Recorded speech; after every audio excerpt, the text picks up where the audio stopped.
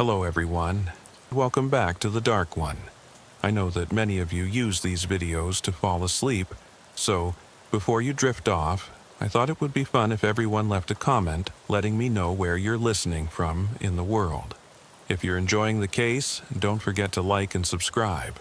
Now, get comfy, relax, and let's begin.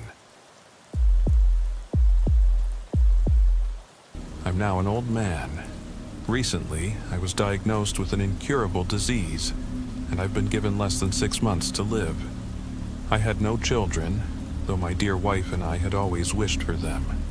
She was ravaged by cancer before her 25th birthday and had to undergo surgery where all her female organs were removed. They took away the playground, leaving just the slide, so to speak. When I was 23, I enrolled in the police academy in Springfield, Illinois.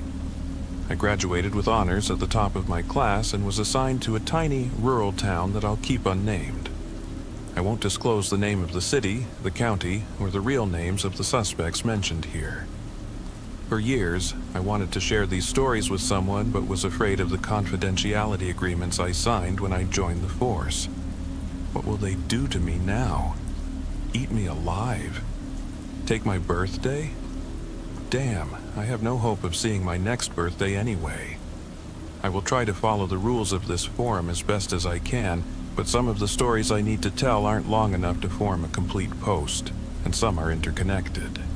So, without further procrastination, here are my tales from patrols in a rural area. My first strange shift was in May 1977.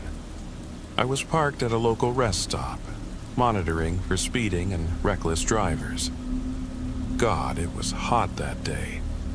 I was sweating like a sinner in church.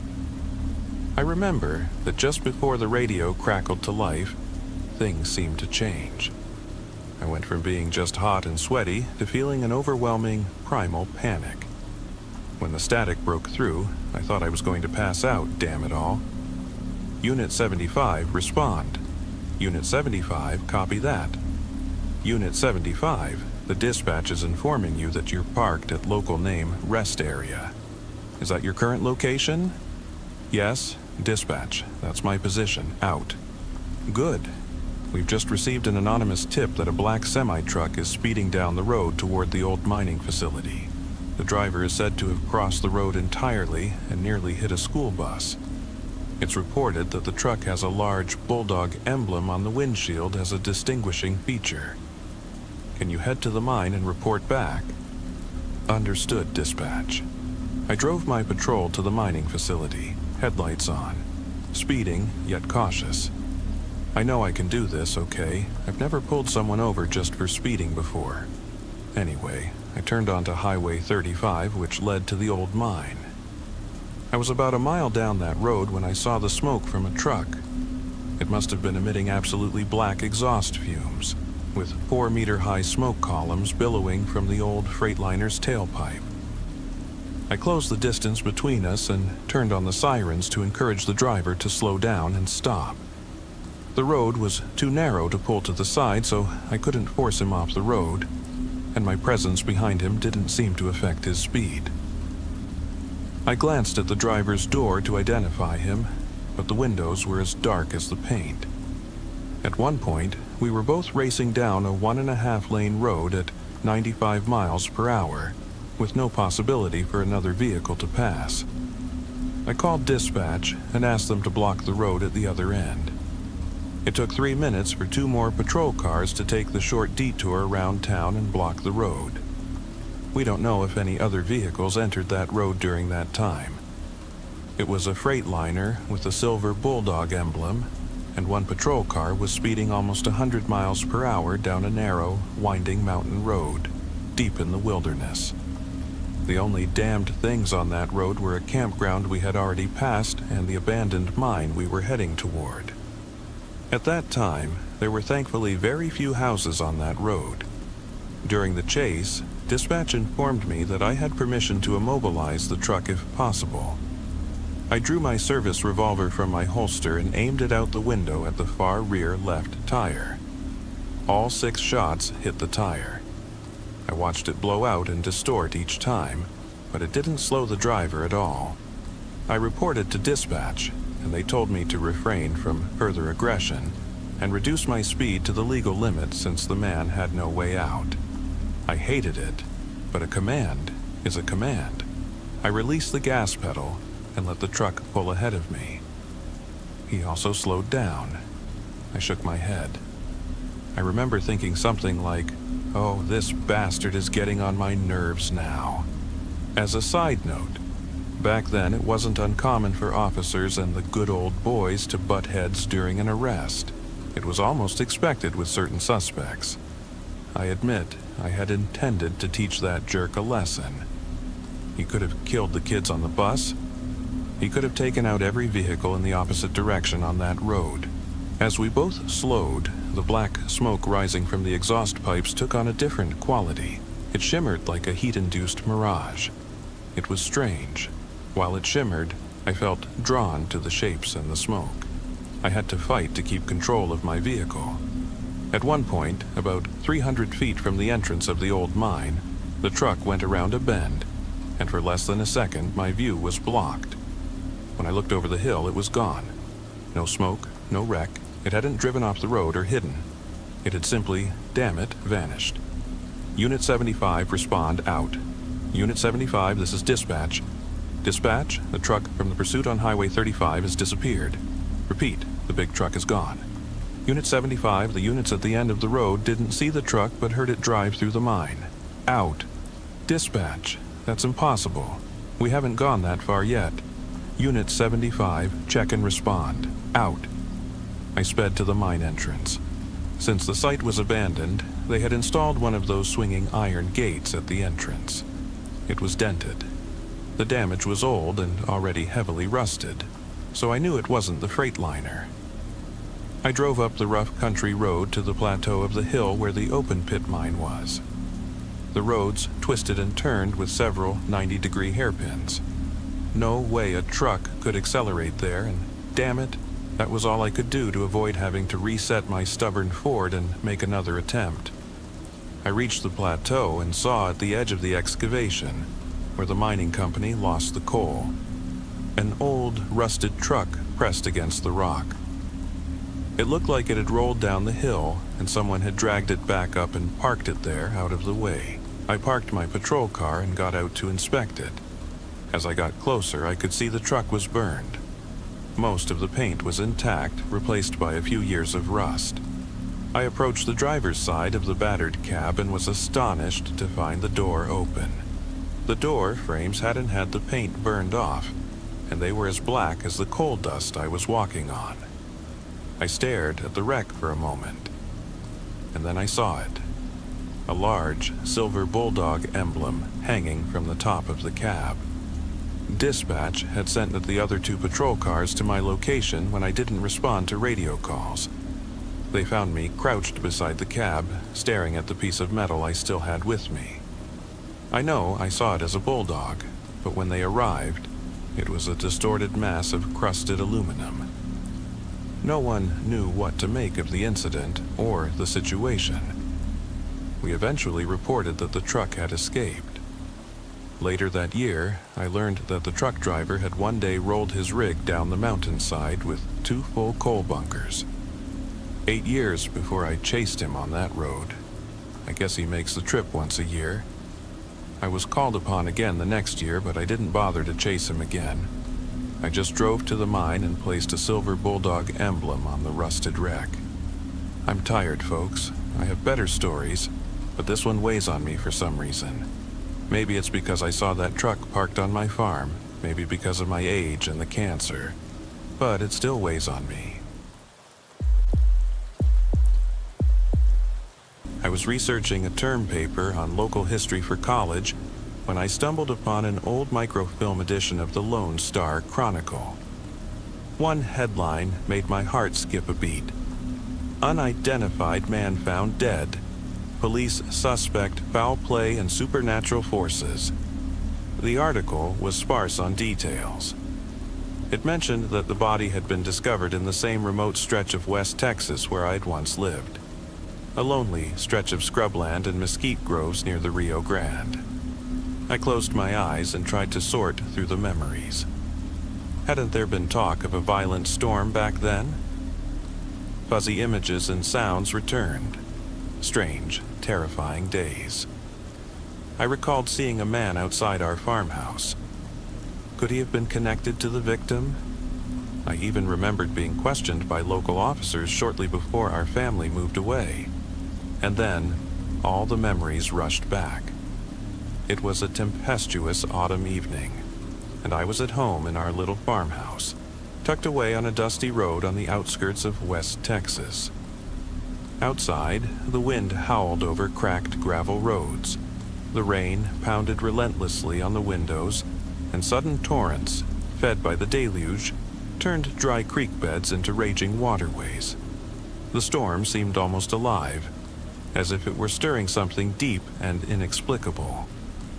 In the small, dimly lit kitchen, my parents, Mr. and Mrs. Miller, were engaged in a tense conversation. Their low, almost conspiratorial whispers had always hinted that there was more beneath the surface. And that little girl needs friends. Not just ghosts, my mother suddenly exclaimed, her voice laden with more than simple worry. My father hushed her quickly, and soon they were murmuring again, words I could barely decipher, but whose urgency sent shivers down my spine. I tried to lose myself in a book, but my thoughts kept drifting back to the eerie sounds the storm carried with it. When the clock chimed again, the old radio in the kitchen switched to a news bulletin. The severe storm is battering even the smallest communities along the Texas border. Reports of landslides and bizarre, unexplained phenomena are mounting. Witnesses say clocks have stopped and time itself seems to be shifting. Disturbing evidence, including injuries on disfigured bodies that defy natural decay, has been found. Did you hear that, Bill? My mother raised her voice once more. Did you hear? The blasted road is gone, and something feels off, like we're being watched from the darkness. I couldn't understand my father's reply. It was as if he was trying to shield me from an unbearable truth. Soon, their conversation dissolved into a jumble of anxious whispers that spoke of fear and secrets. The wind roared so fiercely it drowned out every other sound. As dusk deepened into a dark, oppressive night, I huddled closer to the crackling fireplace. A cool shiver ran down my back as I finished a particularly grim story from my collection of ghost tales, lost in the dance of the flames. Then, a faint, deliberate scratching came from the wall that faced the shadowy mesquite grove. My heart nearly stopped. Something was scratching that wall. Was it an animal, a loose branch, or, worse, a supernatural presence? Thoughts of Texas legends, of ghostly riders and restless spirits flashed through my mind, but I forced myself not to panic. Surely, it was only a branch dislodged by the fierce wind, I told myself. But then I heard a sound, a howl that almost sounded human, a mournful wail that resembled the cry of a lost soul, rather than the simple gust of wind. I set my book aside and struggled to cling to reason, though deep down I knew this storm harbored more than mere rain and wind. A dull, nearly imperceptible thud against the back wall made me freeze. I sat there, paralyzed by the thought that the wind might be carrying not only debris, but even remnants of our past. I debated whether to creep to the small window overlooking the dark brushland to take a look, but the haunting image of a spectral face from an old Texan ghost story held me back. With trembling legs, I retreated, vowing silently never to read such gloomy tales again, and to be more cautious in the future. When the wind began howling again in a near-human tone, layered with a deep, guttural rumble, the tension in the house grew unbearable. It wasn't only the raw force of nature that night. It was as if the very elements had joined in an unholy chorus. Suddenly, the kitchen door creaked open. My father, Mr. Miller, stepped inside and gave me a gentle, knowing smile as he looked at me, wide-eyed. "Honey, these kinds of stories won't let you sleep," he said. before gently instructing me to head to bed.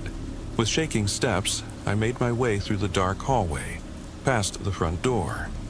A door with a small frosted window that always reminded me of a ghostly sailor's face from one of those eerie legends. My heart pounded as I drew the curtains tight, ensuring not even a sliver of darkness could sneak in.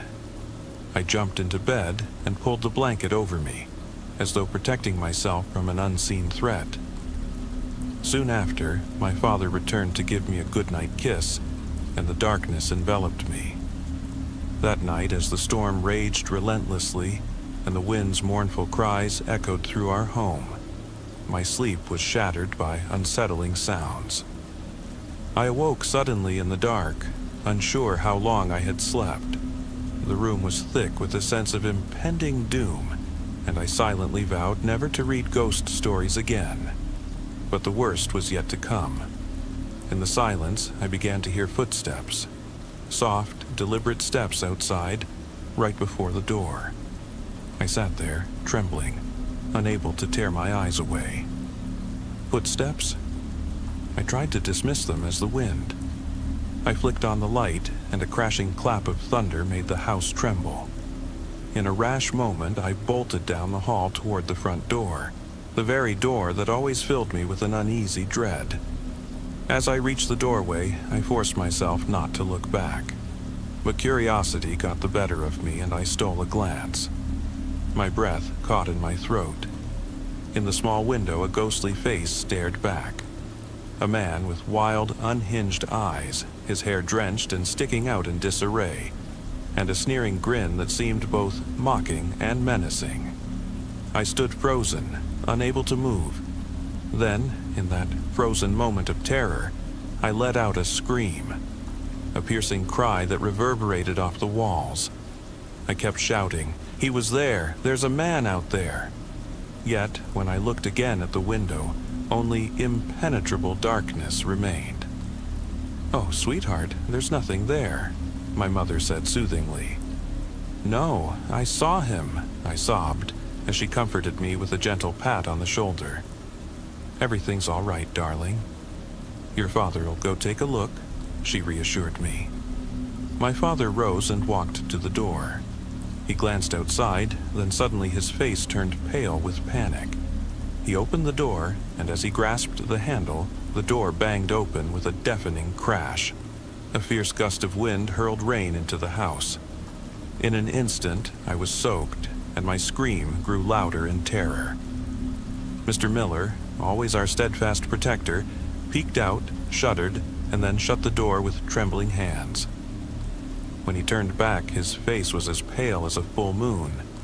There's nothing," he stammered, unable to offer me any real comfort. "Nothing. At all." "Daddy, I saw a man," I pleaded. "Sweetheart, you're just imagining things," he tried to say in a calm tone as he locked the door. But then, almost imperceptibly, his voice shifted to English with an edge of strain. "There's nothing out there, I promise." His words sent a chill down my spine.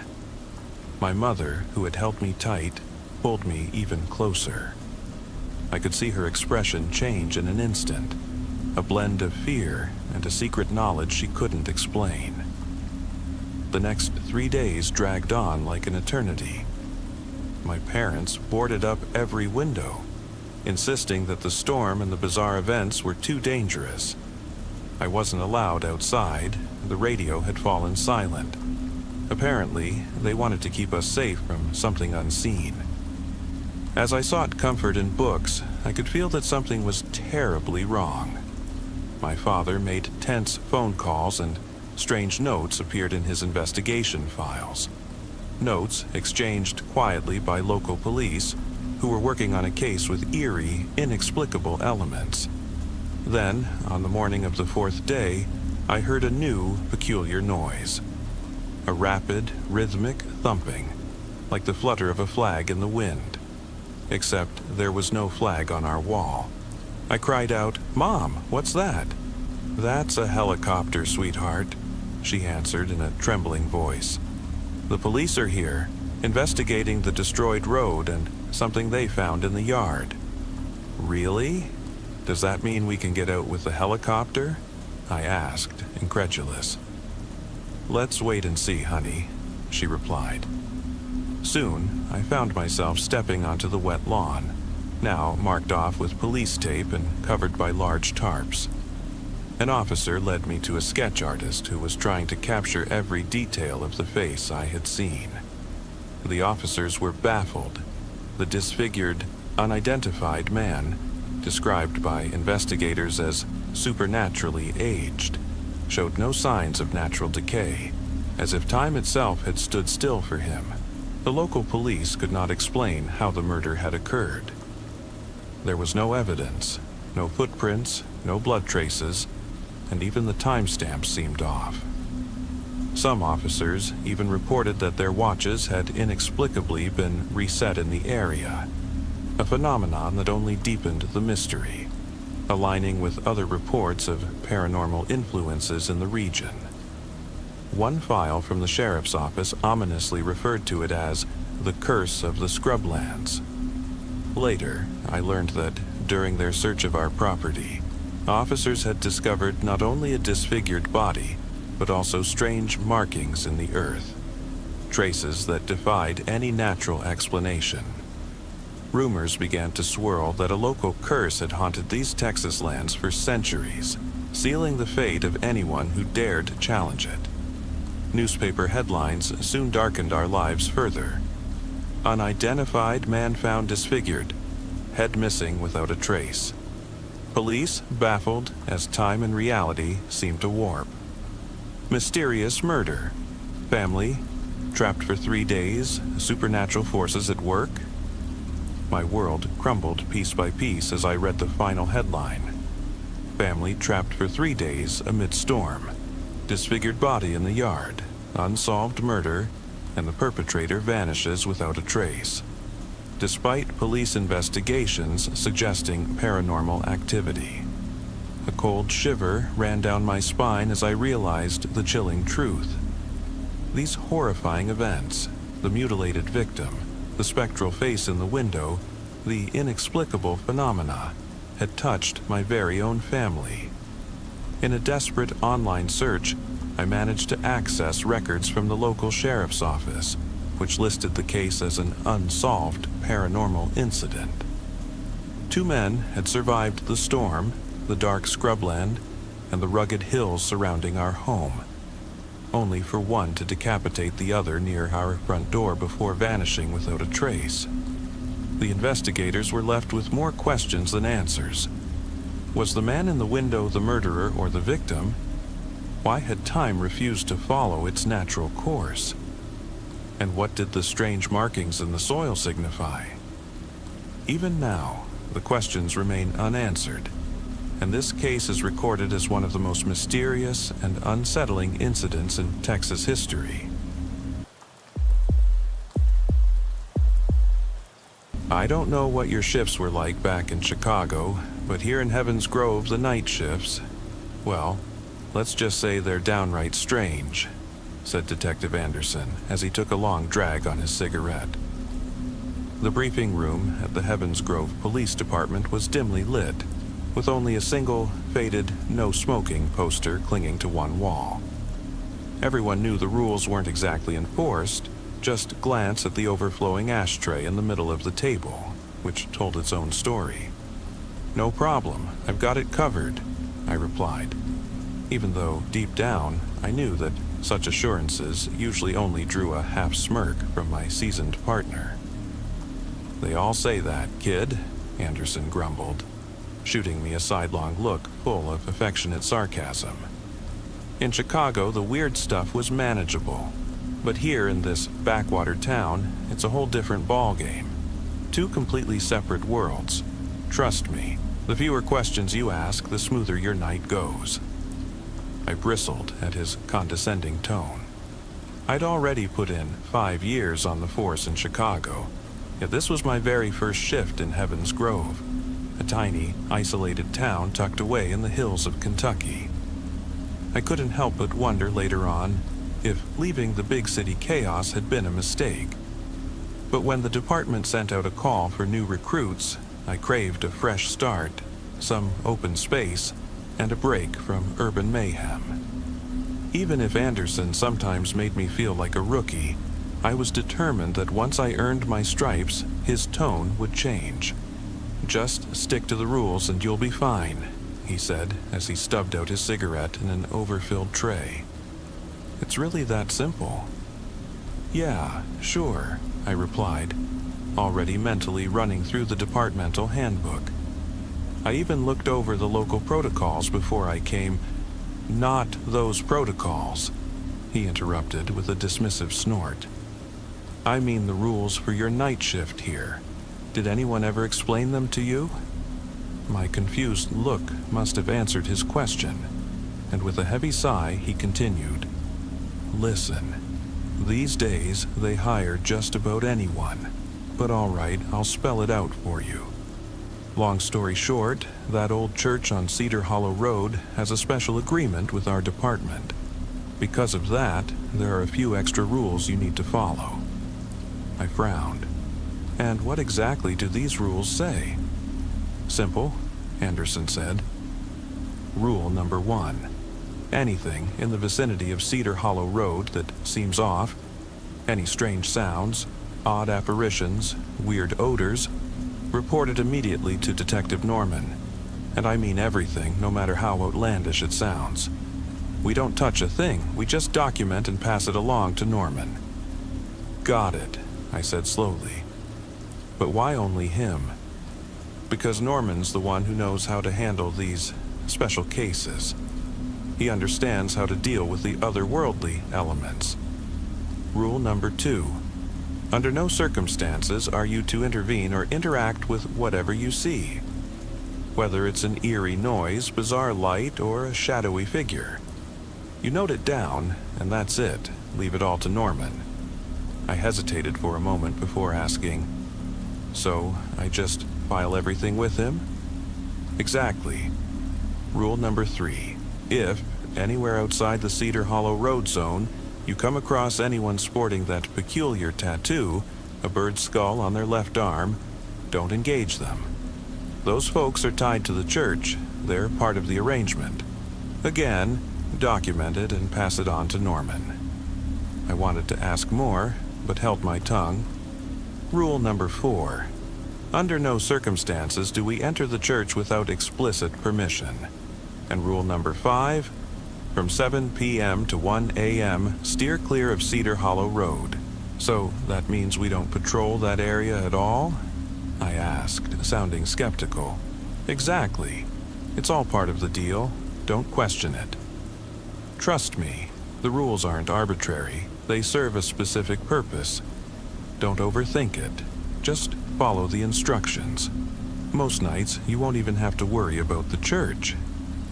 If it were true that we rarely had to deal with the church, why all the fuss? Something about the whole arrangement felt off. Maybe it was an outdated ritual, a local prank, or even some sort of initiation test. But I didn't want to seem like I was questioning authority. Perhaps there was a good, simple reason that I'd only understand once I experienced it myself. And so it went. That bitter, frost-bitten evening, my first shift in Heaven's Grove turned out to be unexpectedly quiet. While Detective Anderson ducked into a small corner store off Main Street to pick up a pack of cigarettes and a steaming cup of black coffee, run by a friendly regular who always shared the latest local gossip, I stood outside the patrol car, enjoying a quiet smoke under a clear, starry Kentucky sky. The silence of the night felt almost meditative. My boots crunched in the fresh snow, and a cold wind carried a hint of burnt something, a scent both sweet and acrid that set my nerves on edge. It reminded me all too much of a grisly incident back in Chicago. A drunk driver veering off the highway, crashing, and then his car erupting into flames before help arrived. The stench of burning rubber, and worse, had burned itself into my memory. Lost in these thoughts, I suddenly heard my name called softly. "Joe?" I turned and saw Anderson standing beside the patrol car, clutching 2 steaming mugs. "Did you hear that?" I asked, scanning the dark expanse beyond the parking lot. Anderson furrowed his brow, opened the driver's door without a word, and climbed in. He started the engine as I followed, explaining. It came from the west. And that strange, heavy smell, it's hard to describe. "Don't worry about it," he muttered as he set the car in motion. I frowned. But why not worry? I even heard someone screaming. "That's probably part of their ceremony or a ritual of sorts," he replied dryly. "Don't ask for details. I only know they have their own way of worship. Screams, fire, maybe a bit of chaos. You get used to it." "What kind of church does that sound like?" I asked incredulously. "Like I told you, kid, no more questions. Just write everything down and let Norman handle it," he ordered, his tone leaving no room for debate. I couldn't shake the uneasy feeling that clung to me. Why were there such special regulations for dealing with what appeared to be an unremarkable old church? Something wasn't right, but what could I do? Argue? Hardly. Anderson was already driving in the direction of Cedar Hollow Road. About 30 minutes later, we were back in the patrol car, and it seemed as if the screams and that disturbing burnt odor were nothing more than my imagination playing tricks. Yet an unsettling question nagged at me. What was really going on here? I hadn't joined the police force to ignore supernatural occurrences. I needed to clear my head before the next event unfolded. After my shift ended, I trudged back to my modest apartment in Heaven's Grove. Exhausted, I collapsed onto my bed and slept for a few hours. When I awoke around noon, the echoes of those ominous screams and the lingering scent of burning still haunted my thoughts. Although Anderson and I had merely noted in our report that something strange was heard from the direction of Cedar Hollow Road, everything felt incomplete. Was I overthinking it? Anderson, for all his sternness, had always seemed like a solid, no-nonsense guy. If he wasn't worried, why should I be? And yet, the bizarre rules and the uncanny reputation of that church wouldn't leave my mind. I had to know what lay behind it all. On an impulse, I bundled up in my thick jacket, grabbed my wallet, and set out for a walk to clear my thoughts. Without my uniform or badge, just me, alone with my worries, I headed down the snowy streets. My apartment was only a half-hour's walk away, and the soft snowfall, signaling the true onset of winter, gave the night a nearly otherworldly, fairy tale quality. Cedar Hollow Road, where the mysterious church stood, appeared unremarkable during the day. A simple country road at the edge of town, lined by weathered houses and dense, whispering woods. But as soon as I stepped onto the church grounds, an inexplicable sensation washed over me, as if I were trespassing on sacred land, even though the only formal prohibition was against entering the building uninvited. I wandered the neatly kept lawn behind the church without a clear destination, hoping to find some clue or evidence of what lay beneath its veneer of normalcy. Suddenly, my gaze was drawn to an area in the snow that looked distinctly different. A small clearing in the middle of which a circular fire pit had been built. It looked as though a large bonfire had been lit there not long ago. The charred remains of wood were still fresh, and the scent of burnt material mingled with that odd, sweet, spicy aroma. Kneeling down, I carefully sifted through the snow and ash. My fingers brushed against something hard. I pulled it out, a small bone, bleached by fire. My stomach churned as the realization hit me. This wasn't just an animal bone. It could be a remnant of something far more sinister. Just then, I heard a soft, almost mocking voice behind me. "You sure are late for the service, aren't you?" I froze, my heart pounding, and quickly stuffed the bone into my jacket pocket. Standing before me was a woman of average height with striking fiery red hair and sharp dark eyes that seemed to pierce right through me. She wore a pristine white dress, as if the cold meant nothing to her. An intricately designed tattoo, a stylized bird skull, glinted on her wrist. Excuse me," I stammered, trying to sound casual. "I was just out for a walk and happened to notice your fire pit. I'm new around here, trying to get a feel for where folks gather." She smiled gently. "That's all right. My name is Harmony. It's nice to meet you." "Joe Carter," I replied, still reeling from the unexpected encounter. "But you're not wearing a coat. Aren't you freezing out here?" "The cold doesn't bother me," she said softly, her gaze intense. "Are you new in Heaven's Grove? I haven't seen you around before." "Yeah, I just moved here a few weeks back. Honestly, I'm also looking for a new community, maybe a church I can call home," I half joked, trying to justify my presence. "Do you know our church yet?" she asked, a curious lilt in her voice. "I've only driven by a couple of times," I admitted hesitantly. "And you're affiliated with it?" "You could say I'm the local pastor," she explained. "I took over the service from my father about 10 years ago. He was a strict, old-fashioned preacher who warned of hellfire and damnation. I gave the whole thing a modern twist." "Family business, then?" I ventured. Her smile turned mysteriously. "In a manner of speaking. My father used to preach about an impending apocalypse, with signs outside the church promising fire and torment. That's not my idea of spirituality. I see our church as a place to bring people together, a way to guide them closer to God, sometimes even with fire ceremonies."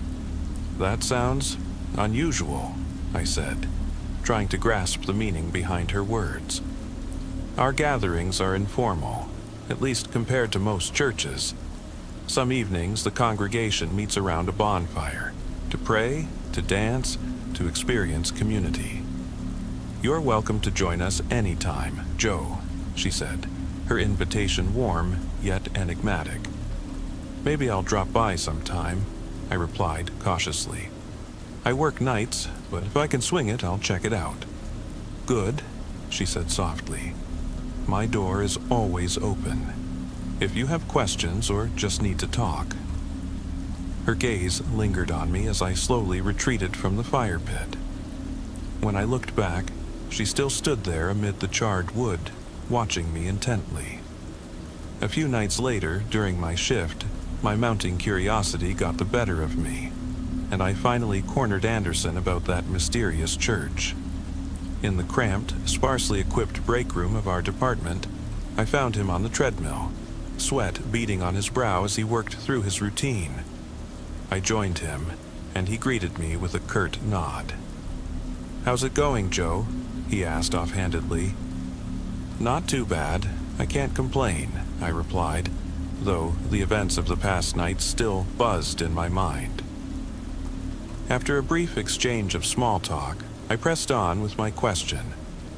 "What exactly is up with that church on Cedar Hollow Road? I've heard of strange congregations before, but this one, it's different." Anderson took a deep breath and slowed the pace on the treadmill. "Look, it's a long, messy story that I can't fully explain. Back in the day, the church was led by an old-school preacher, a guy who'd talk about fire and damnation like it was the end of days. After he passed away a few years back, his daughter, Harmony, took over. She scrapped the old dogmas and steered the church toward New Age spirituality, even dabbling in occult rituals. Rumor has it there are whispers of animal sacrifices." "Animal sacrifices?" I repeated in disbelief. "Yeah, supposedly. The congregation has an arrangement with the local authorities. Our job is to keep the peace, not to meddle in their internal affairs. Everything that happens there is supposedly coordinated with the county office. And that's why they tell you to stay out of it. Anyone who digs too deep ends up in trouble. I don't want you to end up like the others," Anderson warned, his tone growing grave. "Understood," I mumbled, my thoughts drifting back to the bone and that eerie, burnt smell. Before he could say another word, the radio crackled to life, abruptly silencing our conversation. Yet his words about staying out of church business echoed in my mind. I knew I had to uncover the truth. Only a few days later, on a particularly dark and bitterly cold night, something happened that pushed my doubts into stark relief. We were patrolling a desolate stretch toward Cedar Hollow Road when I suddenly noticed a man in a long, white coat standing in the middle of the road. Our headlights illuminated him like a ghostly beacon. He was there, center stage, as if he were part of some eerie ritual. It was shortly after midnight. "Anderson!" I shouted, pointing frantically at the man. I watched as Anderson's eyes locked onto the stranger. I expected him to pull over immediately and check on the guy, but Anderson didn't alter our course. Instead, he swerved just enough to avoid a collision. The man in white noticed us, stretched out his arms, and began running toward our vehicle, his face a mask of terror, almost hysterical. As he dashed behind us, Anderson drove on, seemingly unmoved. "What in the hell are you doing?" I cried, fumbling with the door latch to get out. We weren't even speeding. I could have easily jumped out if I'd wanted to. Before my hand could fully grasp the door, Anderson grabbed my wrist and pressed it down firmly. "Don't, Joe," he barked in a tone that brooked no argument. Outside, the desperate cry of the man rang out. "Help! Somebody help me!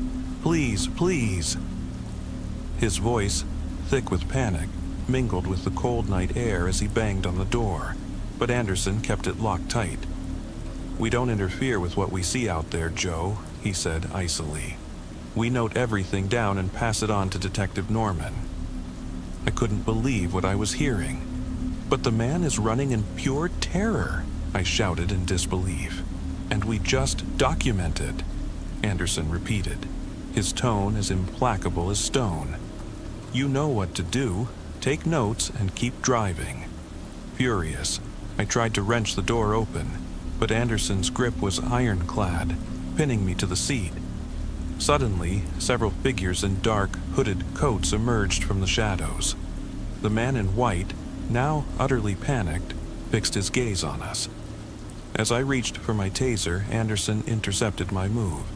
"Let it go, Joe," he ordered firmly. "You're not getting involved. The rules stand." In that moment, I realized I was completely helpless, forced to watch as the shadowy figure seized the screaming man and dragged him off into the darkness. I pounded on Anderson's shoulder, begging him to let me go, but he held on, unwavering in his adherence to the rules. "The rules exist for a reason," he murmured almost mechanically. "But he's in terror," I screamed, desperation lacing my voice.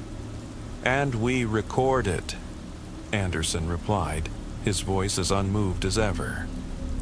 "Who the hell is this Norman anyway? In all the weeks I've been here, I've never even heard his name," I burst out. "The man's running in sheer panic, and we're supposed to just take notes." I tried once again to push Anderson away, but he wouldn't budge. In a final, desperate act, I jabbed him with my head, and he staggered back a few feet. Seizing the opportunity, I flung open the driver's door and leaped out. I had to escape this nightmare. But the moment I opened the door, a searing jolt of electricity struck me. The taser that Anderson had activated without warning hit me squarely. My entire body convulsed as if smacked by a sledgehammer, and I crumpled onto the icy pavement. As I lay there trembling, Anderson stood over me, the taser still in his hand, not pointed at me, but as a grim warning. "Don't play the hero, Joe," he said, his voice a mix of stern admonition and sorrow. Heroes don't survive here. In Heaven's Grove, the church rules. For over 10 years it's been their domain. Please, just let it be." Exhausted, and with my heart pounding in my ears, I accepted his outstretched hand. He helped me up, and together we returned to the patrol car. Even as pain throbbed through my body, Anderson forced me to pull myself together. "Come on," he said simply. "Let's grab a cup of coffee and try to forget this night." But inside, anger and uncertainty churned. Anderson's relentless adherence to those unyielding rules, the cold, almost robotic insistence that nothing could be done, haunted me. It felt as if we'd made a pact with something dark and beyond our control. No sooner had we settled back into the car than the unthinkable happened. The moment the door closed, I reached instinctively for my pepper spray and, in a blind burst of rage, turned it on Anderson. He cried out, staggered, and I bolted from the vehicle. "Joe!" His desperate shout echoed behind me, but I ran, chasing after the dark figures that were now vanishing down Cedar Hollow Road. I followed that haunting call until I heard the pounding of distant drums and the chaotic, near-ecstatic sound of chanting. In the flickering light of a roaring bonfire, I saw a clearing where robed figures moved in a ritualistic dance. Their motions were unnervingly mechanical, and their faces were obscured behind ornate masks resembling bird skulls. At the center of it all stood a woman in a pristine white dress, her presence unmistakably calling to mind the enigmatic Pastor Harmony I'd met earlier. Amid the dancing figures, two groups in dark robes had corralled two terrified men in white. One was the very same man I'd seen earlier on the road, and the other was a stranger, frozen in fear. A part of me screamed to intervene, to draw my weapon and put an end to this macabre display, but something held me back. I lingered in the shadows of the trees, watching in incredulous silence. Suddenly, the frenzied dance reached a chilling climax. In unison, the robed figures collapsed and then knelt before the fire. Pastor Harmony raised her arms and began to speak in a deep, almost hypnotic tone. "We now offer up our chosen one in this bitter winter hour.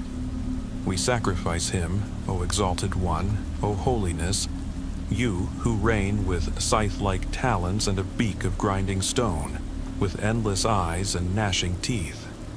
We present to you this humble offering, O holiest of the holy." With a malicious smile, she clapped her hands, and in that instant the captive men were dragged to her. Their desperate screams and frantic struggles merged with the sharp stench of burning flesh, a stench that brought back the memory of the charred bone I'd found. In that heart-stopping moment, I knew every dark premonition I'd had was true.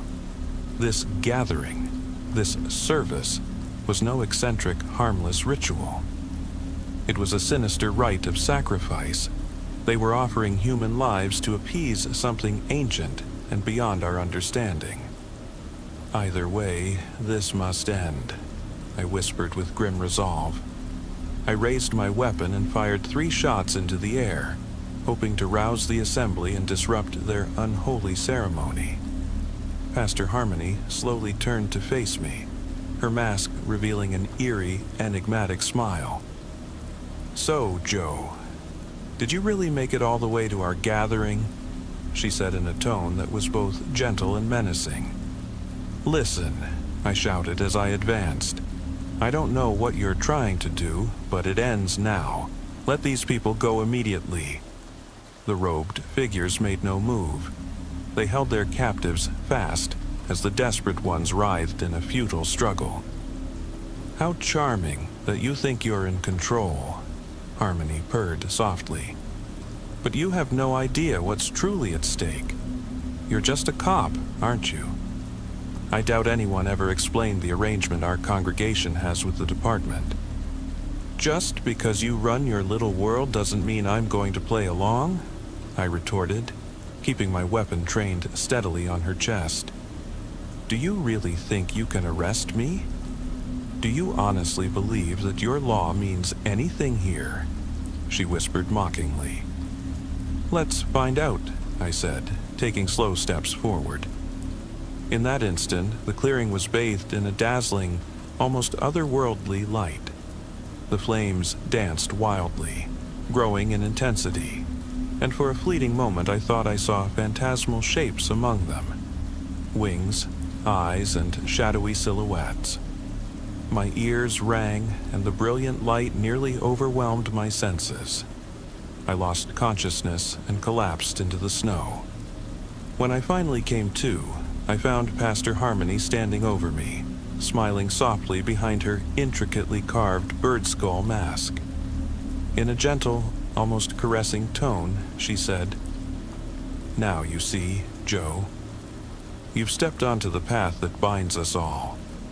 "Wait," I stammered, unable to tear my eyes away from the flames, within which countless watching eyes seemed to burn into me. "Wait!" Suddenly came another voice. From behind the darkened trees, Detective Anderson emerged, his hands raised in a last desperate plea to halt what was unfolding. "Don't do it, Joe," he panted. This is bigger than the two of us." Harmony turned her gaze to him. "He cost us our sacrifice tonight. Why should he be spared?" "Please," Anderson began, his voice choked with regret. "It's my fault. I should have stopped him. I should have. Should we sacrifice you instead?" "How noble," Harmony interrupted with a cold, bitter laugh. "Give me one good reason why I shouldn't cast both of you into the flames and end it all." "He's seen what lies within the fire, what we are doing here," Anderson cried out desperately. "He's useful while he's alive, just as I once was, just as Norman was." Harmony fixed him with a long, appraising look before replying coolly, "So, the circle closes, doesn't it, Detective Anderson?" I saw hesitation cross his face, then a silent nod. "If that's how you insist, then he will go into the fire," Harmony declared flatly. Anderson said nothing, but his eyes told 1,000 stories of guilt, fear, and a silent plea for mercy directed at me. I met his gaze, lost for words. "Thank you," he murmured softly, before turning toward the raging flames. With trembling steps, he advanced until, finally, he stepped into the fire. His scream, as the fire began to engulf him, echoed in my ears, a tragic final testament that some rules are not meant to be broken. 1 year later, the personnel office at the Heavens Grove PD sent a new recruit from out west, a young, ambitious officer, hopeful for a fresh start in this quiet, rural town. In the cramped break room, as we gathered before our first shift together, I lit another cigarette and eyed him warily. "I don't know what your shifts were like in Chicago," I began in a measured tone, "but the night shifts here in Heavens Grove are, let's just say, extraordinary." "No problem. I'll handle it," the new guy assured me, a confident smile tugging at his lips that made me want to chuckle despite everything. "They all say that, kid. Look, in Chicago, the strange might be just another day on the job, but here in Heavens Grove, it's a whole different world. The best advice I can give you, ask as few questions as possible and follow the rules. It's really that simple." "Rules?" he asked, eyes wide. I sighed inwardly. "You know, these days the department hires just about anyone. But here's the deal. Our precinct has a standing agreement with the church on Cedar Hollow Road. That means a few special rules apply." "What kind of rules?" he pressed, leaning in. "Listen closely. It's really simple," I said. "Rule number 1. Anything unusual in the Cedar Hollow Road area, no matter what it is, gets reported immediately to Detective Norman. And I mean everything. We don't get our hands dirty. We simply document and forward it to Norman. And only him. Detective Norman." I don't think I've ever met him, the recruit said hesitantly. Don't worry. Odds are you never'll run into him face to face. But he's the guy who handles the church's affairs. Everything you see or hear over there goes straight to him. I saw that he understood, but his eyes still reflected uncertainty, just as I had once felt. You'll come to see that with time, you learn what's really going on here. You can't fight a god. Sometimes you just have to play by his rules, I concluded, taking a deep drag on my cigarette. And so, in Heaven's Grove, where strange rituals, uncanny pacts, and paranormal happenings blur the line between reality and nightmare, the rules remain sacrosanct. For some of us, following them is the only way to survive in a world where darkness rules the night. I am Detective Hank Lawson of the San Antonio Police Department, and for weeks I've been drawn into an investigation that blurs the line between grim reality and the surreal. We received a search warrant for a modest brick house in a rundown neighborhood of San Antonio's west side, a neighborhood known for its aging structures, stray mesquite trees, and the distant hum of oil rigs on the outskirts. This house belonged to John and Catherine Miller, a couple whose troubled lives mirrored the harsher edges of life in South Texas. While combing through their sparsely furnished home, I found little to suggest criminal activity, until I discovered, hidden in the small room of their 10-year-old daughter, Lisa Miller, a battered diary. Its pages chronicled a story that transcended mere childish scribbles, hinting at a life as neglected and painful as the harsh Texas sun. Almost entirely penned in the third person, the diary's account still echoes with a haunting clarity. On her 10th birthday, Lisa decides to take a walk. It was a cool autumn afternoon in the early 1990s, around 4 p.m., when Lisa Miller, who to everyone around her seemed nearly invisible, decided to set off alone. On that day, no one remembered it was her birthday. Neither her father John, whose shifting jobs in the local oil fields left him adrift, nor her mother Catherine, whose struggle with prescription pills had rendered her a ghost in their troubled home, nor her classmates or even her elementary school teacher Mrs. Johnson, who attempted each day to spark joy with birthday greetings scrawled on chalkboards. Lisa felt unseen by the world, as though she existed only in the periphery. Despite a deep-seated loneliness and inner anguish, she carried herself with a quiet defiance. That same day, upon returning from school, Lisa was once again greeted by the thunder of her parents' bitter arguments, fights fueled by unpaid bills, dwindling wages, and the ceaseless battle for survival in a low-income Texas neighborhood. John, forever unable to hold down a steady job, and Catherine, mired in her self-destructive habits, never spared her a moment's care. Instead, Lisa became a silent witness to the chaos that reigned within those cracked walls. For as long as she could remember, neglect had defined Lisa's existence. Forced to attend school in faded, ill-fitting dresses, a threadbare coat that did little to protect her against the chill of a brisk San Antonio morning, and thin, worn sweaters that were more a symbol of her abandonment than a shield from the cold. She bore both the physical marks of the harsh Texas climate and the invisible bruises of familial indifference. There were days when violent storms knocked out power in their cramped home, yet her parents were too absorbed in their own worries to provide even a warm blanket. Even local authorities and child services had taken note. Time and again, Lisa was sent to a community aid center where she received second-hand coats, socks, and other basic supplies. But these vital items often vanished as if never meant for her, leaving behind not only the scars of bitter cold, but also fresh bruises along her tender arms and legs, a silent testament to a system that failed to protect her.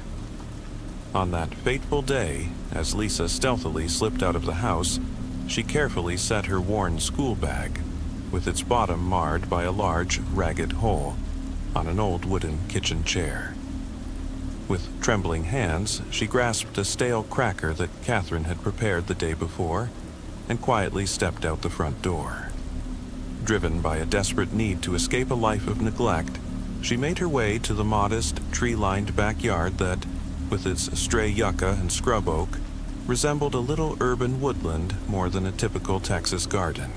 Her path led her to a nearby neglected park, where the rustle of dry leaves and a cool, whispering wind were her only companions.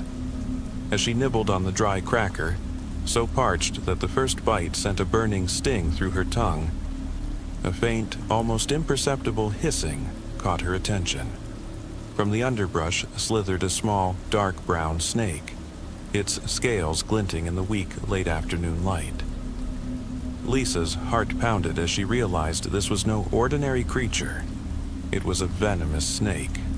She recalled vague warnings from old library books in the local community center about how such venom could impair blood clotting and even lead to death. Yet, instead of fleeing in terror, something stirred within her. A surge of defiant anger at a world that had always ignored her pain. Clutching the cracker she had stashed in her ragged pocket, she extended it toward the snake with trembling determination. The creature, either confused or driven by hunger, lunged with lightning speed, snatched the cracker, and sent it skittering across the cracked pavement. In that instant, a seething rage took hold of Lisa, a fierce, unyielding fury born of years of neglect. Without a moment's hesitation, she picked the cracker up again, stuffed it into her mouth despite knowing that remnants of snake venom might cling to it, and burst into tears as the cold, accusatory stare of the snake met her own. Clammy and heart-pounding, she fled into the nearby woods, an area bordered by spindly mesquite trees and rugged stony ground, seeking refuge among the shifting shadows of the towering oaks. Along her hurried path, she brushed aside low-hanging branches, stumbled over gnarled roots, and lost another piece of her fragile innocence. Her worn jeans, now splattered with mud and dust, as if marking the unyielding battle against her fate. Finally pausing beneath a flickering beam of the setting sun, she wondered if her parents were, at that very moment, once again embroiled in bitter conflict back at the dilapidated house. Then came another hissing sound, even closer this time. A small snake, whom, in a burst of innocent affection, she had named Albert, emerged from a clump of scrub brush and now stood before her, head cocked slightly as if to scrutinize her. With wide, glistening eyes, she observed the creature that seemed to savor her palpable fear and sorrow. Slowly, almost in a ritualistic manner, she reached for the stale cracker hidden in her pocket. Each second stretched out as Albert's gaze remained fixed on her. No sooner had she retrieved the cracker than Albert reacted with uncanny swiftness. With a sharp hiss, he lunged forward, grabbed the morsel, and swallowed it whole before Lisa could register the act. A numb shudder took hold of her, not only from fear, but from the crushing realization that even in this seemingly significant moment, her existence would forever go unnoticed. After that harrowing encounter, Lisa trudged back to the dismal house, burdened by an overwhelming emptiness. There, her father, his eyes bloodshot from sleepless nights and clad in torn work clothes stained by days in the unforgiving Texas heat, awaited her. "Where have you been, Lisa?" he bellowed, his voice echoing off the thin walls, while her mother, adrift in a fog of medication and despair, lingered silently in the background. Rather than explain herself, Lisa retreated into her small room and shut the door, a silent protest against a world that would never understand her. The following days crawled by in a nightmarish haze. Confined to her room by her increasingly harsh parents, and allowed only brief trips for the essentials, Lisa's sole comfort lay in memories of Albert, the one friend who had once offered her solace amidst the desolation. In the long, lonely hours she spent in that dim room, she meticulously planned to meet him again in the woods. She carefully packed a small meal: grapes, a slice of ham and cheese from the local deli, a piece of cheese, another stale cracker, and a few fragments of chocolate bar. And on a subdued Saturday afternoon, under the fading glow of a Texas sunset, she slipped quietly out of the house. Her path led her back to the derelict park she had claimed as her secret refuge. With trembling hands, she laid the carefully rationed food on a moss-clad rock, its surface softened by years of neglect, and softly called out, "Albert." It wasn't long before the little reptile emerged from the scrub, its tongue darting in and out as if tasting the humid air. In a silent, almost sacred ritual, they shared the meager meal. Lisa gently offered a slice of ham and cheese, which Albert accepted in his swift, instinctual way, and vice versa. Yet, when the last crumb lay forgotten on the rock, an oppressive silence fell. Lisa felt a deep, aching incompleteness welling up inside her. Reaching out to gently stroke Albert, she recoiled at the cold, slimy texture of his scales. With a soft, discontented hiss, her little friend retreated into the gathering darkness, and Lisa could do nothing but nod as tears streamed silently down her face. The next day, driven by a desperate hope to see him again, she returned to the woods with an even richer cache of provisions. But once more, Albert did not appear, leaving Lisa to confront the bitter truth that her only friend, her solitary beacon of hope, might never return. Growing increasingly suspicious of the missing food from their scant family pantry, her parents' distrust grew. One evening, as her father, his face contorted with rage and desperation, confronted her, he hissed in a trembling voice, "Lisa, you're eating all our food. Where do you get these things?" In a panic, Lisa mumbled an explanation about always being hungry after school, but her words fell on deaf ears. Her parents, hardened by years of struggle in a harsh world, were quick to punish any deviation from the norm. With a pained grimace, her father pointed to her chest and ordered her back to her room. In despair, Lisa withdrew into the bleak solitude of her own space, the heavy closing of the door severing her from the outside world. In the ensuing days, the oppressive confinement grew ever more severe. Lisa was monitored relentlessly, allowed only minimal movement, and served meager portions of food. In the long, torturous hours, she clung to the memory of Albert, the silent companion who had once infused a glimmer of hope into her shadowed existence. She began to record her thoughts in her diary, each entry written in the third person as if some unseen observer was chronicling her tragic fate. On one gloomy Saturday afternoon, as the dusky twilight deepened over the scrubland, Lisa summoned a final burst of courage to step into the backyard once more. With a carefully packed bundle, 2 slices of bread, a slice of ham and cheese, and a few grapes, she ventured toward the worn-out park. The familiar stillness of the rugged Texas landscape enveloped her, and soon she discovered Albert, motionless in a familiar hollow beneath a scraggly mesquite tree. "Albert, my friend," she whispered, her voice trembling with a mingling of fragile joy and sorrow. As if stirred by her call, the little snake slowly lifted his head, his dark eyes gleaming in the fading light. In a burst of childlike enthusiasm, she shared her food with him, a tender, bittersweet exchange that, in her lonely world, shone like a tiny beacon of light. But suddenly, this fragile harmony was violently shattered. From the dense thicket emerged John, her father, his face ashen and twisted in rage. In his calloused hand, an old rusted machete glinted in the dim, dying light of the Texas evening. "What do you think you're doing, Lisa?" he roared as he charged forward. In a moment of panic, she tried to break free, but his massive hand clamped around her delicate arm. In a desperate, instinctive bid to protect her, Albert lunged forward one final time, only to be struck by a savage swing of John's machete. With a single, brutal blow, Albert's small head was severed, and his tiny body convulsed for several agonizing seconds before collapsing lifelessly to the parched ground. Lisa stared in utter horror at the still form of her only friend. A crushing emptiness and a sense of betrayal overwhelmed her as her father roughly dragged her from the woods. "This ends now," he growled, hauling her back into the suffocating confines of the house. The harsh cold of loss melded with the icy grip of domestic violence, and Lisa sank into a deep, hopeless despair. The following days blurred into an endless nightmare.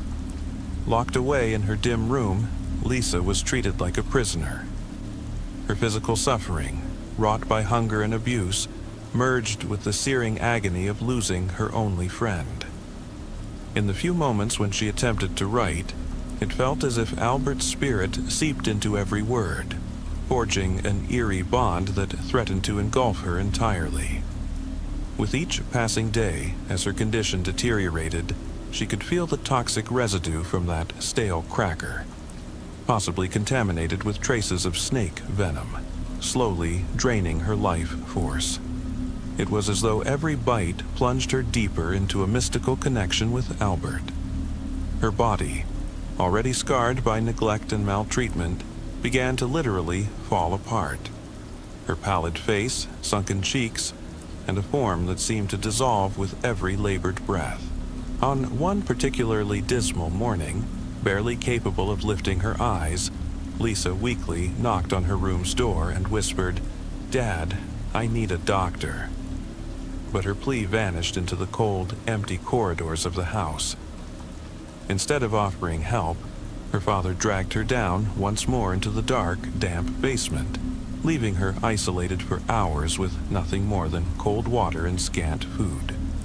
Finally, when her condition became unbearable, John decided, in one last cruel attempt to cover his own failures, to drag Lisa out to the abandoned park on the edge of town.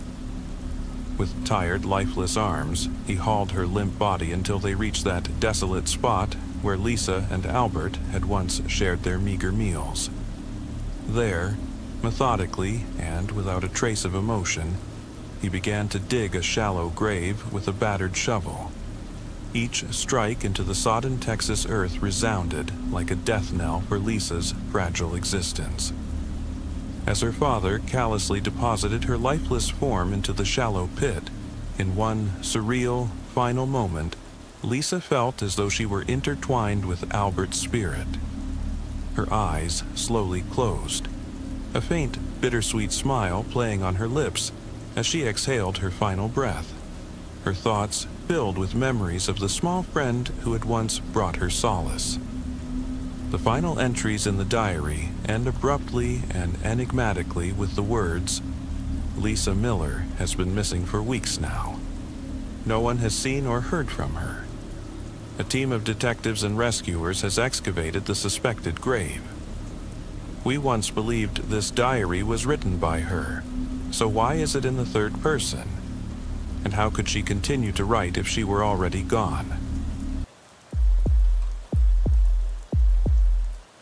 I should have known something was wrong the moment the patrol car rolled into the abandoned police station in East Detroit.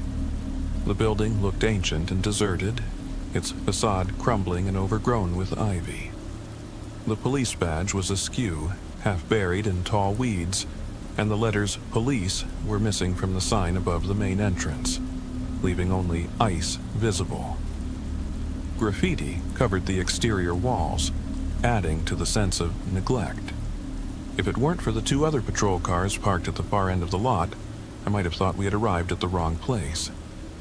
The patrol cars were just as pitifully maintained as the station itself. Their badges and mottos, "Serve and Protect," were faded and dirt-streaked. The tires were flat, and one of the taillights was shattered. Yes, all the warning signs should have been ringing in my head, but when you can't trust the police, who can you trust? I chalked up the building's poor condition to budget cuts. Since the officers couldn't strike, they often protested the city's tight finances by wearing mismatched socks and an assortment of odd pants, from camouflage patterns to clown stripes. 2 officers escorted me inside. If the main lobby was a hint, the interior was just as poorly maintained as the exterior. I waited at the reception desk on an old wooden chair. The green, cracked backrest didn't match the colors of the 2 officers beside me. As the officers exchanged a few words with the woman behind the desk, I couldn't help but notice how alike they all looked. It wasn't just their uniforms. The 3 of them were the same height, had the same hair color and style, carried themselves with the same posture, and had identical builds. "Excuse me," I interrupted, approaching the trio. One of the officers who had brought me turned to face me. "Yes?" he asked. I pointed to a chipped cup full of pens. "Can I have one?" "Sure, go ahead," he replied, his voice devoid of any emotion.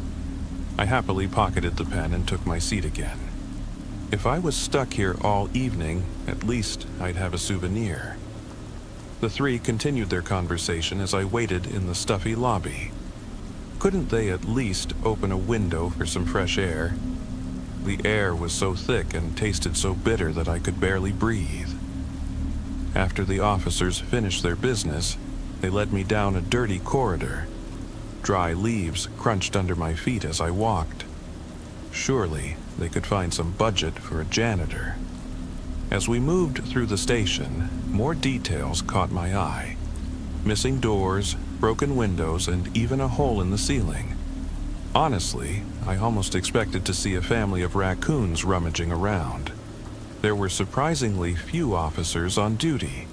Wherever we went, we almost always encountered the same 2 men. "This way," one of the uniformed men said, pointing to a row of doors. "We'll get you when it's time." I nodded and stepped through the double doors. The smell on the other side was worse than in the lobby. It was a mix of sweat and the unique scent of slightly burnt skin after hours in the sun. No wonder the room was filled with men who had strikingly similar facial features to my own. Except for an old man in the corner, we all looked about the same age. "Probably we're all here for the sting operation, right?" I asked, trying to break the ice. The others averted their gazes. The situation wasn't ideal, but I saw no reason to be upset. It was our civic duty, and being grumpy wouldn't change anything. We had all been selected to serve as bait in a police sting operation. I hadn't been thrilled when the officers had pulled me over on my way home from work, telling me I matched the description of a violent robber. But I calmed down when they assured me I wasn't the suspect, just bait. I might have missed the season finale of my favorite show, but at least I was doing something useful for society. The old man slowly lifted his head. "Kid, you're not going to leave here that easily," he warned. When I saw his face, I almost gasped. He was old, sure, but his features were strikingly similar to mine. We had the same green eyes, a crooked nose, and similar cheekbones. If we walked together through Detroit, people would definitely think he was my father. "Oh, that's fine. I'm not in a hurry," I replied cheerfully. My gaze shifted from the old man to the others in the room. We all looked remarkably alike. Whoever the victim was, they'd have a hard time identifying the attacker. No one stood out. Even I would struggle to tell us apart. I thought the others would be as amused as I was, but they remained silent. Finding no one to talk to, I sat back down to wait for the officers to return. The silence began to make me nervous, as if everyone knew a secret I didn't. Occasionally, I noticed them staring at me from the corners of their eyes. It was unsettling. Silence. It was so quiet that I could hear the humming of the fluorescent lights running down the entire hallway. They buzzed in a strange rhythm, like instruments in a Beethoven orchestra. The door squeaked open. The others flinched and recoiled as an officer entered. Honestly, I couldn't tell if it was one of the two who had brought me in or another officer. It wasn't until I saw him beside the other men in the room that I realized he could pass as one of us too. The eyes, the cheekbones, he looked like me. Blood ran cold through my veins with the eerie realization that everyone I had seen in the past hour looked just like me. How had I not noticed earlier? I tried to shake the unsettling feeling with a forced shiver, but only partially succeeded. The officer raised a hand, his index finger pointing at the six of us. You there. You two, you and you, by the wall, he ordered. I stood up and walked over as the other five reacted with gasps and groans. They approached reluctantly. Although I didn't understand their grim reactions, I felt somewhat the same. Still, the faster we got through the sting, the sooner we could go home. Luckily, I had been selected to be part of Group 1. The officer handed out numbered placards. My placard, number 5, looked ancient. The corners were rounded and worn. Coffee stains covered the surface and yellowed tape held parts of it together. The others took their placards with as much enthusiasm as a child being served a plate of steamed broccoli. I had never seen grown men mimic the childish dread and accompanying pout so perfectly until that day. After receiving our numbers, we were led into an oppressive, cramped room with the doors at both ends. I could hear the door behind us lock, making me wonder if the robber was in the room with me.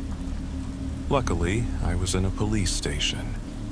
If there was a place where a violent robber wouldn't attempt something foolish, it was right in the middle of a police station. The back wall was decorated with faded size charts, like those seen in police mugshots. They let me see that we were all exactly the same height, save for half an inch. In front of us was a large glass pane through which we saw a pair of identically looking officers sitting on stools, watching us. That was odd, I thought. Don't they usually use double mirrors? Not me, not me, not me, muttered number 3, his voice trembling with fear. He wasn't the only one acting strange. No. 1 and no, 4 had curled up in a corner, turning their backs to the window. No, 2 and no, 6 were fidgeting and whispering under their breath. Grow up, I thought. Why was everyone so nervous? Had I missed something obvious? Could we get in trouble if we were mistakenly identified? The victim entered the room on the other side of the glass pane. Although he kept his head down, I couldn't ignore the similarities. He had my stature and my haircut, though his body was covered in bruises and blood. A shiver ran down my spine, filling me with the same anxious fear as my fellow baiters. A feeling in my gut urged me to run, but I found myself paralyzed by an inexplicable fear. That was ridiculous. There was no reason to be afraid, or at least that's what I hoped. My nervousness grew with every step the victim took. He looked pretty battered. There was no reason to believe he hadn't been attacked by a robber, but I couldn't shake the feeling that something else was going on. The victim's head turned upwards. "Oh, God," I whispered. I looked at myself. He wasn't just a rough likeness like the others. No, he was definitely me. Even through the swollen lip and black eye, I recognized every square inch of my face, the placement of my freckles, my childhood scar along the hairline, my right eye, which was slightly smaller than the left. He had them all. I didn't have time to fully comprehend the phenomenon before the doppelganger raised his arm, extending an accusing finger. I knew before he did it. I knew he would point at me. I knew it. But it didn't stop me when he did. It felt like being hit by a flying baseball. He pointed directly at me, an electrifying sensation coursing through my body as he did. If that wasn't bad enough, the others in the sting operation suddenly calmed down. They looked as if they had just dodged a bullet, sending me into a panic. When I saw the officers standing up from their seats and staring at me, I knew I had to flee. I ran toward the emergency exit door. The door was locked. I could hear the sound of a key jangling on the other side of the room. There was no longer any doubt in my mind that the officers were after me. With a surge of adrenaline, I grabbed a fire extinguisher and smashed it against the doorknob. It took 3 attempts before it finally broke, allowing the door to open just as the officers entered from the other side. I could vaguely hear them shouting, though I couldn't make out a word over the combined sounds of my pounding heart and the blood rushing to my head. I ran as fast as I could, feeling myself drown in inexplicable fear. Lost. I was lost. Lost in the building. Lost in fear. Lost in desperate and unyielding panic. An alarm blared, practically paralyzing me with its piercing screech. More than ever, I wanted to escape the endless maze of rundown hallways and broken lights. I could barely hear the officer's footsteps over the mechanical warning siren, but my senses were just sharp enough to dodge them safely. I ran for what felt like hours, though it might have been minutes. I ran until my chest burned with exhaustion and my muscles cramped. I ran until I stumbled back into the waiting room where I had been earlier. Hoping to warn the others, I stepped inside. The room was empty, except for the old man in the back. "Hey," I shouted. "We need to get out of here." He didn't respond. I moved closer and noticed something on his head. My scar. That's impossible, I thought, gasping for air in shock. I placed a hand on his shoulder to shake him, but he had gone cold. His skin was dry and wrinkled, like a tomato left out in the sun too long. I recoiled in terror, a loud scream escaping my lips.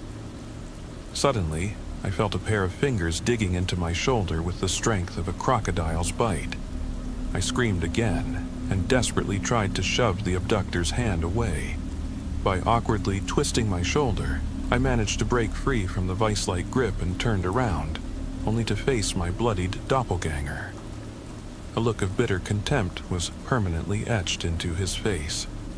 I had never realized how unsettling that expression was when I gave it to others. My double was deliberately blocking the exit, ensuring that escape wouldn't be easy.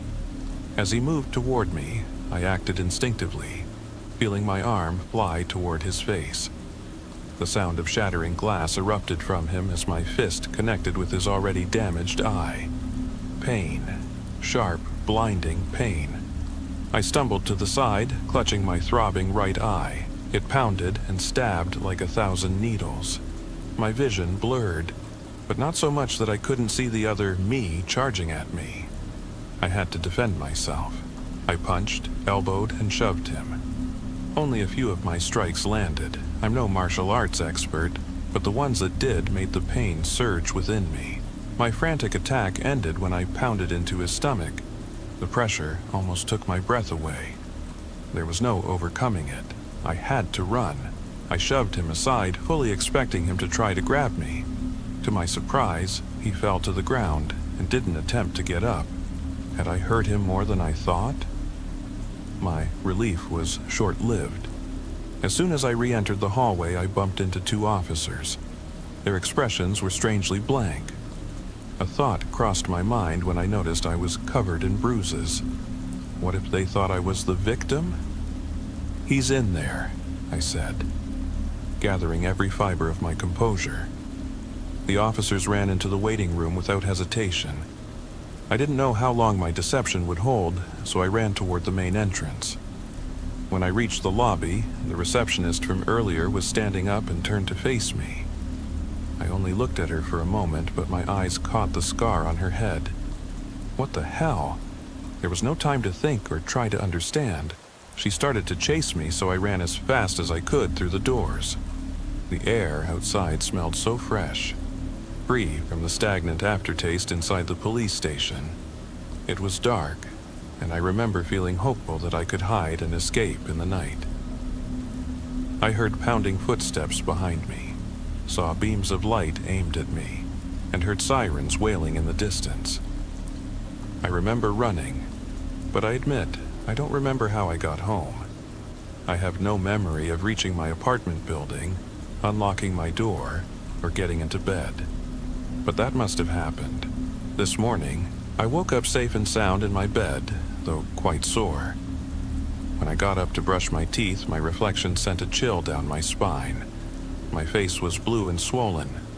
The wounds were identical to those of the victim in the police station. The shattered lip, the black eye, and the cut on his cheek. they were all the same.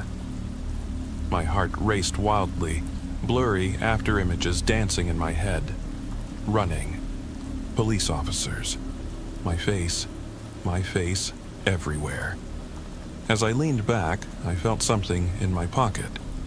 I reached in and pulled out the pen I had taken from the police station, examining it closely. The motto of the Detroit Police was written on it, though half of it was smeared. It read, "Serve." I work at the Lone Star Gazette, a small local newspaper nestled in the heart of Texas. Our office occupies a nondescript brick building in a modest new development on the outskirts of Laredo, a relic of the 70s with long corridors, faded linoleum floors, and a heater that rattles even on balmy summer nights. The stale aroma of reheated coffee and old printer ink lingers in every corner. After graduating from college in Austin, I'd hoped for more exciting assignments. But the media business is tough. Usually, I cover local county fairs, visits to animal shelters, or interview small-town ranchers. Still, I keep at it, and my boss, Mr. Carter, has noticed my determination. Not long ago, he handed me a big break of sorts. I was to investigate why the local garbage service had been delayed for weeks. It wasn't glamorous, but it was something. Until that one gloomy morning changed everything. On a leaden, overcast day when a fine, steady drizzle pounded relentlessly against the window, Mr. Carter beckoned me into his cramped, cluttered office. Stacks of paperwork and notepads filled every available surface. Lowering his voice, he confided that he'd got me a real doozy. I was to drive out to a small town called Lone Oak, an unremarkable dot on the map, despite its proud name, and dig into the mystery of a stranger who had been cuffed and hauled into the police station in broad daylight, his clothes stained with blood. No one seemed to know who he was. The police wouldn't say a word. This was exactly the story I needed to break free from my routine provincial assignments. I stared at him in disbelief. A blood-soaked stranger with no clear identity, like something out of a hard-boiled crime novel. With a mix of excitement and trepidation, I grabbed my notepad and set off in our battered newsroom car, a beat-up Ford Mustang from the early 90s that had seen better days. The town of Lone Oak turned out to be every bit as nondescript as its name implied. A sleepy settlement tucked between endless mesquite groves and vast open fields. The rain fell even harder here. I parked in front of a modern, surprisingly well-kept police station that jutted out among a few old storefronts, and a small town square dominated by a worn memorial, honoring local heroes of World War II. It was odd to see such a contemporary building in a town that otherwise seemed stuck in time. From a distance, I could see uniformed officers milling about.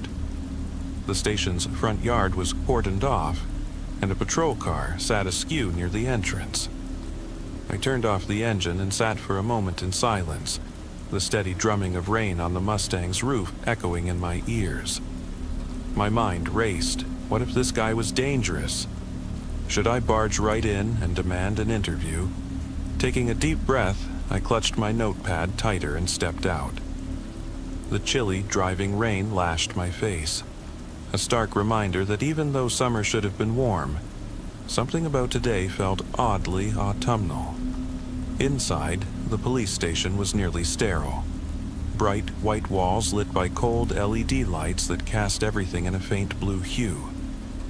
To my left was a small bench, and to my right a reception desk manned by a stocky officer whose cheeks were flushed as he flipped through some paperwork. As I approached, he looked up, frowned for a moment, and then broke into a surprised smile. "Hey, aren't you Tommy Carter's kid?" "Well, I'll be," he exclaimed. I recognized him immediately. This was Officer Jackson, an old friend of my father from his days with the Texas Highway Patrol. I recalled him vaguely from a backyard barbecue years ago, though the memory was hazy. I nodded. brushed rain droplets from my worn denim jacket, and flashed my press badge. Yeah, that's right. I'm with the Lone Star Gazette now. I heard you guys brought in a fella in blood-soaked clothes. I'd like to speak with him if possible. I'm officially on the case. Instantly, Officer Jackson's expression hardened.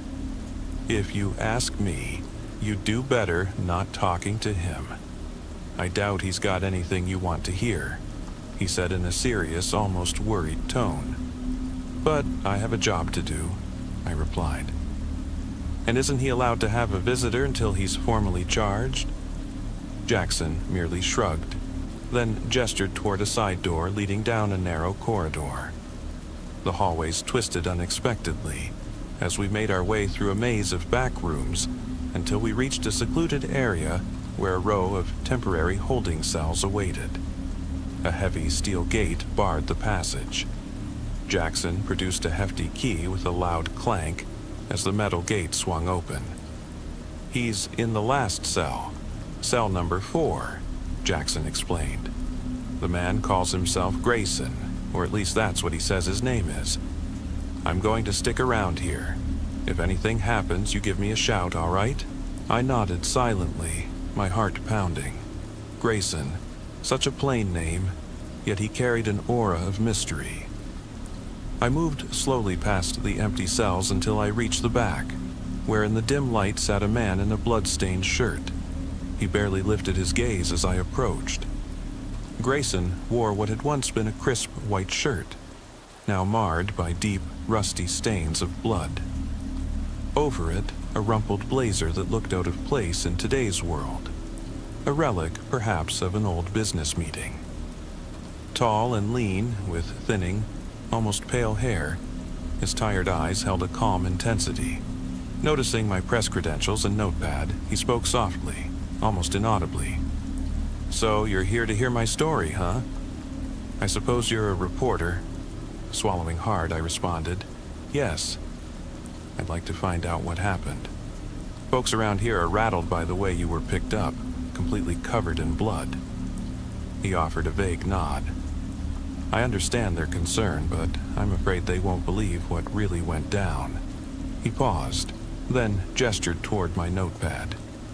Write it all down. Maybe you'll be the one who believes me, or at least give someone out there a chance to know what cursed Lone Oak has witnessed. Cursed Lone Oak? I echoed as I flipped open a fresh page. My curiosity was piqued, though a part of me feared that what I was about to hear might be more than I bargained for. He began slowly, his voice rough and haunted. It all started when I was just a kid, around 9 or 10, growing up near Abilene. For months, I was tormented by nightmares, visions of a strange, deserted town where the residents twisted into monstrous forms, where buildings rotted away under a sky that bled red. At the center of it all, I saw a split in the earth, from which flames and noxious smoke erupted. He shuddered as if the memories burned. My parents took me to doctors, counselors, even our local pastor.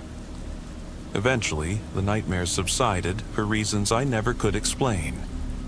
I chalked it up to an overactive imagination, until just before my high school graduation, when they vanished completely. I thought maybe it was just a phase, a child's fancy.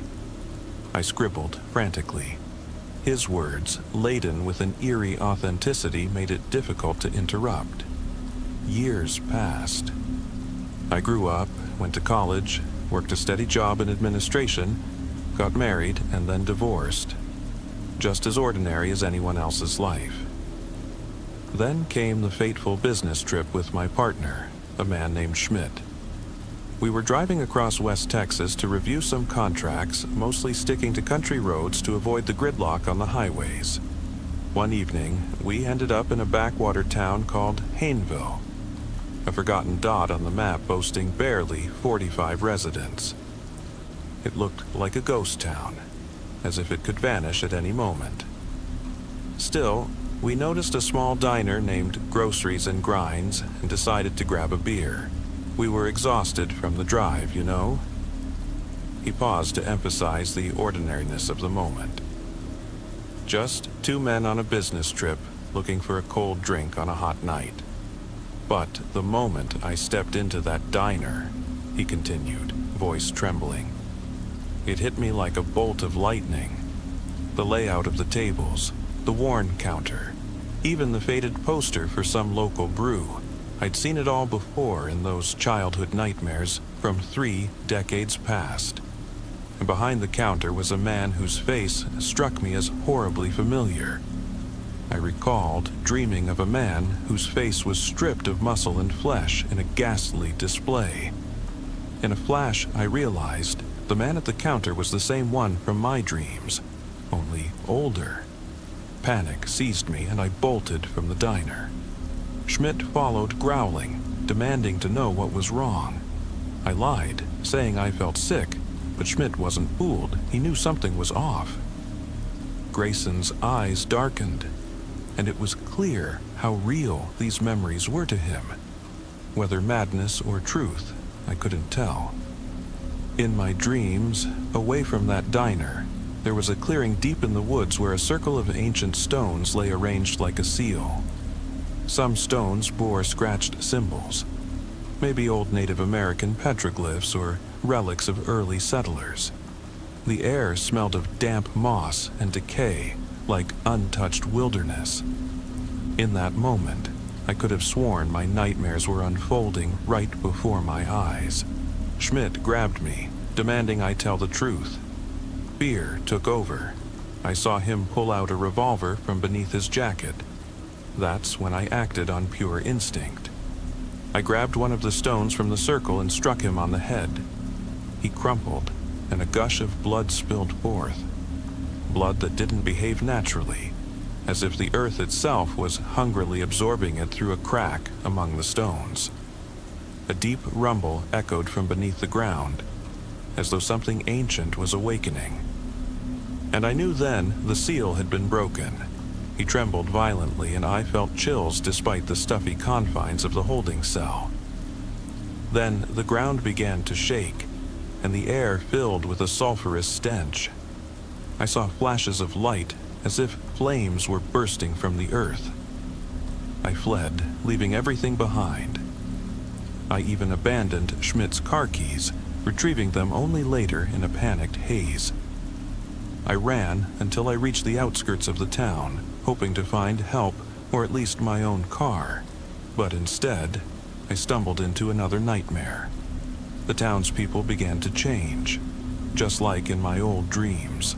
Their faces contorted, eyes bulged, and their teeth became monstrous.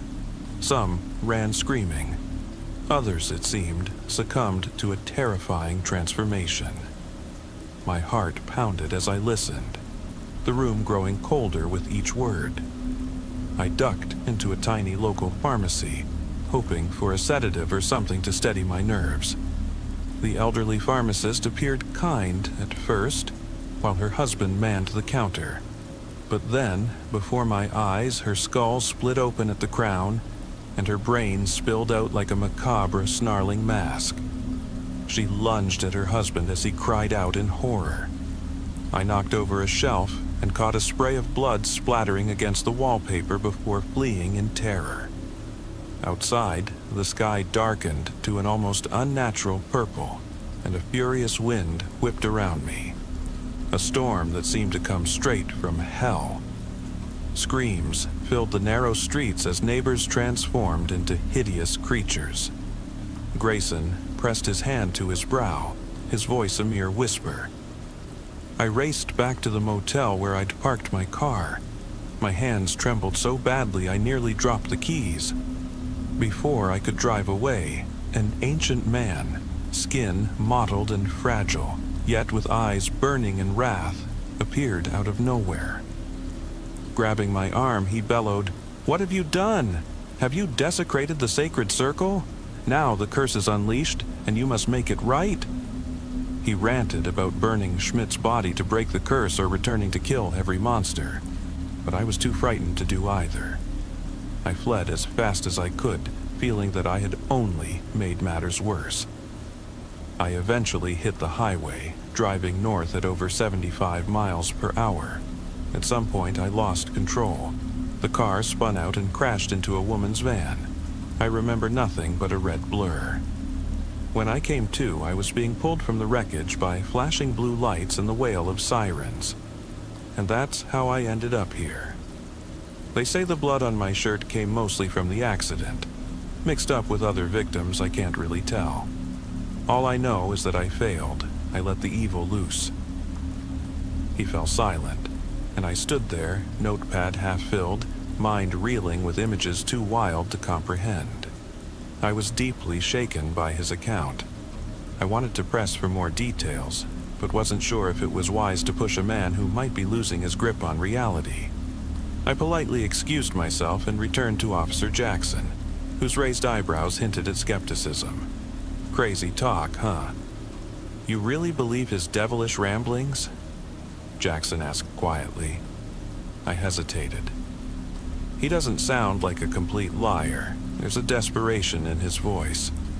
What's the official word? Jackson pulled me aside, lowering his voice. They say he was caught with drugs in his car, and that he crashed into a van. 3 kids died. Witnesses claim he was driving like a maniac. The blood on his shirt? Likely from the victims. Whether he's concocting a wild story to dodge responsibility, who knows? Inside, my thoughts churned. On one hand, Grayson's tale was so grotesque it defied belief. On the other, I'd never met anyone speak with such fervor. What if there was a kernel of truth buried in his madness? I knew I had to try to verify at least some of the facts for my article. I asked Officer Jackson if there were any records of a town called Hayneville. He consulted the police database and frowned. There's no Hayneville in this region, at least not as he describes it. There's Haynewood or Haynfield, but Hayneville? Nothing. Maybe he's made it up. Does that help? I wasn't sure what to think, so I thanked him and stepped back out into the rain, which now fell in heavy sheets. An uneasy feeling gripped me, as if a storm of more than weather was brewing. On the modest town square of Lone Oak, where locals usually pinned flyers for county fairs or craft markets, I noticed a battered old notice board. Tacked onto it was a faded document in archaic script detailing a local legend. A stone circle said to lie deep in the Texas brush, a remnant of pre-colonial times used in dark rituals, capable of opening a gateway to hell. In weathered words it read, "He who spills blood upon this sacred ground shall awaken the wrath of the hidden." A shiver ran down my spine. Was it coincidence, or did it all tie into Grayson's story? While I lingered before the board, an elderly man approached, leaning heavily on a worn cane. His watery blue eyes and frail appearance made him seem almost ghost-like. "Looking for something, son?" he asked in a slow drawl.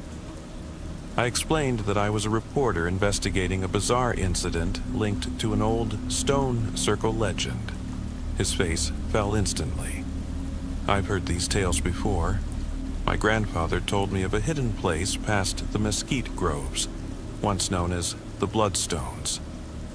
Folks avoided it, saying strange things happened there as far back as the 1800s. Cattle dying mysteriously, people vanishing without a trace. They say an ancient demon, or something like it, is sealed away there. But nowadays, most dismiss it as old superstitions. I inquired if he'd ever heard of a town named Hayneville. Shaking his head, he murmured that some old records hinted at a place that had long since been abandoned. Its name changed over time. He didn't know more, but his fear was palpable. Feeling unsettled, I returned to the station where I'd left my car. The rain had eased briefly, but was now coming down in torrents again. In the lobby, the atmosphere was quieter. Some officers were off on another call. I felt compelled to speak with Grayson once more. Perhaps I'd missed a crucial question that might either debunk his wild tale or confirm its eerie truth. Officer Jackson, surprised to see me heading back, said, "Back again? Fine, but be quick. They're transferring him soon. To the county jail over in San Angelo, I hear." I approached the cell again. Grayson was slumped against the back wall, head bowed. When I mentioned my name, he lifted his eyes slowly. "You're back. Found the truth?" he asked softly. Clearing my throat, I said, "I found hints, old legends of a stone circle and a forgotten town. What if you really discovered something there? What if this town, as you describe, isn't even on any official map?" He regarded me with tired eyes. "Maybe it lies off the beaten path, a place that's been known by many names over the years. In my nightmares there was always a fog, a sense of something lost. I can't explain it, only that something supernatural happened, and I was the one holding the key to stop it. Instead, I unleashed it." My hands trembled as I scribbled down every word. It was all too much for a young reporter accustomed to writing about county fairs. Yet here were ancient powers and demonic apparitions in a tiny Texan town. Should I dig deeper? Or was Grayson merely a desperate man trying to dodge responsibility? I left without another word. His final whisper, a mix of bitterness and fragile hope, reached me. "Write the truth, if you can find it." That story would haunt me for days. Instead of heading straight back to the newsroom, I detoured to the county archives in San Angelo. An elderly archivist, Mrs. Roberts, welcomed my inquiry about old legends, specifically any mention of stone circles or vanished towns in this region. She rifled through dusty files dating back to the 19th century and eventually found a reference to Hainestead, a settlement reportedly abandoned around 1700 after unclean rituals or a mysterious illness drove its residents away. Some accounts even hinted at demonic occurrences. Mrs. Roberts frowned and murmured, "It could all be just folklore." Yet Hainstead sounded disturbingly close to Hainville. In an old church record, I found a note about a devil's ring, a place where witches supposedly met under the cover of night. They say, if the blood of sinners is spilled here, a rift to the underworld opens, I read aloud, feeling the chill of its implications. Mrs. Roberts looked at me in astonishment. "Where did you hear that?" she asked. But that's just how folks used to explain misfortune back then. Armed with these scraps of history, I slowly drove back to the office as late afternoon turned the overcast sky a deep, bruised violet. An eerie weight seemed to hang over Lone Oak, as if an unseen force hovered in the air. Was it all in my head, or was it the echo of Grayson's harrowing account? At the newsroom that next morning, as I sat before my laptop, Mr. Carter burst in. "Got anything solid?" he demanded. I recounted Grayson's story and showed him my notes. He frowned deeply, lighting cigarette after cigarette, despite the no-smoking policy, and finally said, "That all sounds like straight-up horror. Do you really believe it? We're a local newspaper, not a paranormal blog. People will laugh us out of town." I shrugged. "That's all I have. I can either spin it as satire or report it as a mysterious incident and hope someone out there takes notice. After all, there are folks online who believe in the paranormal." Mr. Carter stroked his chin. "All right, publish it under your byline on our blog. Just don't make us look completely foolish." So I typed, word for word, Grayson's account in sprawling detail, recounting the ancient legend, the stone circle, and the town that might not even officially exist. I left it ambiguous whether his story was real or the ramblings of a man trying to excuse his crimes. I even added the archival tidbits. Then I published it under the headline, The Devil's Circle of Lone Oak, a Texan legend or a brutal reality. The article drew its share of attention. Commenters ranged from skeptics to conspiracy theorists. Some demanded the precise location of this cursed site, while others mocked the idea that I'd bought into such a tall tale. Weeks later, the frenzy began to die down, but I couldn't forget it. Night after night, I'd wake in a cold sweat. Images of that ancient stone circle, flames licking the earth, desperate screams echoing, haunting my dreams. Had I been too deeply influenced by Grayson's tale? Eventually, I decided to check in with Officer Jackson once more to learn what had become of Grayson. Jackson told me that Grayson had been transferred to a forensic psychiatric facility after his lawyer pleaded not guilty by reason of insanity. He didn't have any more details, and the records were sealed from public view. Should I return to the archives for further clues? I did, a few times, only to uncover more fragments of old lore that offered little in the way of concrete evidence. No one could definitively say where Hainstede, or Hainville as Grayson might have called it, was ever located. Some spoke of a ghost town deep in the brush.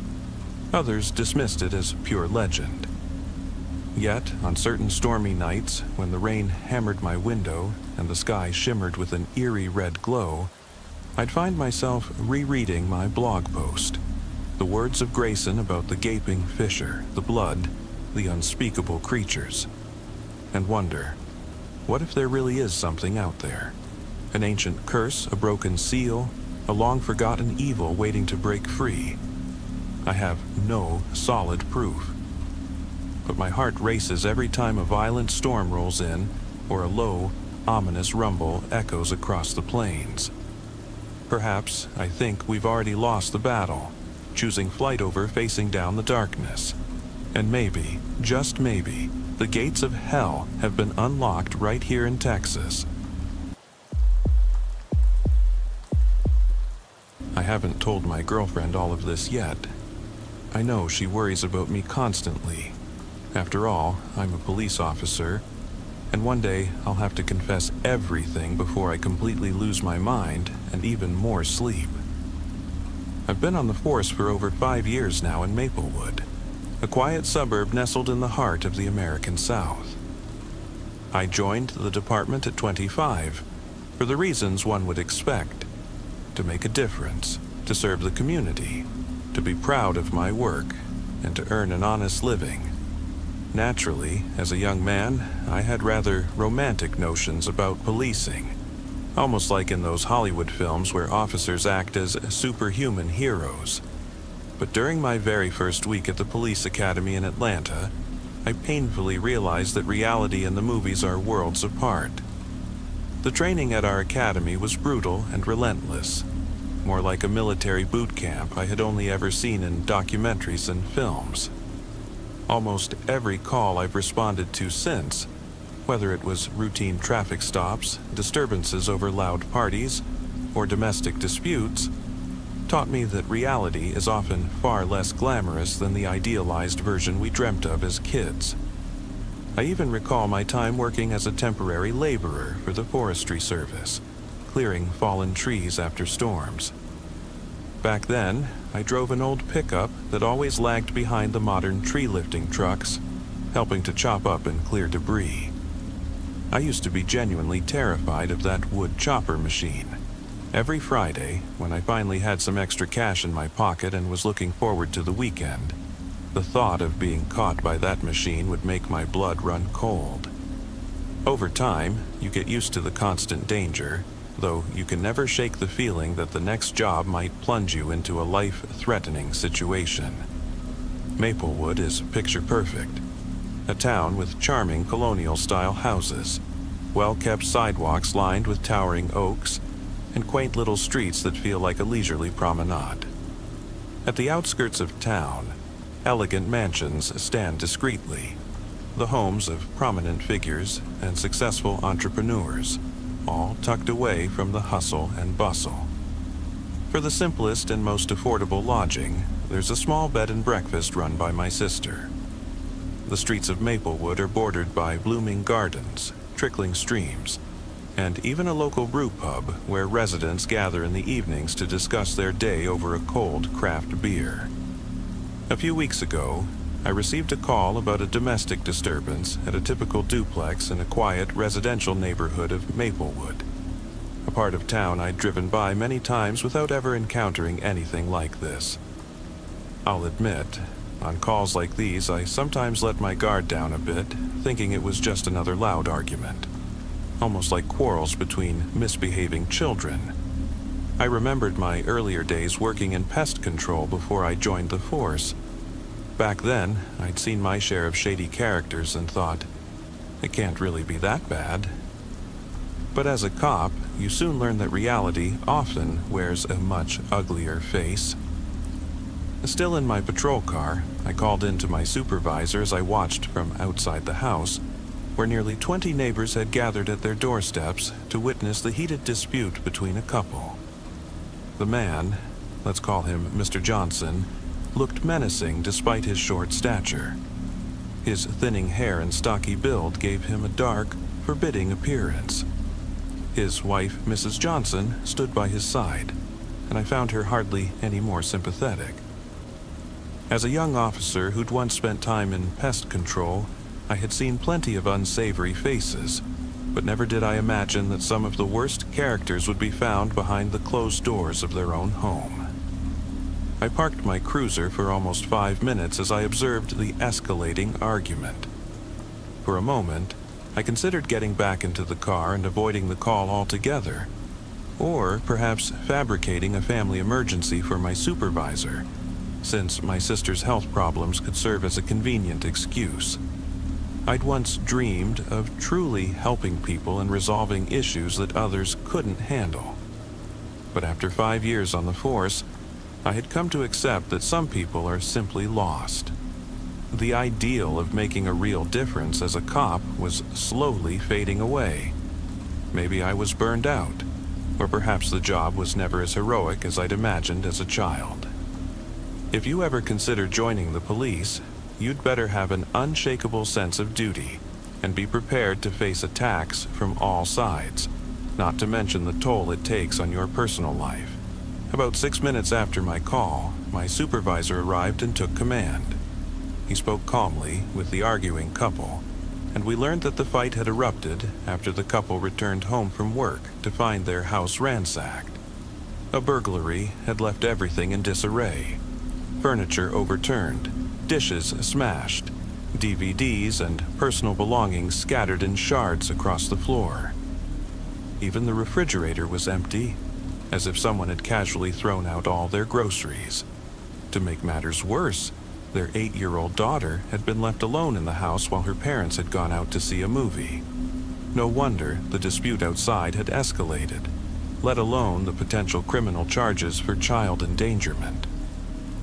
I interrupted my supervisor's conversation to ask if anyone else was still in the house besides the little girl.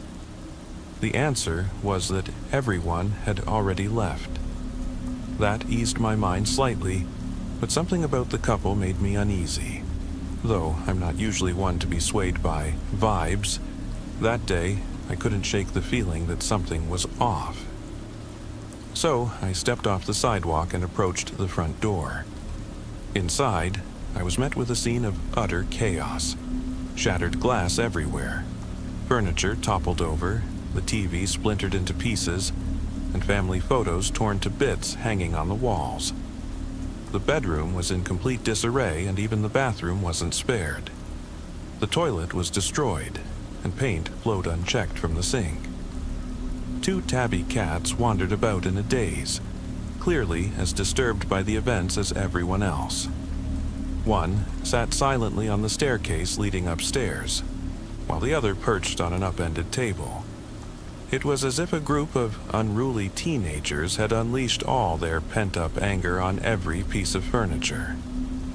One detail, however, caught my attention. Greasy, bizarre stains marred the walls, about a foot above the floor, not on it. I drew my service weapon, because in unfamiliar homes, I never feel secure enough to holster it, and picked up my flashlight. As I slowly ascended the stairs, I heard a soft voice coming from one of the upper rooms. I opened the door cautiously and found a small blonde girl sitting on her bed, deeply engrossed in a conversation with her worn-out stuffed animals. It appeared that she had been trying to process the horror of the break-in in her own way. Before I could say anything, she asked in a serious tone, "Are you a bad man?" "No, I'm a police officer. I'm here to help," I replied, keeping my voice calm. "My daddy says cops are bad.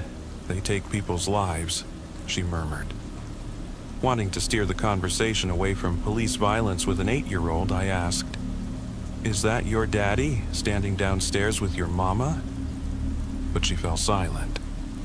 "Who were you talking to?" I pressed gently. "I was talking to my friends. They protect me," she explained, swinging what looked like an old hairbrush through the air and motioning toward the scattered stuffed animals. She paid me little attention, as if completely absorbed in her own conversation. These weren't the ordinary plush toys you'd find in a children's store or on TV shows like those with friendly cartoon bears. They were strange, almost eerie creatures with oversized eyes, odd proportions and shapes that took your breath away. One particularly striking figure lay between her knees, a bizarre, monstrous animal with long, almost wing-like ears, stubby arms, and a swollen belly. I asked if she was scared and if she wanted to be taken somewhere safe, but her response was eerily calm. "My friends protect me. I tell them if someone's bad, and then they help me." At that point, my interest in her nearly faded. I couldn't tell if she was hurt or scared, and her words made little sense. I slowly crossed the room, glancing at the window and the closet, until I entered a side room where the stench of mold and damp air hit me. A smell as if someone had left an old, wet pet behind. I checked the closet and the bed, where the odor was strongest, wondering what on earth had happened here. In the midst of it all, I heard the soft giggling of the girl, and for a moment I felt that I wasn't alone in the room. Over the low hum of my patrol radio, a creeping sense of dread took hold of me. My supervisor, who was already downstairs taking statements from the Johnsons, finished gathering the necessary details. When the call finally ended, he excused me. My shift was nearly over. I stopped worrying about potential charges. I just wanted to go home. That night, I managed barely an hour of sleep. Lying in bed next to my half-awake girlfriend, her presence offering a small measure of comfort, I kept recalling the unsettling feeling left by that little girl's room. 2 nights later, while on the night shift, I received another call, this time again at the same duplex. When the address came over the radio, a sense of foreboding gripped me. I desperately hoped something had changed, that maybe new tenants had moved in. But when I arrived, the porch light was on and nobody was at the door. I knocked and waited as the uneasy feeling inside me grew. After what felt like an eternity, a small, older man opened the door and ushered me inside. In the interior, I was met by a nearly pristine living area. New furniture, fresh carpeting, and an almost sterile cleanliness that stood in stark contrast to the previous scene. The man, who introduced himself as Mr. Kruger, apologized almost meekly, explaining that although everyone was home, a strong impact had shattered a kitchen window. As he led me into the kitchen, I discovered, to my horror, the 2 tabby cats lying motionless on the floor. Both were dead.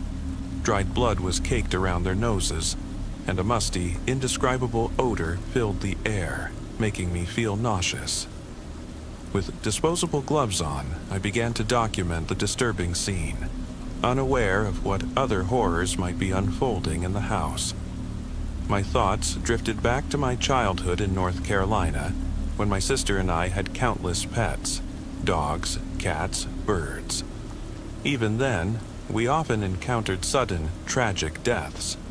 But these cats, there was something grotesquely unnatural about them. They looked as though they had been eviscerated from the inside out, their bodies almost gelatinous, as if they'd lost all internal structure. I remembered old tales of Egyptian mummification techniques. This was something just as unnerving. After noting the incident, there wasn't much time to ponder the fate of the little girl, whom I assumed was still somewhere upstairs. Shortly afterward, my supervisor informed me that further investigations would follow. Anyone who had ever seen such grotesque animal remains should come forward with information. The next day, on what was supposed to be a calm morning, I finally had a brief moment to retreat to my supervisor's office, a room that always felt cool and detached. As I sat in my plain yet functional uniform, typical American duty gear with dark tactical pants and a simple shirt, I reviewed my personnel file. My supervisor, a large and imposing man with zero tolerance for mistakes, began lecturing me in a sharp tone. He chastised me for not following protocol and for failing to notify the proper animal control authorities about the cat's deaths. Instead of treating the situation as mere vandalism, I should have reported it. I sheepishly admitted that my own thoughts had distracted me, and I took full responsibility. His words echoed in my mind. "If you keep this up, you're going to get yourself fired." For now, I escaped any formal punishment. Instead, he ordered that I return to the house later that day with an animal control officer, someone from the local health department, to properly collect the disturbing remains. Despite my initial hesitation, knowing I wouldn't be alone gave me a small measure of courage. On my day off, a rare moment when I hoped for some peace, I found myself once again standing outside that very house.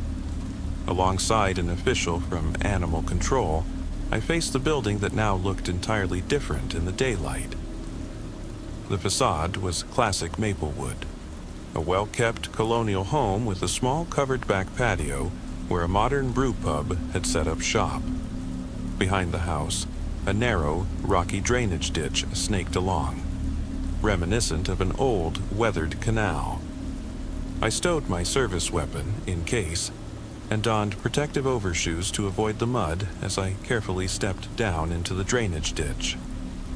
With gloves on and a sturdy trash bag provided by the animal control officer, I methodically retrieved the two lifeless cats one by one.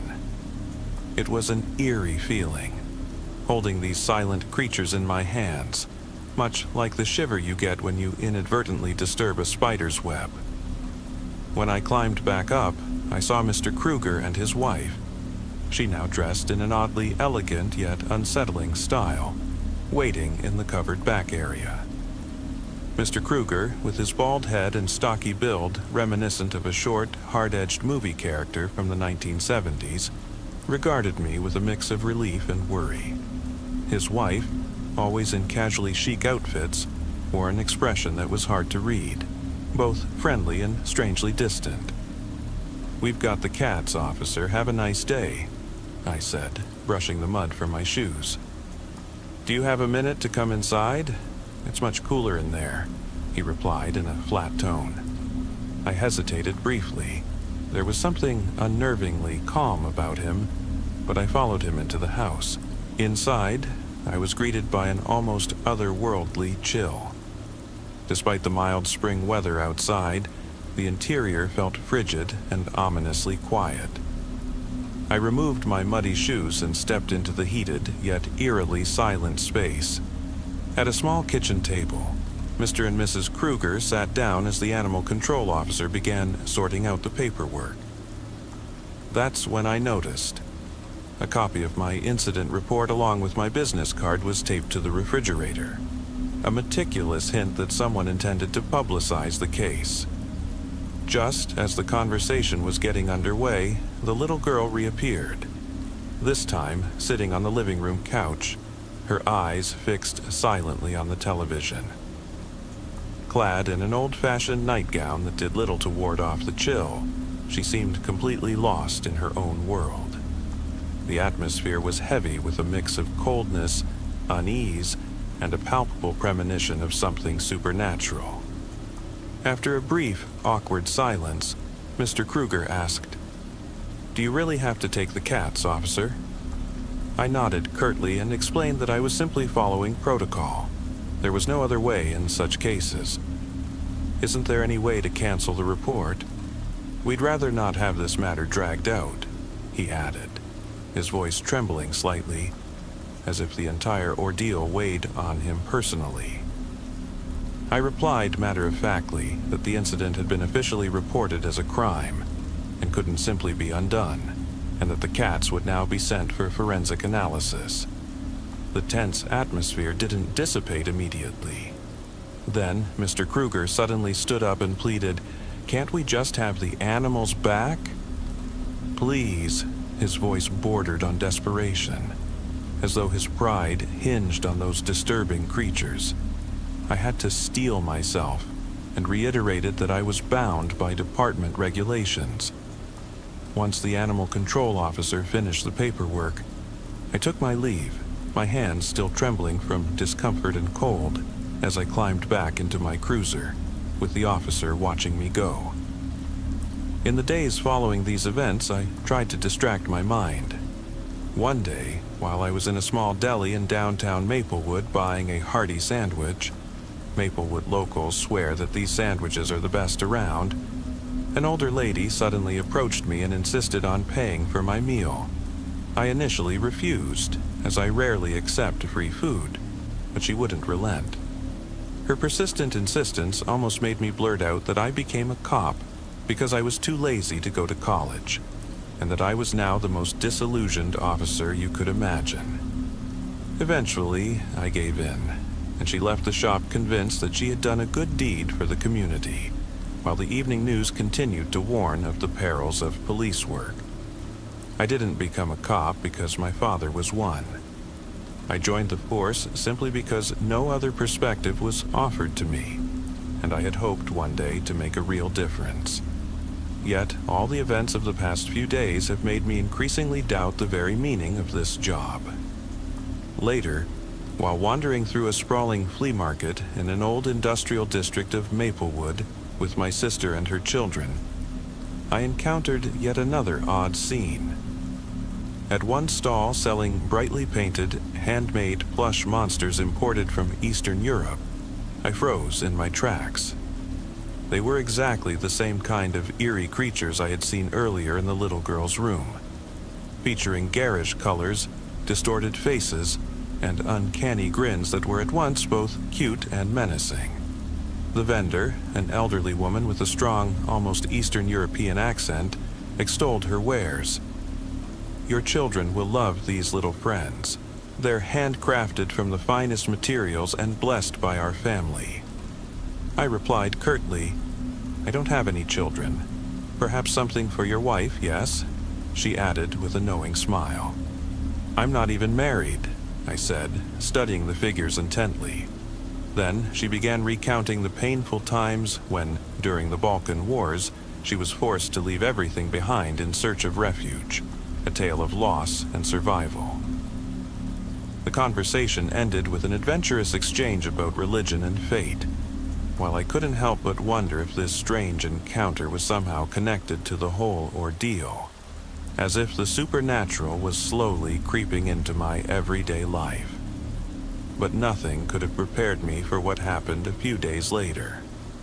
On a gray afternoon, with the sky over Maplewood heavy with clouds, I received yet another call. This time, right at the doorstep of the house that had become notorious. I arrived unnoticed, and this time the entire place was shrouded in a foreboding gloom. Every window and door was draped with heavy blackout curtains, some even wrapped in reflective aluminum foil, as if to bar any trace of light. A thin strip of light seeped through the cracks, while the dank odor of old smoke and gasoline filled the hall. I was greeted by a man, this time appearing to be the sole occupant, who invited me inside. He motioned for me to sit on an old worn sofa in the living room, saying he had something important to tell me. No sooner had I settled than a loud crash erupted from upstairs, as if something massive was careening through the room. "Sit down. I need to explain something to you before you go upstairs," he said in a calm, measured tone. "Is that your wife or your partner up there?" I asked sarcastically. "No, she's upstairs, but she isn't responsible for the noise. There was an accident. We tried to calm her down," he replied, his tone a mix of indifference and resignation. "Could you please stop smoking? I have asthma," I interjected, even though I didn't suffer from it myself, but I couldn't stand the smell of cigarette smoke. He stubbed out his cigarette forcefully and carelessly set his pack on the coffee table. "What kind of accident? Is your daughter all right?" I asked hesitantly. "It's not our daughter," he said in a lowered voice. "She's my niece. We took her in after her mother died of an overdose. I checked your records. There's no adoption paperwork, nothing official," I shot back. "She wasn't adopted. She's almost like a ghost, not found in any official registry. I found her one evening when I was on my way. She was lying motionless in a parked car outside a fast food joint. I couldn't just turn her over to the state," he explained in desperation. "You asked me to keep an eye on things. I'm here because I believe someone in this house is in danger, whether it's you or your niece," I stated firmly. Suddenly, he stood up, leaning on his knees as he came toward me in a menacing manner. "We're all in danger. You'd better call for backup," he warned. Then, without further ado, he added, "Come with me if you want." In that moment, I should have activated my radio, but neither my cell phone nor my radio seemed to work inside this house. Reluctantly, I followed him up the creaking stairs. Barely had I reached the second floor when the smell of gasoline hit me, and my worn shoes slipped on the damp floor. He led me to a narrow door, opened it just a crack, and stepped aside as if inviting me in. I stepped into the room and froze. In the bathroom, I found his partner kneeling with her head bowed over the toilet, lifeless. For a moment, time seemed to stand still. Instinctively, I almost drew my service weapon, but before I could react, muffled screams echoed from behind me. I pushed open the adjoining door and was confronted with a scene of unspeakable horror. A small girl lay bound to a bed, her 4 limbs roughly tied with coarse rope, her mouth gagged with a cloth, and her eyes hidden behind a blindfold. Her blonde hair was messy and cut in haphazard, wild strokes. Bloodied bruises marred her arms and legs, evidence of a desperate struggle for freedom. Without thinking, I pulled out my pocket knife to cut through the ropes, but as soon as I freed the first binding, the unthinkable happened. A tremendous force seized me, as if the girl herself, in a burst of supernatural strength, hurled me across the room. Furniture and objects flew everywhere as I slumped to the floor, dazed. I saw the little girl methodically undo every remaining restraint with an expression that was at once childlike and deeply eerie. The previously desperate man rushed in, pleading with her to stop, but as he approached, she stamped so violently that the entire room shook. He fell backward with a pained cry, and I felt my heart pounding in my chest. I wanted to run, but my limbs wouldn't obey, and the pain nearly overwhelmed me.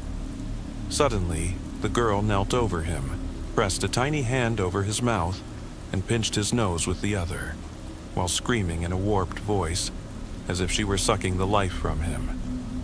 I crouched, hoping to remain unnoticed, but then she began thrusting her small fingers into his eyes, eliciting screams of agony and terror from him. In that moment, I frantically searched for my service weapon, but it was nowhere to be found, probably lost under a pile of broken dishes in a corner because I hadn't secured my holster properly. "You said you were a good person," she whispered in a voice that was at once innocent and demonic. I detest it when children assume such roles. And right then, she was the last person I wanted to speak to. I only wanted to help. You know, I tried to free you, right? I stammered, standing in a desperate corner and groping for my missing gun. Suddenly, she blocked my path to the window, as if determined to cut off any escape. I don't need your help. I have friends. You'll see. I can handle it, she declared. And then, in a low, ominous tone, she began repeating my full name as if she knew everything about me. I felt my blood begin to boil, an uncontrollable anger rising that nearly made me overpower her. And yet, at the same time, sheer terror held me in place. I reached a point where there was no turning back. I couldn't stay near her any longer, but every exit was blocked. "Do you want me to burn you? You claim to be a good person," she hissed. Then her eyes suddenly began to glow, and she burst into tears like a terrified child. "Just let me go. I don't want to be here anymore." Before I could gather my thoughts, I felt an unstoppable force hurl me against the open window. The glass shattered, and for a moment I lost all sense of gravity, my memories rushing past me in a single, disorienting instant. The faces of my parents, the ring I'd bought for my girlfriend, our first kisses, countless fleeting moments of an ordinary life. I fell several meters, my back striking the cold pavement, and eventually lost consciousness.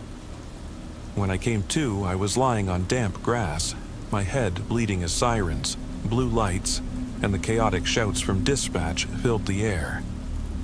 No one in their right mind would dare return to that house after such a nightmare. I managed to make my way back to the ground floor, collapsed onto a sofa, and tried to piece together the shattered remnants of my reality. Soon after, the incident was officially ruled a murder-suicide, a convoluted case that was to be buried as a tragic accident. I don't know if my report will ever convey the whole truth. Too many consequences would follow. Sometimes it seems easier to live a lie than to face the brutal reality. Today, I lie here in the hospital with broken ribs, a severe concussion, and a sore back, while my girlfriend shows me the latest news updates on her phone. I know I must tell her everything soon, for these events, as horrifying as they were, mark the end of an era for me as a police officer in Maplewood. What began as a dream of making a difference has turned into a nightmare that has pushed me to the limits of my mental and physical endurance. I often wonder how I managed all these years in a job that delves so deeply into the darkest corners of human nature. Every day, every call, every moment, witnessing such unimaginable events chips away at me a little more. And yet I know I'm not alone. In the faces of my fellow officers, in the quiet moments after a call, I sense an unbreakable bond that holds us together, despite the pervasive darkness that sometimes surrounds us. Perhaps this case, no matter how ominously it ended, will one day mark a turning point. A moment when I finally draw a line under the past and try to escape my inner demons. Until then, all I can do is write it all down, hoping that the truth, even in its fragmented, painful form, will eventually be heard. I know one thing for sure. The ghosts of Maplewood will haunt me for a long time. And as I lie here in my hospital bed, reflecting on everything, I quietly wonder if it's still possible to believe in goodness in a world where the supernatural and the horrors of life walk hand in hand. A, I assume, very confused woman called in what would likely become a drunken disorderly charge just after midnight. She told the county police department that a freak in a BDSM suit had staggered out of the wooded area behind her suburban home in rural Georgia and collapsed by her front gate. My co-workers picked short straws that night, and Tyler, one of our less experienced deputies, lost the draw so he was sent to pick this oddity up. I was busy filing paperwork at our small sheriff's office when they brought the man in. To drown out the commotion of our busy station, I turned on a little radio music. Eventually, Tyler staggered into my cramped office. "Chief, come look at this weirdo," he said, before ducking back out. I sighed, leaning back in my chair. Tyler was a good deputy, but sometimes he acted with the immaturity of a high school student.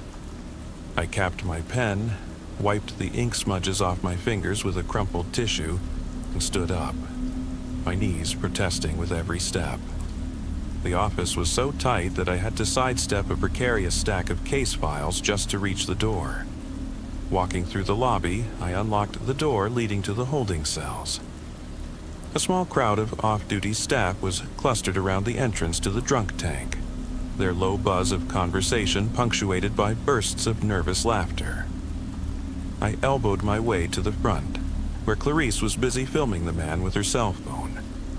I was about to tell her to put the phone away when I finally got a proper look at him. At first, I thought Tyler had been exaggerating, but he wasn't. The man, slumped against the back wall of the holding cell, looked like a figure ripped from a grainy, disturbing video. His outfit, if you could call it that, was a skin-tight, jet-black suit that covered him completely. There were no zippers, no seams, no clues as to how on earth he had managed to get into it. Under the flickering fluorescent lights of our aging facility, the suit had an odd sheen that made me suspect it was made of latex. And his arms? They ended in mere stumps. Affixed to the front of the suit, roughly where a mouth should be, was a polished metal circle. At first, I thought 2 eye holes had been cut out of the material, but on closer inspection I realized they were spaced too far apart, the left one even slightly higher than the right. "Tyler," I said to my deputy, "did you get a good look at his eyes? Dilated pupils?" "Actually, those aren't his eyes. No, they're fake. Old prosthetics, I think. Enamel," Tyler replied. Clarice kept recording every moment. I rubbed the bridge of my nose in exasperation. "Clarice, put the damn phone away." She huffed, but complied. The rest of the staff murmured among themselves, shifting uncomfortably. No one looked more out of place than Jack. Old Jack spent more nights in that drunk tank than in his own home, probably by design. That night, he had been reported howling at women half his age while staggering down Main Street, his empty bottle of homemade moonshine rattling against lampposts.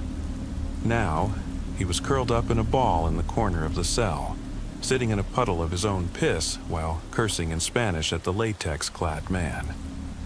I turned to Tyler. "Where'd you find this guy?" "Near the old Banks property, you know, where the Maggot Farm murders took place back in the 90s. He was face down in the dirt, completely out of it," Tyler said, crossing his arms. "We tried talking to him, but he didn't say a word. Thought he was on something." I glanced back at the mysterious figure. His chest rose and fell in slow, steady rhythms. "You searched him?" Tyler shook his head. "No pockets." Sighing, I said, "All right. Let's process him and see if we can get an ID." Tyler gave me a "you're the boss" shrug and grabbed the keys off his belt. As he stepped toward the cell, the man moved, if only slightly. A mere twitch, a slight tilt of the head. When I looked again, his porcelain eyes were fixed on me. Old Jack whimpered, and Tyler looked back. I nodded for him to continue. Then, unexpectedly, the man stood up. He appeared disoriented, barely managing to find his footing as he scanned the room. First at us, then at Jack, and back to us. With each movement, his suit let out a squeal. Clarice let out a choked gasp as he shuffled toward the cell door. Suddenly, a searing pressure shot through my skull, as if an ice pick had been driven through my forehead. I bent double, hands clutching my head, groaning like a wounded animal. At first, I thought I was experiencing the onset of one of my notorious cluster headaches. A pain I'd battled since childhood and always struggled to explain. But then I noticed that the dozen or so people around me were all clutching their heads in agony too. And then, in a voice that was neither deep nor high, distinctly neither male nor female, the figure finally spoke. "Where am I?" With that single question, the pressure eased as if a switch had been flipped. The words rang hollow in my mind, and I'm sure in the minds of everyone gathered. Slowly, I composed myself and squared up to face the man in the cell. "You're in the county sheriff's office," I said calmly. "Who are you?" The figure lowered its gaze, studying its fingerless hands before answering.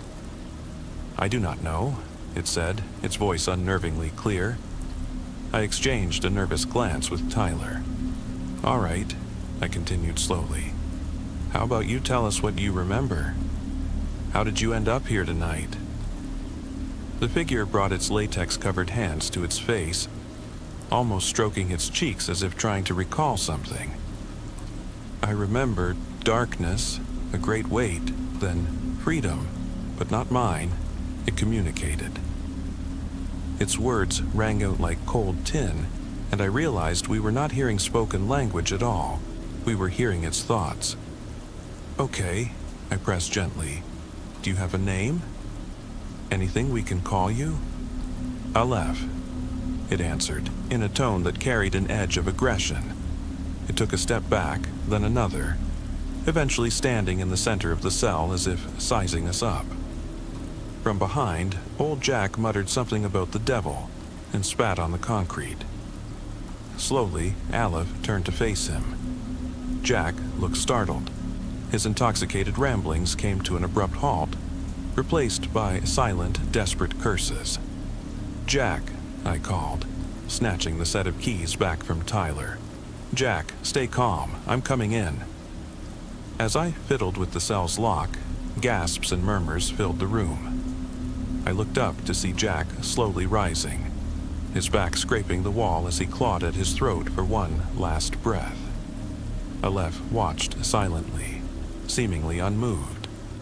Jack's feet barely left the floor before he was suspended in midair, as if hoisted by an unseen force, and then his body crumpled, lifeless, to the ground. The door to the cell clicked open. Aleph rotated its head to face me once more. Before I could issue a warning, it began to glide across the floor. Startled, I reached instinctively for the gun in my holster, but as I did, my arm jerked awkwardly at the elbow, snapping the joint. Like Jack, I fell to the floor, clutching the splintered bone beneath my skin. In a moment of pathetic despair, I began to cry as I watched the latex man float past through the open door. My longtime friend and deputy, Tyler, drew his pistol and leveled it at the creature's head. I watched helplessly as his hands trembled, the barrel pressing against his forehead in a desperate bid to fight something he couldn't control. Tears welled in his eyes as a deafening gunshot echoed. I awoke an unknowable amount of time later. Disoriented, I staggered to my feet, using the metal bars for support. I soon realized I had passed out from the excruciating pain, yet my arm throbbed with every heartbeat. I retrieved my fallen gun and carefully slid it back into my holster. Surveying the scene, I saw my colleagues scattered across the hall like discarded props, bodies crushed, as though run over by a truck. With a heavy heart, I slowly made my way out of the cell, feeling as though I were walking through mud with each painful step. Finally, I emerged into the main hallway, a nightmare come to life. The erratic flicker of fluorescent lights cast jagged shadows over the contorted forms of my fellow officers. The air reeked of blood and burnt gunpowder. My shattered arm hung uselessly by my side, every movement accompanied by a fresh wave of nauseating pain. I clenched my teeth and forced myself onward. I had to get help. As I staggered toward the lobby, something felt off. The station was eerily silent. There were no radios crackling, no phones ringing, no casual chatter among colleagues. Just the faint hum of dying lights and the occasional drip of blood splattering on the floor. "Hello?" I called out, my voice trembling. "Is anyone there?" Only silence answered. Pushing through the door into the lobby, my heart sank further. The front desk had been overturned, papers and broken equipment scattered everywhere. The windows were intact, yet the world outside seemed wrong. The streetlights glowed dimly, their light muted and hazy, as if being swallowed by the encroaching darkness. The trees beyond the parking lot swayed unnaturally, their silhouettes bleeding into the night like a watercolor fading into shadow. And then I saw it. Aleph was standing in the middle of the parking lot, its back turned. The glossy suit reflected the faint light in distorted patterns. I froze, my hand instinctively moving to my holster, but I stopped myself. I couldn't risk another tragedy like what had just happened to Tyler. "What are you?" I asked, trying to steady my voice. I limped closer to Aleph, just yards away. When I spoke, it slowly turned around. I saw it desperately trying to open the metal hatch covering its mouth.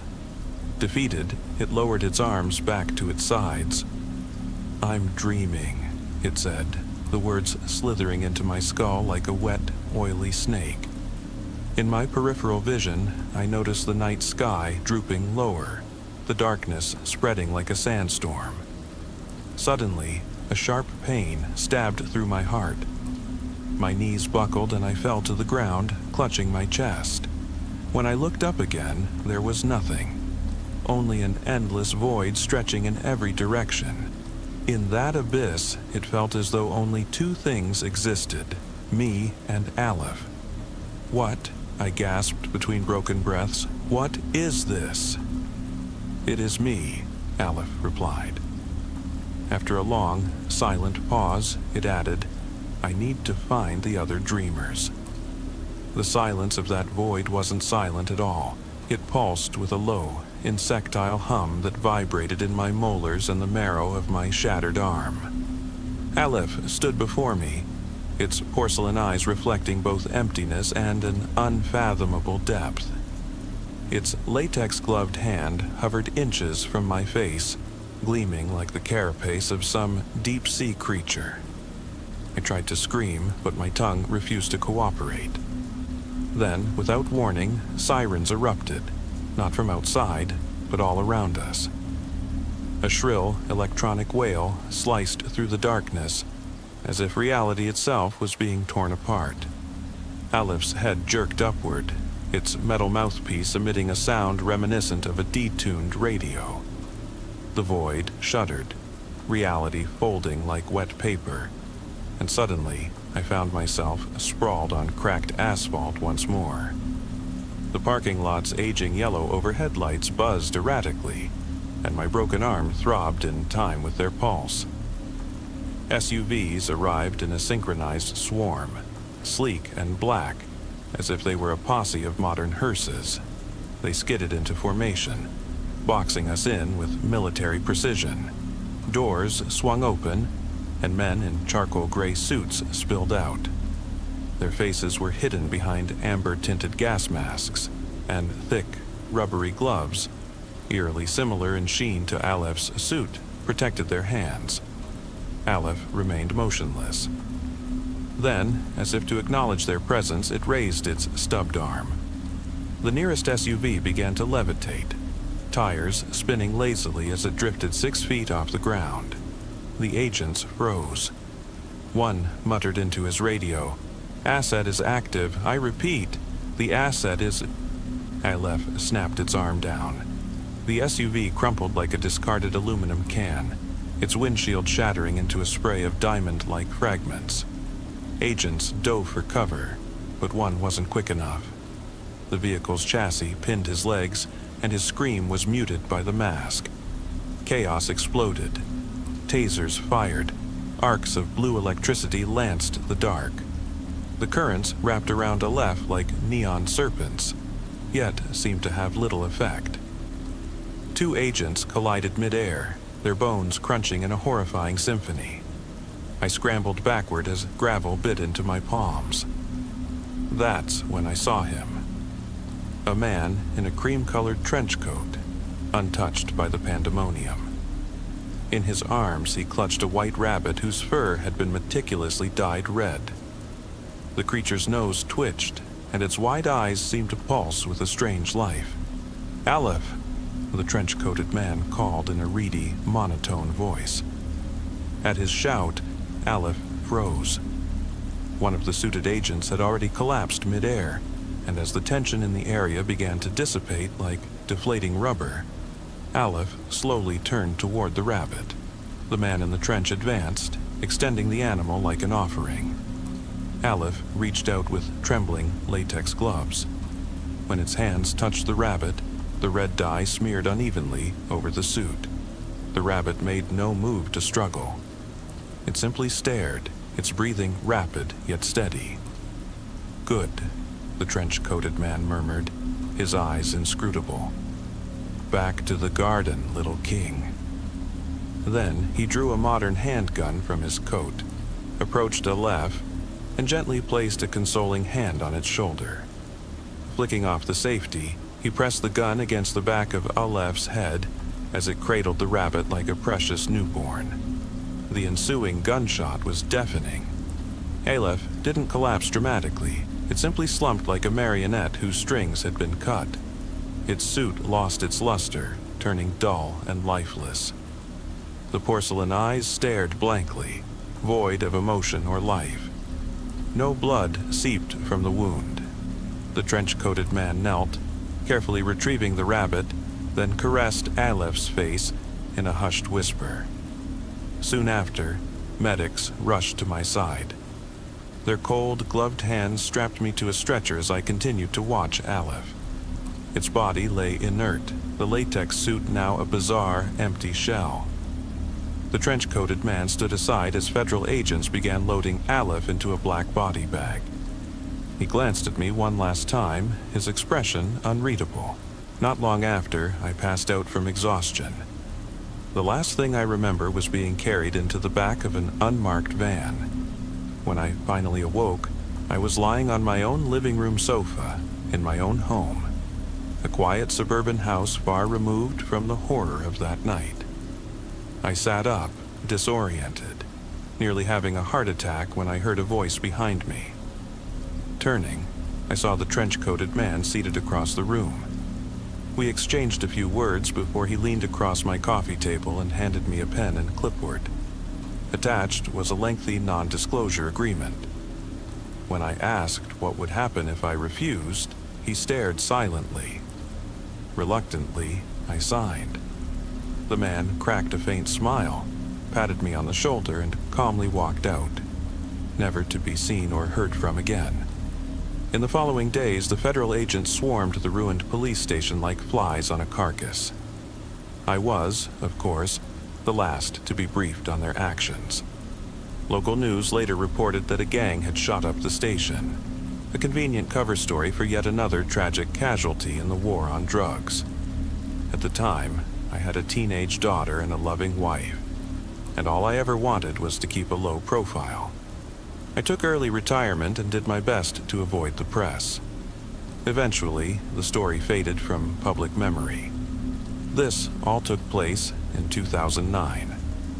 Since then, my daughter has grown up to follow in my footsteps and is now the town's sheriff. I've kept quiet about that dreadful night, living a modest life in retirement. But a few weeks ago, I began having dreams. Not since I was a young boy had I remembered my dreams so vividly. They'd always been mere fragments, a tiny sliver of memory. Yet, at the start of this year, my dreams became painfully clear. A recurring vision of a red rabbit leading me deep into a foreboding forest. Tonight, I think I'll finally follow it.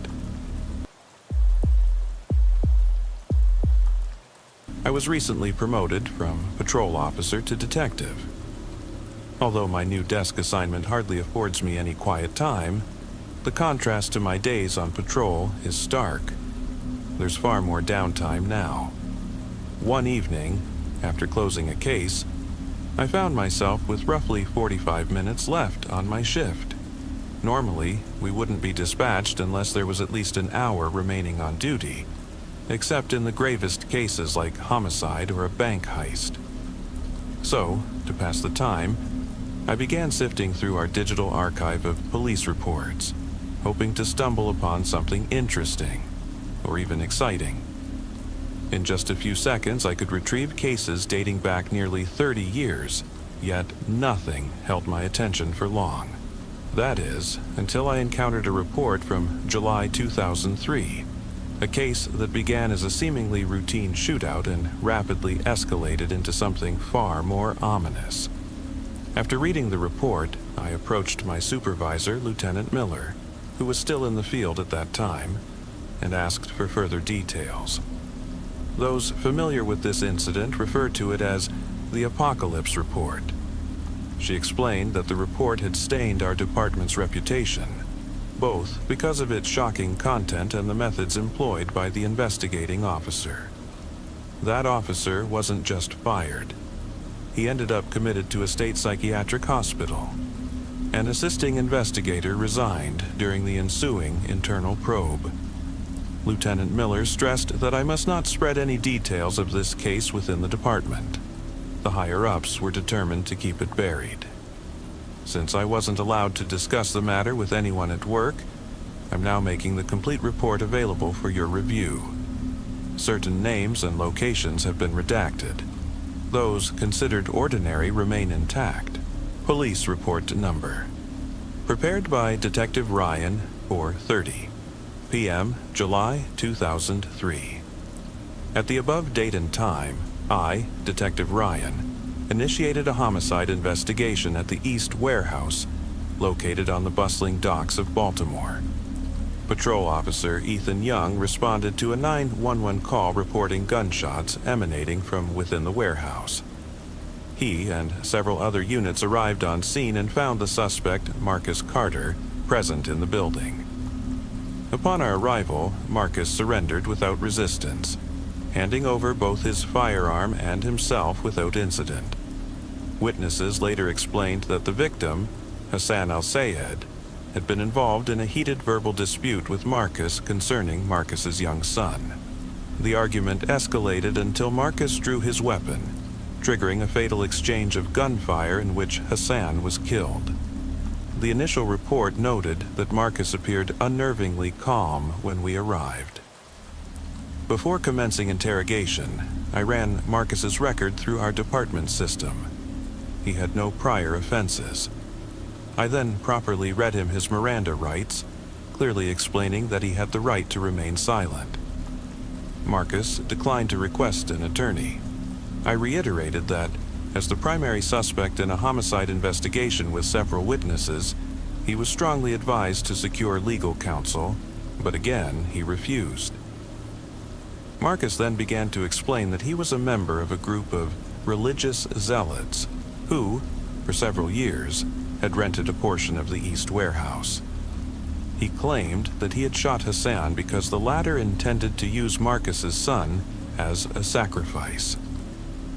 When I asked if he meant a sacrifice in the conventional sense, he initially said no.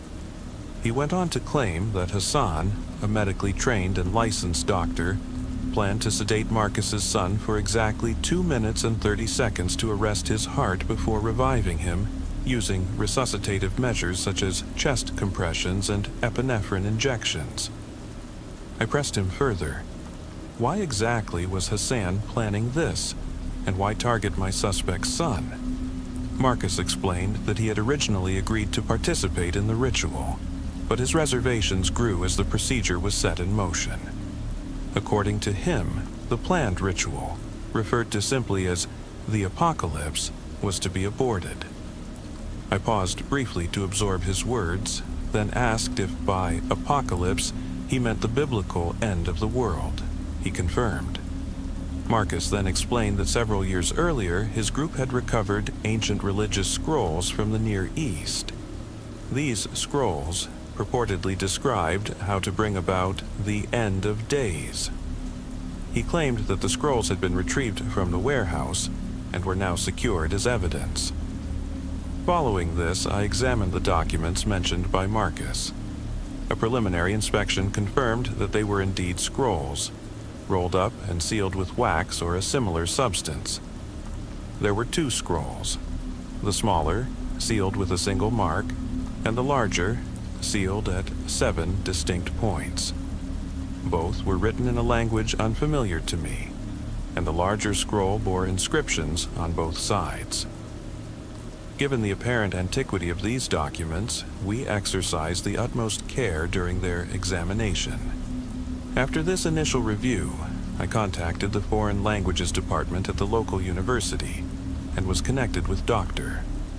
Jonathan Price, an expert in theology and ancient Near Eastern languages. I explained the situation, and given the scroll's origin, he agreed to examine them thoroughly to determine the language. Dr. Price arrived the next morning, July 2nd, at 8 a.m. at our precinct. Following his first examination, he stated that he recognized the language. It was Aramaic, an ancient tongue in which he was fluent. After a detailed review, he reported that the content of the scrolls was extraordinarily fascinating. He inquired about the scroll's recovery, and I explained that I intended to re-interview Marcus. Dr. Price then requested that his colleague, Dr. Edward Abrams, the head curator at a local museum and an expert in ancient documents, be brought in. Dr. Abrams was to assess the age and verify the authenticity of the documents based on the parchment, ink, and overall appearance, in order to determine whether these were genuine ancient religious texts or merely elaborate forgeries. Dr. Abrams was officially consulted at 8:30 a.m. Dr. Abrams arrived about 25 minutes later, his morning schedule free of other engagements.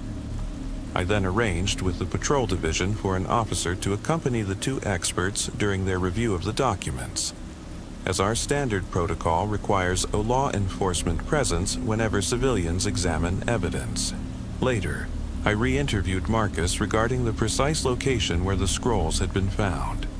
He claimed that the larger scroll had been discovered in a hidden vault deep beneath the sewers of Jerusalem, although he couldn't say which member of his group had made the discovery or how exactly the vault had been accessed. According to him, the scroll had been stored in a chest, carefully packaged to protect it from decay. The smaller scroll, he said, had been found in a chest on the seabed of the Dead Sea in the Middle East. Again, he was unable to specify who had made these discoveries or how the chests remained hermetically sealed despite the scroll's evident age.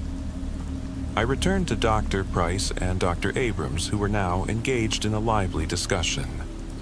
When I inquired further, Dr. Abrams stated that, based on the quality of the parchment, the type of ink used, and the overall appearance, his estimate was that the documents were between 1,800 and 2,000 years old. Dr. Price then explained the contents of the larger scroll. It dealt primarily with God's wrath and the Last Judgment. The fact that it was inscribed on both sides and sealed with 7 marks suggested that it might be a biblical text, similar in concept to the Book of Revelation. Dr. Price described how, according to Revelation, the Apostle John saw God and high-ranking angels gathered around a scroll that could only be fully read by breaking its 7 seals.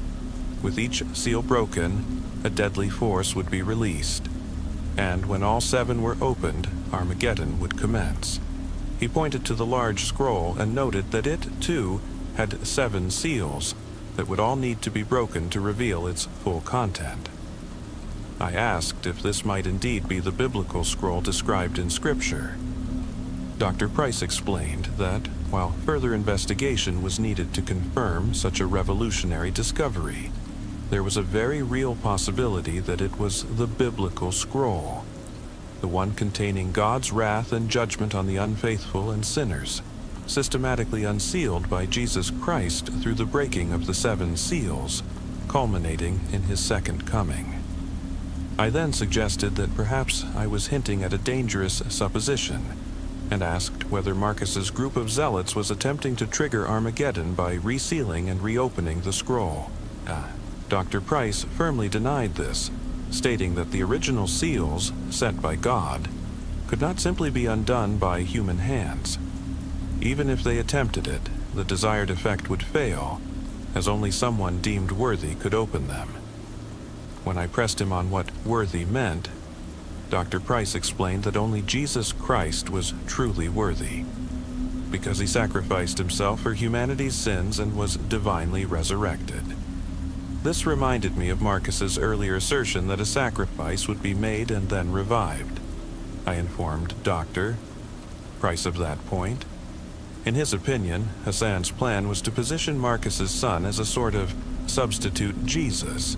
By clinically halting his heart for just over 2 minutes and then reviving him, the child would be deemed worthy enough to break the seals. Dr. Price remarked that although the idea might sound inventive, it was ultimately absurd. Jesus Christ isn't considered worthy merely because he was sacrificed and resurrected, he stressed. It's the deeper meaning and circumstances of his sacrifice that set him apart. I then inquired whether, if this scroll was indeed the biblical one, it might have been opened before. Dr. Price agreed that many theologians believed the events of Revelation had already transpired. He then detailed the seals. The first 4 had unleashed the 4 horsemen of the apocalypse, symbols of conquest, war, famine, and death. A glance through our history reveals that these events have recurred countless times. The final 3 seals, however, pertained to tribulation and devastation, many of which could be attributed to natural disasters or cosmic phenomena such as solar eclipses. Turning his attention to the smaller scroll, Dr. Price explained that it too was written in Aramaic and dealt with the Last Judgment, but it referenced only the 4 horsemen, omitting any additional disasters. When I asked for specifics, he explained that the text was meant to stand on its own, rather than rely solely on biblical references. It not only described the 4 horsemen and their functions, but also provided detailed instructions on how, if the entire ritual were performed correctly, these figures could be summoned into our world, thereby initiating the end times. Dr. Price emphasized that he saw the text not as an authentic religious document, but rather as a symbolic work. He explained that the horsemen were not to be taken as literal beings, but rather as metaphors for the ways in which humanity might bring about its own downfall. For the sake of completeness, I asked Dr. Price what the summoning of the 4 horsemen entailed according to the scroll. He pointed to a concluding paragraph that laid out a summoning ritual. In addition to reciting the incantation, the ritual required that 4 separate artifacts, each associated with one of the horsemen, be present. A sword, a bow, a set of scales, and a miniature stone sarcophagus. Dr. Price noted that given the scroll's potential 2,000-year-old origin, it would be nearly impossible to procure the correct artifacts. In particular, finding the proper sword or bow was unlikely, as millions of such items have been produced throughout history. He stressed that the ritual had to be carried out in its entirety. Every one of the 4 horsemen had to be summoned for any effect to occur. I thanked Dr. Abrams and Dr. Price for their assistance, and informed them that if necessary they might be called upon to testify in court as expert witnesses. Dr. Abrams then requested, given the potential historical significance of the 2 scrolls, that he and his team be allowed to take custody of the items during police safekeeping to preserve their condition. After consulting with Lieutenant Miller, this request was approved. I assured Dr. Abrams that the scrolls would be returned to the museum once the investigation concluded, a promise he accepted. Before leaving the crime scene, Dr. Abrams cautioned that although he was technically convinced of the authenticity of these ancient religious texts, there was still a possibility that they were extremely elaborate, professionally executed forgeries. I thanked him once again and accompanied him to the evidence room, where he carefully placed the scrolls on a small table. The next day, July 3rd, I arrived at work punctually at the start of my shift. Around 10:30 a.m., a man named Carl from Dr. Abrams' office appeared at my desk and informed me that Dr. Abrams had ordered a re-examination of the scrolls. Carl was then escorted to the evidence room, where Detective L was already waiting. About an hour later, I returned to the evidence room to verify Carl's presence, since he hadn't checked in after leaving. A colleague later informed me that he had vanished some time ago. However, when I peered through the evidence room's window, I noticed that the scrolls still lay on the table. My suspicions grew when I observed that the larger scroll had been replaced by a laminated copy of the United States Constitution, and the smaller scroll by a copy of the Apostles' Creed. I immediately notified Detective L and Lieutenant Miller that, in the midst of the homicide investigation, key pieces of evidence had been compromised. I contacted Dr. Abrams, who insisted that he had not authorized anyone, certainly not Carl, to examine the documents.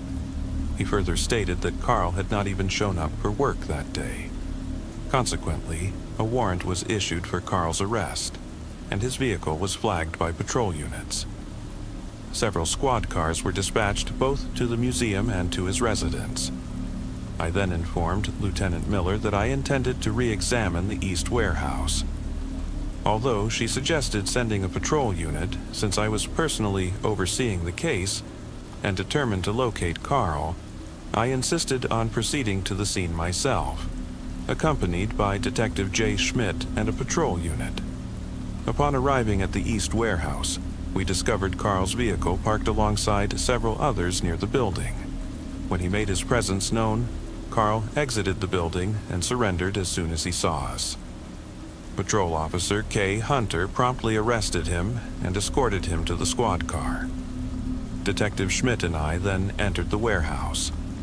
On site, we found that the police tape had already been removed. A group of fanatic believers, members of an organization that had never been officially named, had transformed their section of the warehouse into an improvised altar. The room was square, with a podium positioned at its center. A red carpet covered the floor, and aside from a few high, narrow windows near the ceiling, the main lighting had been turned off. Only torches provided a diffuse, flickering glow. Several individuals had gathered around the altar, yet none acknowledged us when we identified ourselves as law enforcement. At the podium stood a woman of unmistakably Middle Eastern appearance. On a table beside the podium lay, it appeared, the two scrolls that had previously been secured. I stepped forward and ordered the assembled crowd to disperse. The onlookers turned to the woman, who gestured with her hand for them to back away.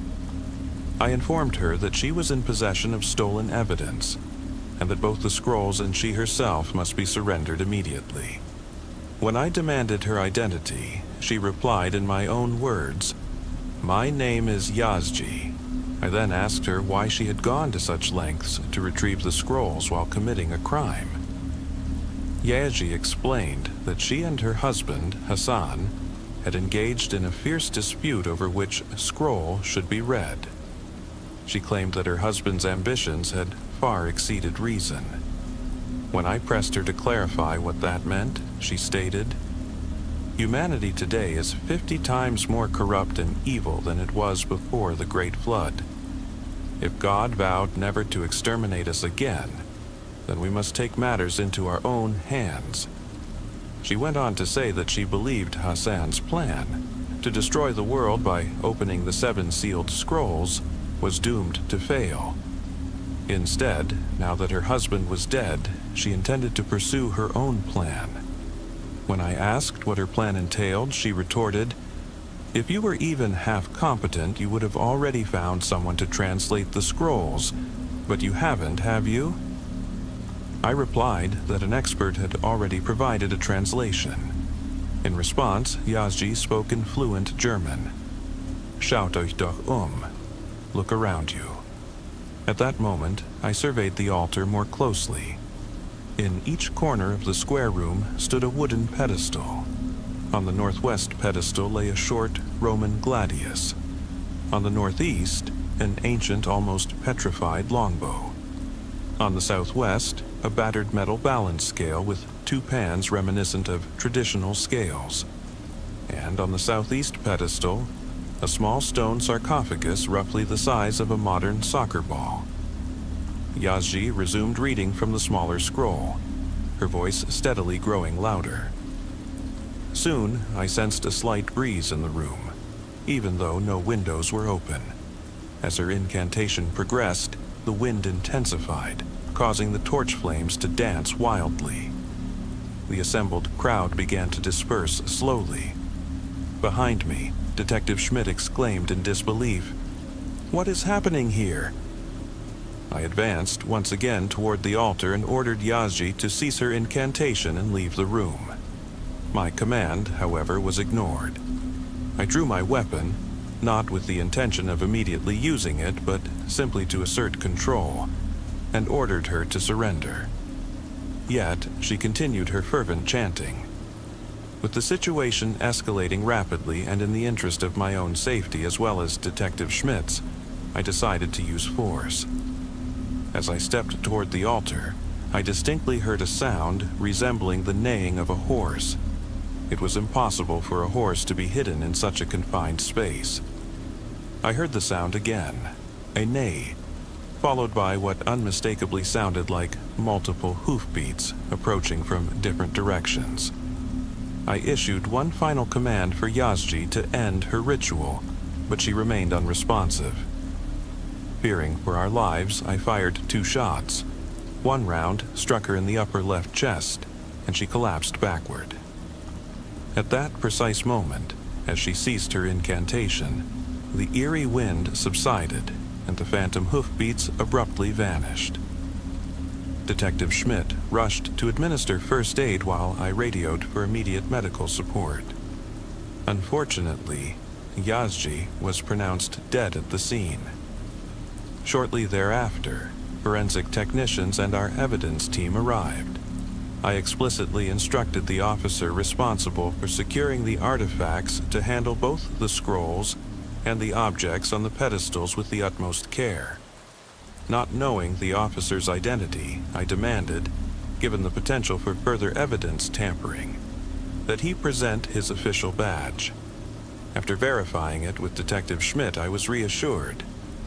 Later, however, I learned that neither the scrolls nor the artifacts were returned to departmental custody.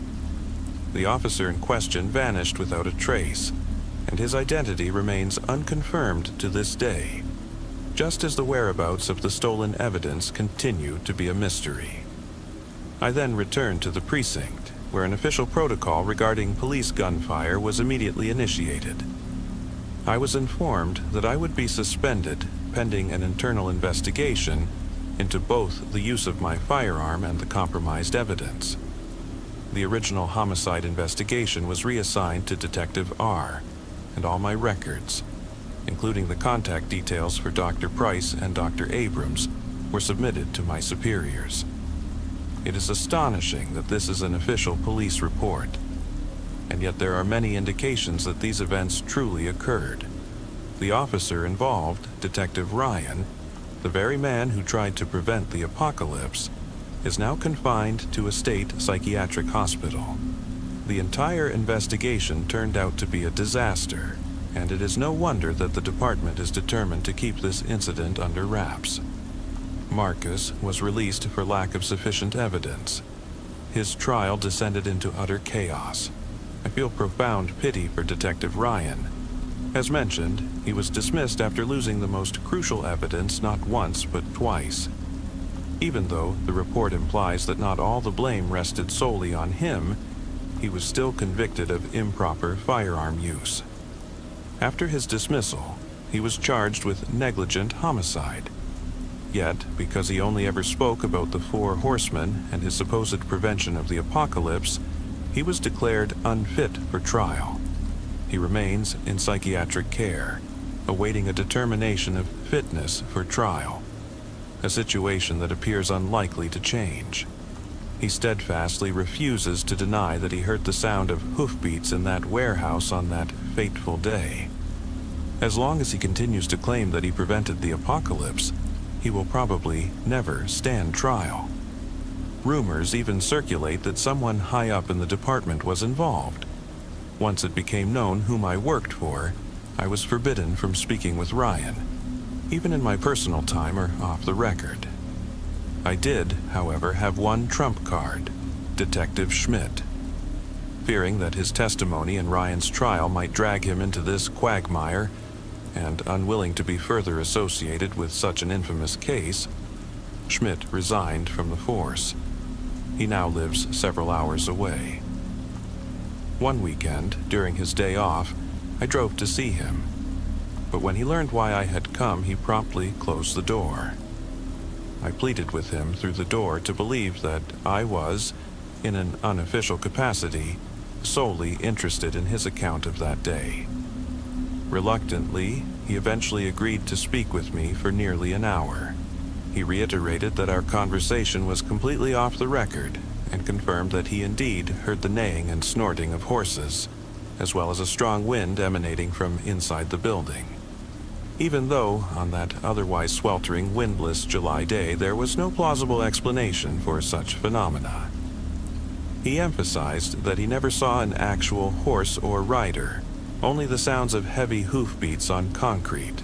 He also showed me his old police ID, which verified that the person who had removed the evidence in a tamper-proof manner had presented a flawless badge, leading all other officers to believe that the removal was entirely legitimate.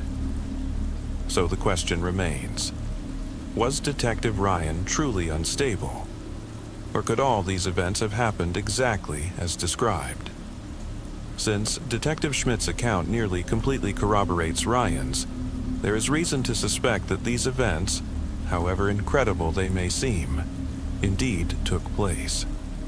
Perhaps we should be grateful that Ryan, even though he fired shots at Yazji, justified or not, saved us all from the full-blown onset of the apocalypse. Had he not driven Yazji away, the ritual might have been completed, and what might have followed is simply unimaginable. In hindsight, one might ask why he didn't attempt to subdue her without resorting to lethal force. Yet, in the heat of the moment, apparently due to the deafening sound of hoofbeats, he lost his clear judgment. His decision to fire was likely the only means to protect both himself and Detective Schmidt. One final thought. If all these events are indeed real, and Yazji nearly summoned the four horsemen of the apocalypse, then, somewhere out there, someone must be in possession of both scrolls and the corresponding artifacts. One can only hope that these objects are kept separately, so that the complete ritual can never be carried out. 16 years have passed since that fateful day, and if someone ever manages to unite these objects, the end of days could be upon us at any moment. Tomorrow, in 20 minutes, or whenever. It makes one wonder whether this circle of fanatics will ever relent. Thus is the case presented. An official police report that hovers between reality and the supernatural. Detective Ryan, the officer who tried to prevent the apocalypse, is now confined to psychiatric treatment, unable to shake the memories of that fateful evening. Detective Schmidt, who confirmed every detail, resigned from the force to avoid any further association with these events. Whether Ryan is truly mad, or whether what we experienced in that East warehouse was indeed more than mere hallucination will be debated for years to come. But one thing is certain. Had Ryan not intervened, we might have witnessed an unfathomable event that could have heralded the end of the world. Perhaps Detective Ryan was the unsung hero who saved us all from destruction, even if he never received justice for his actions. And while I continue to wonder if these zealots are still operating in the shadows, I can only hope that the scrolls and artifacts remain forever separated. For if they were ever to be reunited, the end of days might come far sooner than we could ever imagine. My phone rings on the table beside my recliner in the cozy living room of my Chicago apartment. It's him again. Just calling to check in, he says sometimes. I consider checking if the call recording app is running, but decide it's not worth the effort. I've tried dozens of times to record his calls without success. When I play them back, I hear my own voice on the recording, but every response I receive is nothing but static. The call log on my phone never shows that I've received a call from him after we hang up. My mobile carrier also has no records when I check. For an older man, his technological skills must be top-notch. When I retired from the police 6 years ago, he remained a suspect in my oldest and most frustrating unsolved cases. I call him the Imitator. He kills 3 victims, once a month for 3 months, using the methods of some of history's most infamous serial killers. Once his cycle is complete, he disappears for 9 months. The cycle would restart in a new city in Illinois. Sometimes he vanishes for a year or 2, but he always comes back. He never stops calling either. Tension builds at my temples as I answer the call and hold the phone to my ear. "Hello." "Happy holidays, Detective Bauer," says the calm voice on the other end of the line. He calls several times a year, and I fear each and every call. His tone always sounds like that of an old friend. "How are you? Is retirement treating you well?" "I'm about the same as the last time you called," I reply. Talking is better than nothing. Otherwise, he'll call back dozens of times anyway. Retirement isn't very restful when you know you're still out there. Maybe I can change that someday. 6 prisons would gladly offer you a cozy little cell and 3 warm meals a day. I'll bring you myself. Just tell me where you are, Alan. The voice on the other end breaks into cheerful laughter. His name is Alan Lehman, I believe, though I'm not sure. A bookseller by that name disappeared in 1986, the same year the Imitator claimed his first victims. Alan liquidated his assets, emptied his bank accounts, and vanished without warning. How did I make the connection? I hate to admit it, but he told me himself. I was 2 years into my career and still had the new car scent of a rookie on my uniform. Detective Dennis Garrison, an experienced officer, had involved me in the investigation. During my first week, Alan called and unexpectedly identified himself to me. Until then, he had been active for over 5 years, and we were no closer to catching him than during his first cycle. Boredom, he told me, was his motive for identifying himself. He thought that if we knew who he was, we might present him with a greater challenge. "Bartholomew," he purrs through the phone line. "I told you 2 years ago where I am, and I've tried my best to meet you. All I asked was that you don't call the police, but you didn't listen. Instead of discussing our connection face to face, I had to deal with the 2 officers you sent to that place. Why should I trust you again? You'd just end up with more blood on your hands." A sour knot tightens in my stomach at the mention of the fallen officers. 2 years earlier, Alan had called and offered to meet me. He said he wanted to meet the man who had spent so many years chasing him, and maybe he would allow me to arrest him. I shouldn't call the police or he wouldn't show up. 4 years into my retirement, my training still lingered at the back of my mind like tar on a roof. Of course, I wanted to catch Alan. The monster had avoided capture for most of 4 decades, but approaching a self-confessed serial killer was madness. I knew I wasn't in shape anymore. Even if I managed to apprehend him, I had no authority. The arrest wouldn't hold. What if after all these years of hunting, I messed it up and let the beast go free? I decided to call the state police and inform them of the time and place. Better for the young officers to handle the operation. The officer who took the call was an old friend, Walter Dempsey, a tough detective himself, who was preparing for retirement at the end of the year. Walter tried to reassure me that someone was just playing a cruel prank on me, but I insisted that our main suspect would be waiting there. Everyone at my old precinct knew about my calls. The lack of call logs or recordings made them skeptical, and I understood why. Some police officers don't handle retirement well. They can't let go of the work. They try to find ways to stay relevant with their old colleagues. Walter, on the other hand, thought it might be a troubled teenager messing with me. A handful of younger officers at the precinct thought my mind was playing tricks on me. Maybe they were right, but not regarding the calls. Still, Walter agreed to bring a young patrol officer named Vincent Haas to the location to conduct a search. It was a courtesy gesture, he said, for my years of service. Later, I learned he hadn't even noted the tip in the patrol log for the day. He didn't consider the tip important enough to make the search official. No one knew where the two had gone. Hours after he was supposed to take my call, I had heard nothing from him. My relentless calls and texts went unanswered. In a panic, I called the police station, but no one had heard from Dempsey or Haas in hours.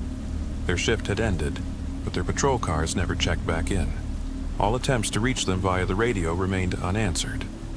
After speaking with the station chief and reporting my conversation with Dempsey, he sent 5 units to the dilapidated warehouse on the outskirts of Chicago, where Alan Lehman had requested to meet me.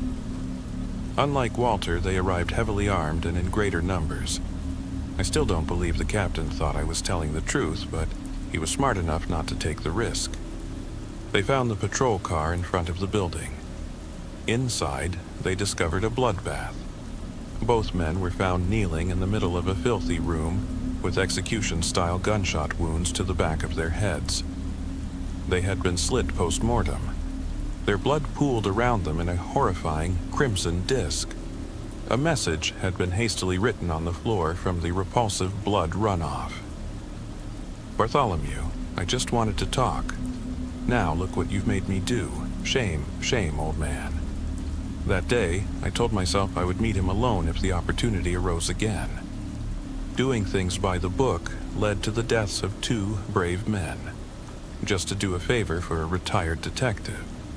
A bit of solace after the end of their shift, they probably thought.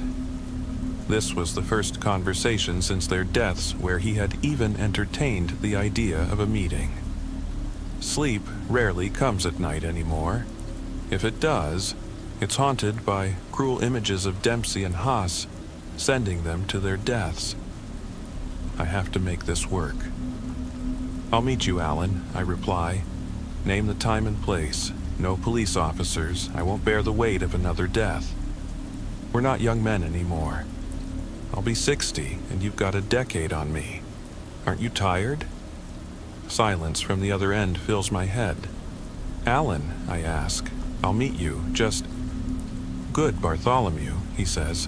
Meet me at this address, and we'll have a little conversation. Do you have pen and paper? I park my car at the site of a long-abandoned gas station 4 miles outside Chicago. A sign flaps in the wind, advertising gasoline prices that haven't been seen in 20 years. A relic of bygone days, I think to myself. It's almost poetic of him to choose this place. It used to be useful, but now it's decaying, taking up space just like me. The gas pumps crumbled to rust flakes. 2 large storefront windows are so dusty and grimy that my bright headlights can't penetrate the darkness within. Everything here has been left to decay, a place that embodies the ravages of time. The bright sheet of yellow legal paper attached to the window stands out like a lighthouse against the ruin. Carefully, I step out of the car and brush off the side. My P-08 is buried in the holster under my jacket. The slim body of the gun comforts me for a moment. I know I shouldn't be here, but finding a solution is all I have left. By the end of the night, I'll have my man, or my man will have me. Either way, the calls will stop. As soon as I see the bastard, I'll put a bullet in his head and one in his heart. one for Dempsey, the other for Haas. If I'm successful, I'll place the empty shell casings on their gravestones. I pull the P-08 from its holder and disengage the safety. Every step I take across the debris-strewn parking lot fills the calm night air. I scan my surroundings as I approach the note, seeing no sign of anyone or anything. The ghostly gas station is deserted, aside from an old police officer and this fluttering yellow note. My blood runs cold as I pull the note from the window. Flowing calligraphy fills the page. I can't help but think what a steady hand he has as an older man. Bartholomew, if you're reading this, then you've shown up just like the good detective I always hoped for. My apologies if you're disappointed not to find me here. I haven't backed out of our deal, but I wanted to see you from a safe distance to ensure you're alone this time. While it wouldn't bother me at all to send a few more of your old friends, I'd much rather speak face to face. As you read this, I'm watching you from afar down the street. Night vision technology has come a long way over the decades. Don't worry, I wouldn't shoot you. What a cowardly and anticlimactic ending to our cat and mouse game. Get back in your car and flash your high beams 3 times so I know you've read this note. Wait until you see 3 flashes in response, then drive down the gravel road toward the light. If you pass the light 3 miles further, you'll see a hunting cabin. Come inside. You can bring your weapon. I know you have one. It won't keep you safe. Your friend, Alan Lehman. The smooth paper becomes stiff and rough as I roll it into a ball. I sit behind the wheel, turn the key, and the car purrs back to life. I turn the light switch 3 times, briefly illuminating the field behind the dilapidated gas station. Dry grass sways in the evening breeze, and the yellow eyes of nocturnal creatures reflect the unexpected flashes. Then nothing. Darkness swallows my world again. The dull neon dashboard lights glow faintly against the twilight inside the vehicle. Sweat drips down my neck. The night isn't overly warm, but I feel the sick bastard staring at me through his night vision device. A brilliant beam of light shoots into the sky from the distant car and disappears. Then a second, before darkness returns. Now a third. He's here. I shift gears, pull my car back onto the gravel road, and drive toward the signal. Gravel beads the lower part of my car like half-hearted shotgun pellets as I creep along the winding path. The swaying grass and yellow eyes return to my field of vision as I slowly roll forward. Too many yellow eyes are watching me. The hairs on my arms stand up as I look around and perceive the penetrating stares.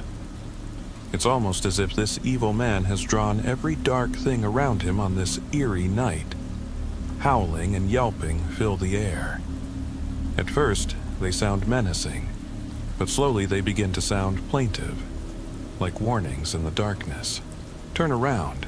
It's not too late. Death awaits you on this road. I slam my hands against the car horn, and the high-pitched screech causes the yellow eyes to break and disperse. The field is dark again. Tall grass sways lazily. No further warnings. My car tires crunch on the gravel as I park at the spot where the light came from. On the ground lies a floodlight, a night vision device without a rifle, and a tattered paperback. I roll it with my foot and see a deep red horse on the cover and bold yellow words hanging above. The Catcher in the Rye. As I slowly crept through the darkness, replaying my life and contemplating my precarious future, Alan Lehman had read a book at this spot. I laughed aloud.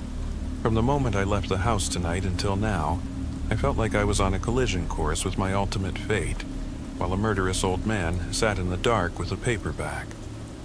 I step the book into the tall grass and glide back behind the car's wheel. My mind flirts with the idea of picking up the night vision device to try to spot Alan in the distance, but I decide against it. Leaving it is smarter. If he manages to either kill me or escape, this will be the first physical evidence he's left behind in half a decade. No point in leaving my fingerprints all over it. I feel my heart pounding against my chest as the car continues to roll. It's still a long way, but as my headlights flicker back and forth, they catch the distant silhouette of a cabin. Alone on a small hill, it stands there like a little castle in the pitch-black darkness. An evil man sits inside, I think, waiting for a meeting with me. My mind races with an anxious survival instinct. Turn the car around. No, I'm too close. He would never agree to meet if I turned back now. This isn't a time for cowardice. He will kill you. Is that what you want? You're not a martyr, Bart Bauer. Maybe, but I'll try to kill him first. And what if he does? This is a trap. Do you really think he'll let you bring him to the police? No, I really don't believe that. It's too late anyway. My car creeps up a slight incline from the gravel road onto a packed dirt driveway. I'm here. The cabin is just 50 yards up the small hill. The shutters have collapsed into the yard and are dry rotted in the sunlight. All windows are broken, leaving jagged glass shards in the warped frames. Holes puncture the roof in a dozen places, and the roughly hewn wooden beams hang down. The front door is closed. Through one of the broken windows, I see a silhouette. I turn off the ignition and step out of the car. Dry autumn air fills my nostrils, mixed with the scent of old wood from the cabin. The night is cool, but a chill pierces deep into my bones. Decades of work end in a rundown cabin on a hill. A rusty creak pierces my ears as the cabin door opens. I aim my P-08 and fire 3 shots into the center of the opening and wait. My heart races, and I can feel my pulse in my ears. Struggling to focus in the dark, I can't tell if I hit him. Whoa, stop, Alan explains. I thought we were going to talk. This is really not the way to start a conversation, my old friend. Alan Lehman, I call out. Step out of the house with your hands raised. Good, good, he chirps. Keep it that way, Bartholomew. By my heart, I'll do as you ask. My eyes have now adjusted to the darkness of the land. The dark silhouette of a thin man fills the doorway. His arms, eerily long, reach so high they almost touch the frame. I take a deep breath and cold sweat breaks out in my eyes as I pull the trigger 3 times. Each bullet hits the center, but Alan doesn't even sway. Sirens howl in my head, urging me to get into the car and drive away, but I'm so close. I squeeze the trigger until nothing but a hollow click is heard. Yet he stands in the doorway, motionless and unharmed. I told you your little toy wouldn't keep you safe, he says in a condescending voice. I came here in good faith, and yet you try to shoot me like a pesky animal. Shame, Bartholomew. Shame. My mind reels, and dizziness overcomes my vision. I feel my stomach clench as my blood pressure spikes. I don't understand. There was no way I could have missed him. I'm feeling a bit angry, Detective. Last chance, come inside and talk to me. If you want answers, you should come in. I won't be here long. If you continue to be stubborn, you might not be anymore. The figure disappears into the darkness of the house. I fumble for the keys in my pocket and start to make my way back to the car. Reaching for the door handle, I prepare to climb in and drive away quickly. I thought it was too late to turn back. That wasn't what I expected. I can't hurt him. It? Come in, he commands. Now! My legs feel like they've lost their own mobility as I surge forward and stumble up the hill. I struggle to turn around, but my knees bend against my will, and I climb the steps. The planks of the old wooden porch bend under my weight, and I try to pick up speed before I fall through, but I maintain my steady pace. My body carries me further to a worn sofa opposite an old armchair. Alan is already sitting in the armchair as my body moves to the sofa and gently settles onto the cushions. It's too dark to see anything, but dust particles fly into my nose, and the smell of mold overwhelms me. I try to lift my arms and legs, but they lie heavy on the sofa. It feels like I'm a puppet without strings. Whatever force he's exerting over me, I can't resist it. Here we are, Bartholomew, he says. Look how old you've become. It's been ages since I've seen you. We never met. I say, as calmly as possible. My mind is in full panic, but I do my best not to show it. I've seen your picture 100 times in the files. I should have seen you. Alan laughs. You saw pictures of Alan, not me. He purrs as he says the name. I left this vessel a long time ago, Detective. You've never seen me. I hear the dry crackling of snapping fingers. A soft, yellow glow blooms on a table between us. The wick of a thick tallow candle ignites. Alan's silhouette comes into sharper focus. Other candles in the room begin to light up. The room comes alive with dancing light spots. Before me stands the being I've pursued for so many years. My stomach tightens. If there were a hint of moisture in me, I'd be wetting my pants. I'm still frozen by a compelling force. Otherwise, I'd be running away in fear. The outline of a man fills the chair in front of me, but he is faceless. A complete absence of color or texture. I'd call it a living shadow, but the being is somehow darker. The being I call Alan Lehman is not black. It is the absence of light. Darker than the depths of any cave. In the silhouette, there is simply nothing. What are you? I stammer. I am simply Bartholomew, it says. The cool and composed voice of Alan has vanished. The being sounds like 1,000 voices speaking at once. There's no emotion in its words. I have always been. I will always be.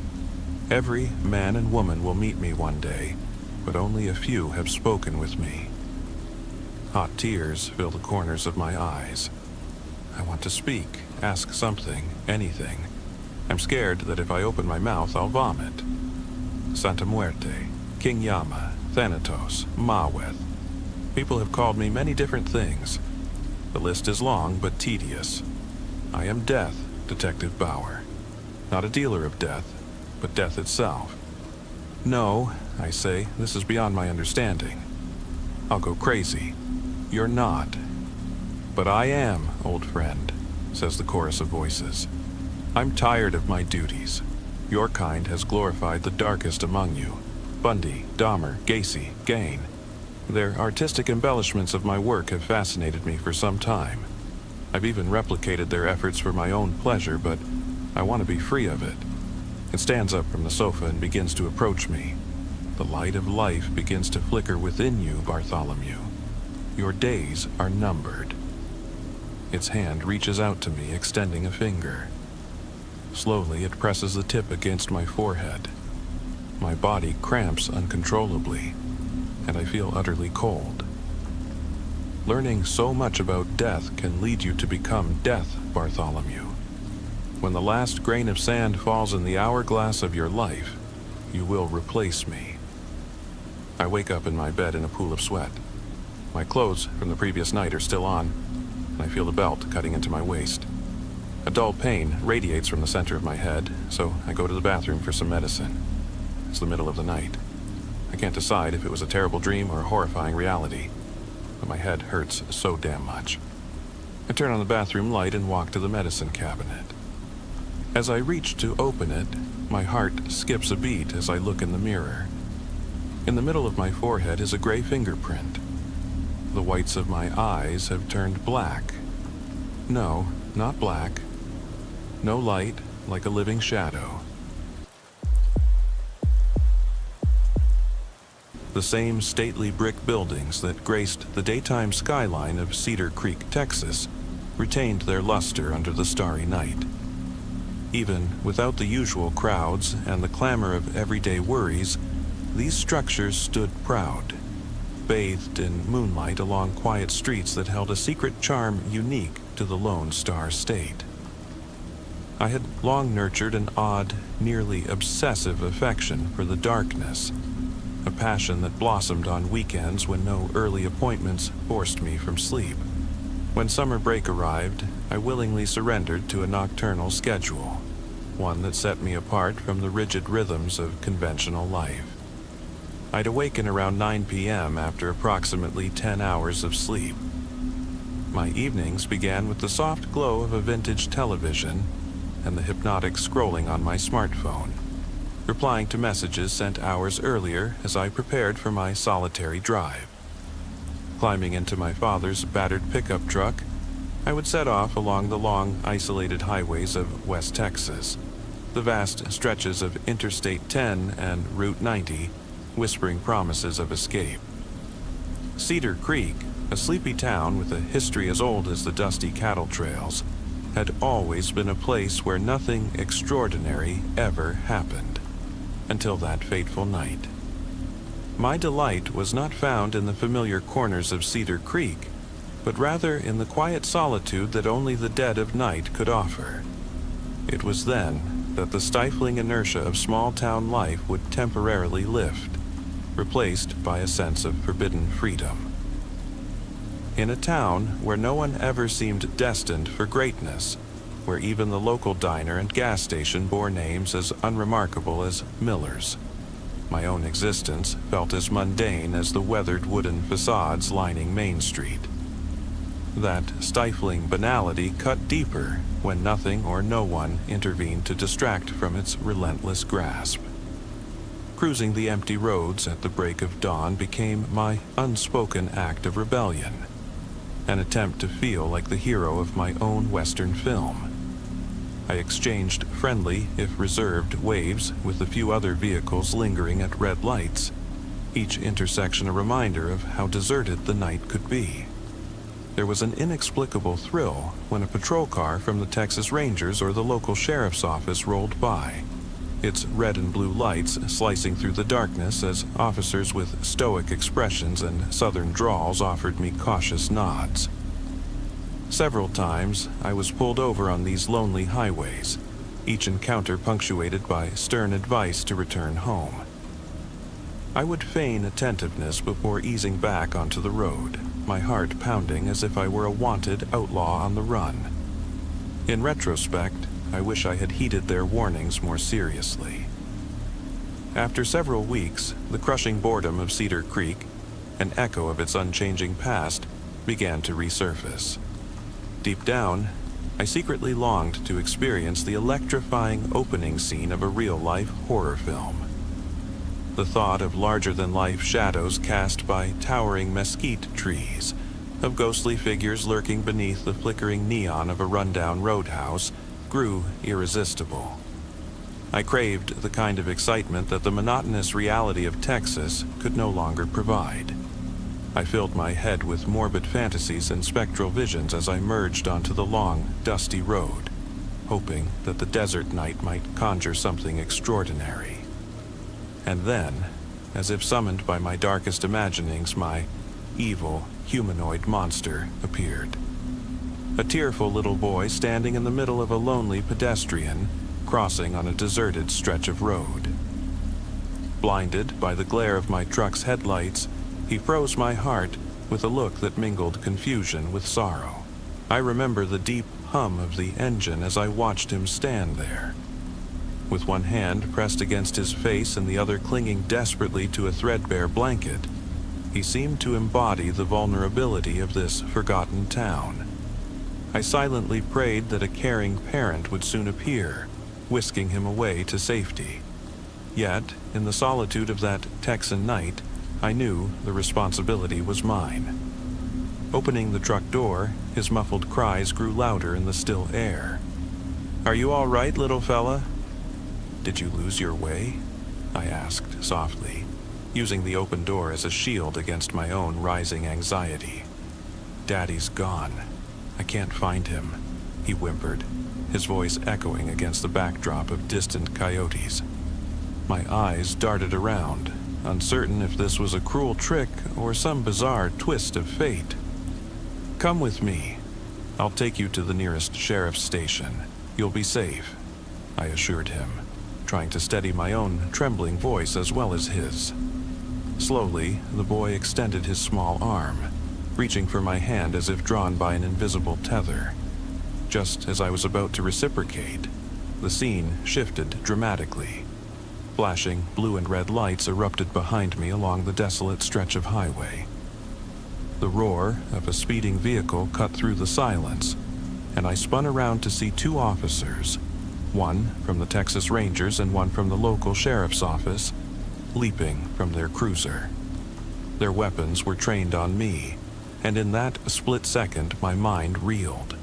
"Keep away from the kid, and don't you even think of touching him," I shouted, instinctively raising my hands in a gesture of surrender. "I haven't done anything wrong. I just found him here," I protested, my voice cracking under the strain of disbelief. One officer circled around to the front of my truck, allowing me to see his weathered face beneath a brimmed hat, his eyes burning with a mix of duty and regret. He took a deep, measured breath, and as his stern expression softened into one of pained understanding, his partner spoke up. "We know you mean no harm, son. We're not here to punish you. Just get back into your truck and drive home. It isn't safe out here tonight." I stood frozen, watching as the other officer's eyes glistened with unshed tears, a sight so unusual in our rough-and-ready Texas law enforcement that it shook me to my core. My gaze returned to the boy, whose frightened face had now morphed into an expression of inexplicable malice and revulsion. "Now!" the officer barked. Without a moment's hesitation, I scrambled back into the driver's seat and floored the accelerator. In the rearview mirror, I saw that the officers had shifted their focus from me to the little boy. The flashing lights faded into the endless dark, leaving me alone amid the whispering winds of the West Texas night. That once comforting feeling of isolation had evaporated, replaced by a dread I could scarcely comprehend. For the first time, I obeyed their command and headed home. I recalled merging onto that lonely highway, feeling both relief and sorrow at what I had left behind at the fateful intersection. The boy, the officers, and the unanswered questions of that surreal encounter. A hollow emptiness replaced my fear. I knew that the ensuing confusion would drive me to seek solace in the familiar, whether with family, old friends at the local diner, or even the endless chatter of online forums. But all I truly desired was to return to the comforting rhythm of my nocturnal escapades. I spent the remainder of the early morning hours scrolling on my phone and watching late-night TV shows, as I often did. Yet this time, the comforting banter of Texas comedians and the friendly messages from neighbors meant nothing. I already knew exactly where I'd be the next night, and nothing could pull me away from that routine. It was a pattern as unyielding as the long, straight roads of our vast desert. That brief span of time felt as though it stretched into years. I hadn't managed my usual 10 hours of sleep, but it was enough to prepare my mind for the haze I would soon need to dispel. As I waited, my thoughts vacillated wildly, at times clear as a young man's resolve in the deep darkness, at others pulsing with the thrill of chasing something forbidden under the starlit sky. I reflected on my reckless actions as I slid back into the driver's seat. All I could do was return to that notorious intersection and recast my plans, haunted by the angry, accusing stare of the boy as I drove in the same direction again. Countless scenarios played out in my mind on endless loops, like rehearsing a delicate confrontation before a Texan courtroom. They clogged every thought as I felt the vibration of the truck on the quiet highway, the hum of the engine mingling with the distant cry of a night bird, minutes away from the intersection, and as the fog of my confusion began to lift, a new encounter emerged unexpectedly. There, beneath the flickering neon of a defunct roadside bar, stood a little girl draped in a threadbare coat. My seatbelt tightened as I slammed on the brakes, coming to an abrupt halt on a gravelly stretch near an old cattle trail. She watched me intently as I opened the truck door.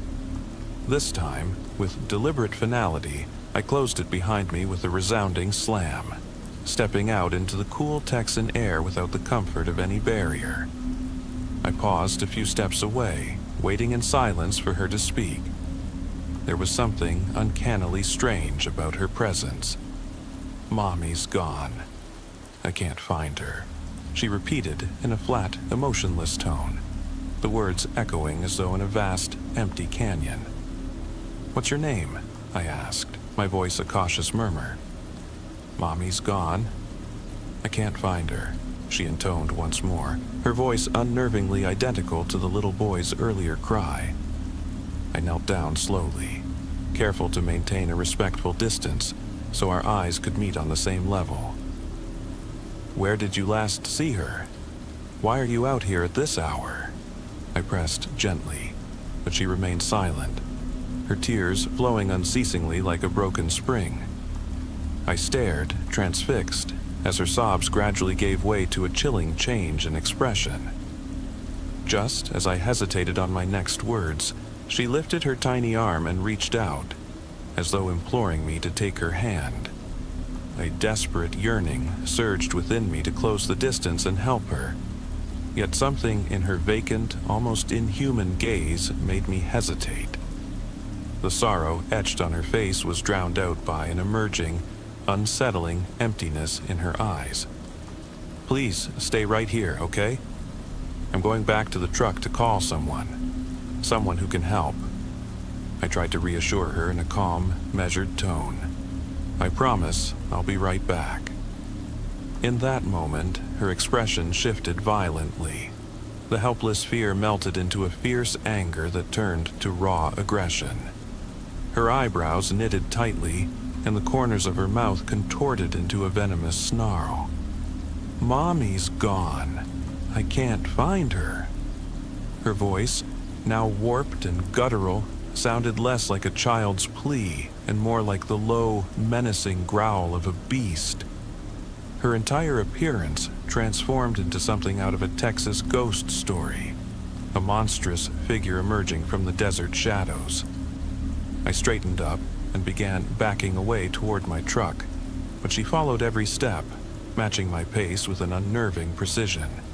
I nearly stumbled as I quickened my pace, desperately reaching for the truck door while keeping a wary eye on her relentless approach. Just as I reached the cold metal frame of my pickup, I managed to clamber inside and lock the doors, my heart pounding like a runaway stallion. Then, without warning, she appeared at the window. Her face distorted further with each passing second as she clawed at the glass, her voice rising in a frenzied, haunting refrain. "Mommy's gone. I can't find her." By now, her tone had shifted from a child's cry to the unearthly roar of a creature born of nightmares. I watched in horror as her delicate features contorted.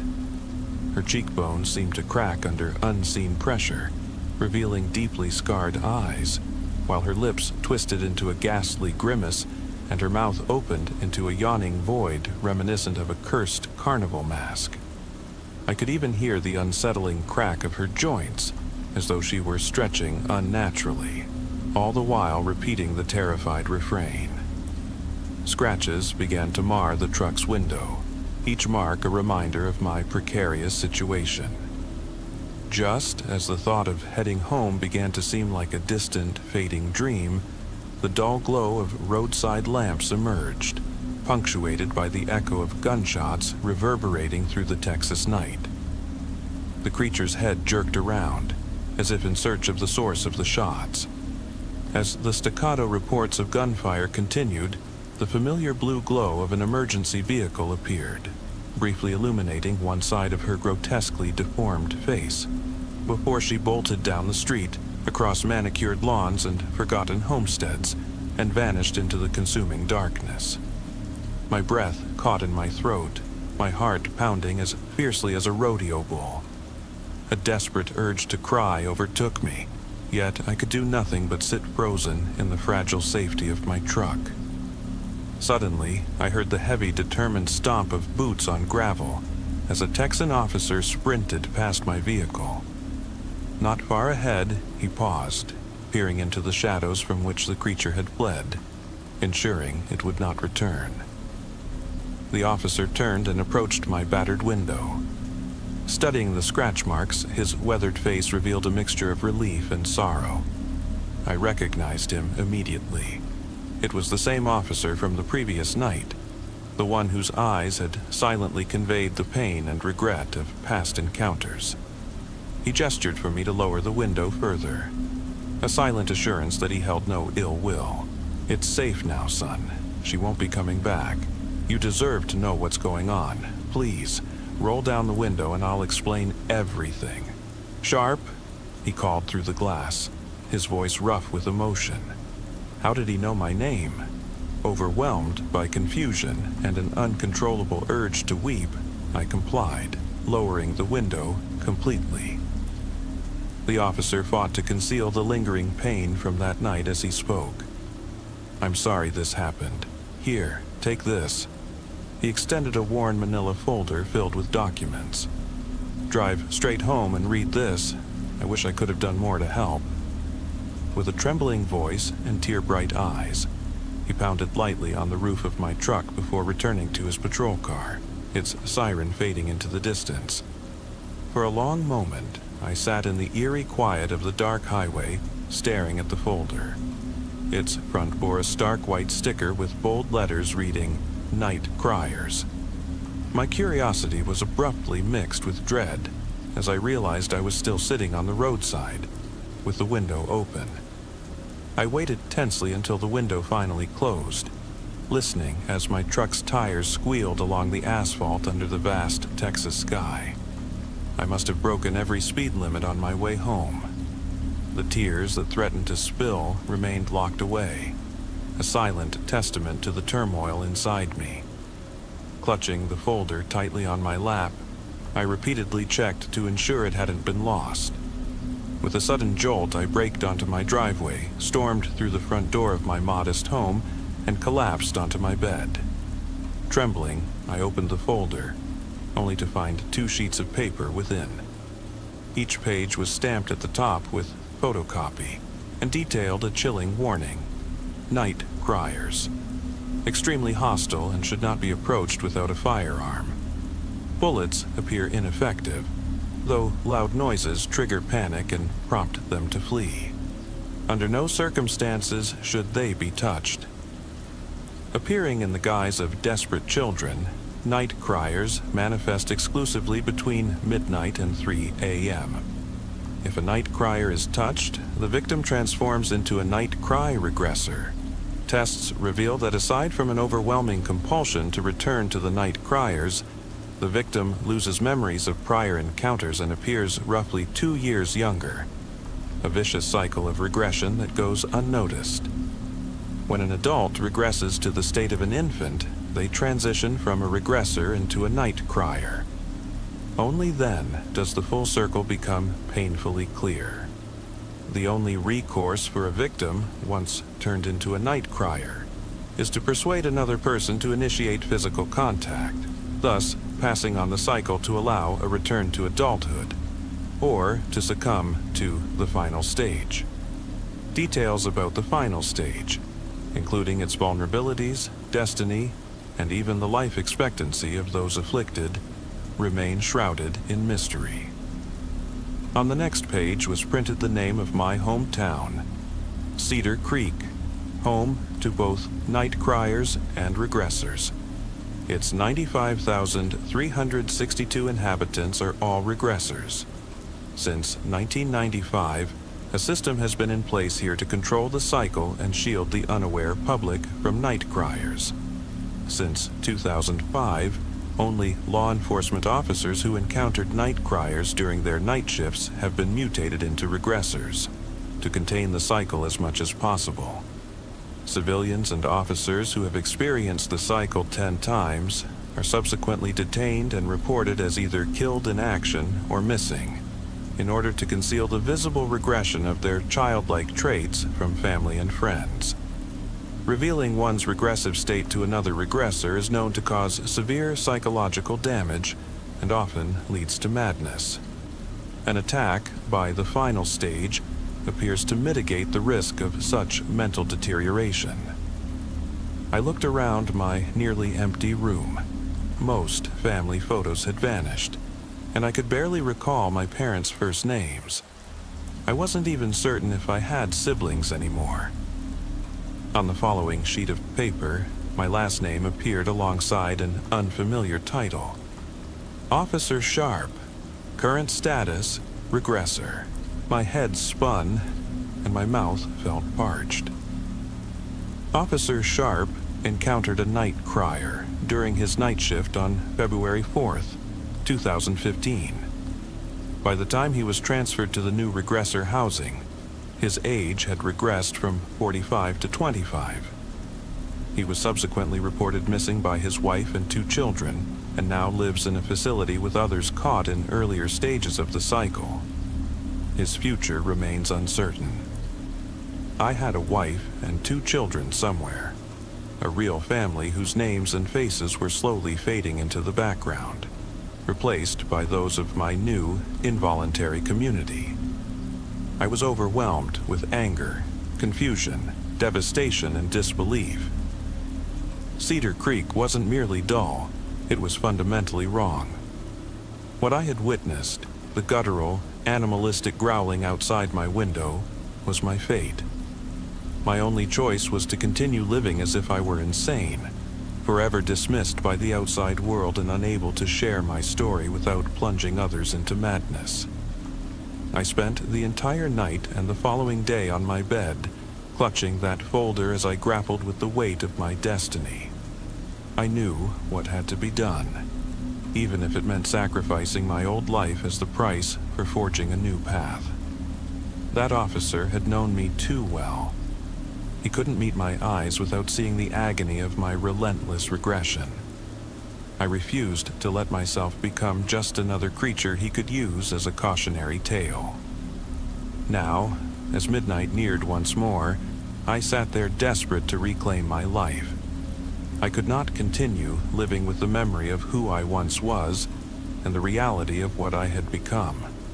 When the night deepened further, I would climb into the pickup of the man I had once mistaken for my father and drive back into the darkness, continuing the cycle until a chance to restore my true self emerged. I gripped the keys tightly in my hand. It was a pattern I had followed 1,000 times before, on those endless, lonely Texan highways. I live on an island. This island lies off the northeastern coast of Louisiana, nestled deep within the sprawling bayous of the Gulf Coast, and is relatively unknown to most people, except for those who saw the one movie that was filmed here. Sure, in the summer, when the weather is warm and the mosquitoes are relentless, we receive a steady influx of tourists eager to experience a genuine Louisiana bayou and the charming small-town lifestyle in America. But mostly, about 800 people reside on this tiny island year-round. At least that's how many people you actively see around. There are probably more, but the rest consist of reclusive, simple hermits who spend a total of 15 minutes per year in direct sunlight. Maybe you've heard of this island before. If you've ever vacationed somewhere in the Louisiana Bayou region, there's a good chance you know exactly which island I'm talking about. Please, for the sake of all readers' sanity and mine as the author, keep it to yourself. If you don't know which island I'm referring to, perfect, just stay away. There are many reasons why I say this, but the 3 most important are: this place is boring. After the summer crowds disappear, all we have left is a movie theater, a bowling alley where people like to unwind, and a few pizzerias of varying quality. You'll almost certainly get seasick on the ferry ride to my island. Most of the ferry company's staff are grumpy people who have little to no interest in your comfort and live by the unofficial slogan, "We're not happy until you're not happy either." If you're not an experienced islander, or not exceptionally well-trained, armed, and smart, there's a pretty good chance you'll survive here for about 3 days before you disappear. I've been working here as a police officer for a few years now. I'm by no means an expert, nor am I that old, but I like to think I know my job, and I can't even begin to count all the missing person reports we receive here. It's truly astonishing. I don't mean that we have a few more missing people than the national average. I mean 3 to 4 people per week disappear right under people's noses without warning. In a town our size, that's a pretty significant number. At this point, investigating these cases is an exercise in futility. Last year, we lost about 200 people in total. Do you know how many we found? 3. 3 people. These 3 individuals were mostly unharmed. They were reintegrated into society, the only real issue being the fact that none of them had any fingers. It was really quite interesting to see. I don't mean they had their fingers cut off or anything, but they looked like these people were born without fingers. I knew one of them. He used to have fingers. He still denies it, and I've stopped trying to convince him otherwise. That's just one of the many strange things that happen here, to be honest. Working as a police officer isn't exactly easy when in half of all break-in cases, the victim claims the intruder was a lizard-dog hybrid person. I'm not exactly sure what they mean by that, but the number of cases with this similarity is too high to ignore. At least it makes writing the reports entertaining. My partner and I have seen some pretty crazy things, so strange animal-human hybrids don't sound quite as out of the realm of possibility to us as they might to others. Anyway, I wanted to start documenting some of the things that go on here. Last week, one of my usual suspects, John, told me that people who aren't from here might enjoy the things we do daily. I thought this would be the perfect place for that. I've seen how open-minded most of you are, but whether you believe any of this or not doesn't make much of a difference. Hopefully, you can still enjoy it. I'm not entirely sure where to begin a story. I could tell you about the time we got a call from one of our local cemeteries where every single grave had been dug up and all 432 bodies had mysteriously disappeared. We found them all a little later in the grocery store when the manager came in to open for the day. They appeared as if they had been staged, as if they were shopping. That happened between 7 and 7:30 in the morning when the on-site janitor was taking his daughter to school, which was somewhat unusually quick for most teenage pranksters. I could also talk about the time when every spoon on the island disappeared, including my own set. These, unlike the 432 bodies, were never found again, and this case is technically still open. Honestly, these are just everyday occurrences for us. Normality here is a relative term. However, one of the strangest events occurred during my last night shift. My partner Kyle and I are usually on duty from 10 p.m. to 6 a.m., so we're often around when something happens at night. A few days ago, we got a call about such a noise. At 3:33 a.m., we heard, "Unit 700 to dispatch, over." "Unit 700, go ahead," I responded over the radio in our patrol car. "We have a report of an intruder. I've removed the address to respect the owner's privacy." The caller says they've heard multiple unexplained noises in their basement. I sighed and looked at Kyle before replying. "Unit 700, copy that. En route." We turned on our lights and sirens, slowly pulled our patrol car from the curb, and headed towards the house in downtown. We arrived in less than 10 minutes and got out of the vehicle. "You want to take the lead?" Kyle asked. He looked like a corpse. I suspected he hadn't slept since the night before, so I said, "Sure, buddy," and knocked on the door. I had barely touched the door with my knuckles when it swung open, and I almost punched the young woman in the nose. "Thank God you're here," she exclaimed. I had never seen her before, which was strange to me because I had met most people on this island at least once. She was short and plump, with dark brown hair, and introduced herself as Kathy, spelled with 2 Ks. She was wearing Star Wars pajamas and looked a bit older than me. After introductions, she invited Kyle and me into her house. I heard someone rummaging through my basement. "I'm the only one at home. My husband is at a conference on the mainland," Kathy explained. At first, I thought it might be a small animal, but then I heard a voice. I was too scared to go down there, so I called you guys. I nodded. "We'll check it out for you, ma'am. Don't worry. Why don't you wait outside, okay? Is there an exit in the basement?"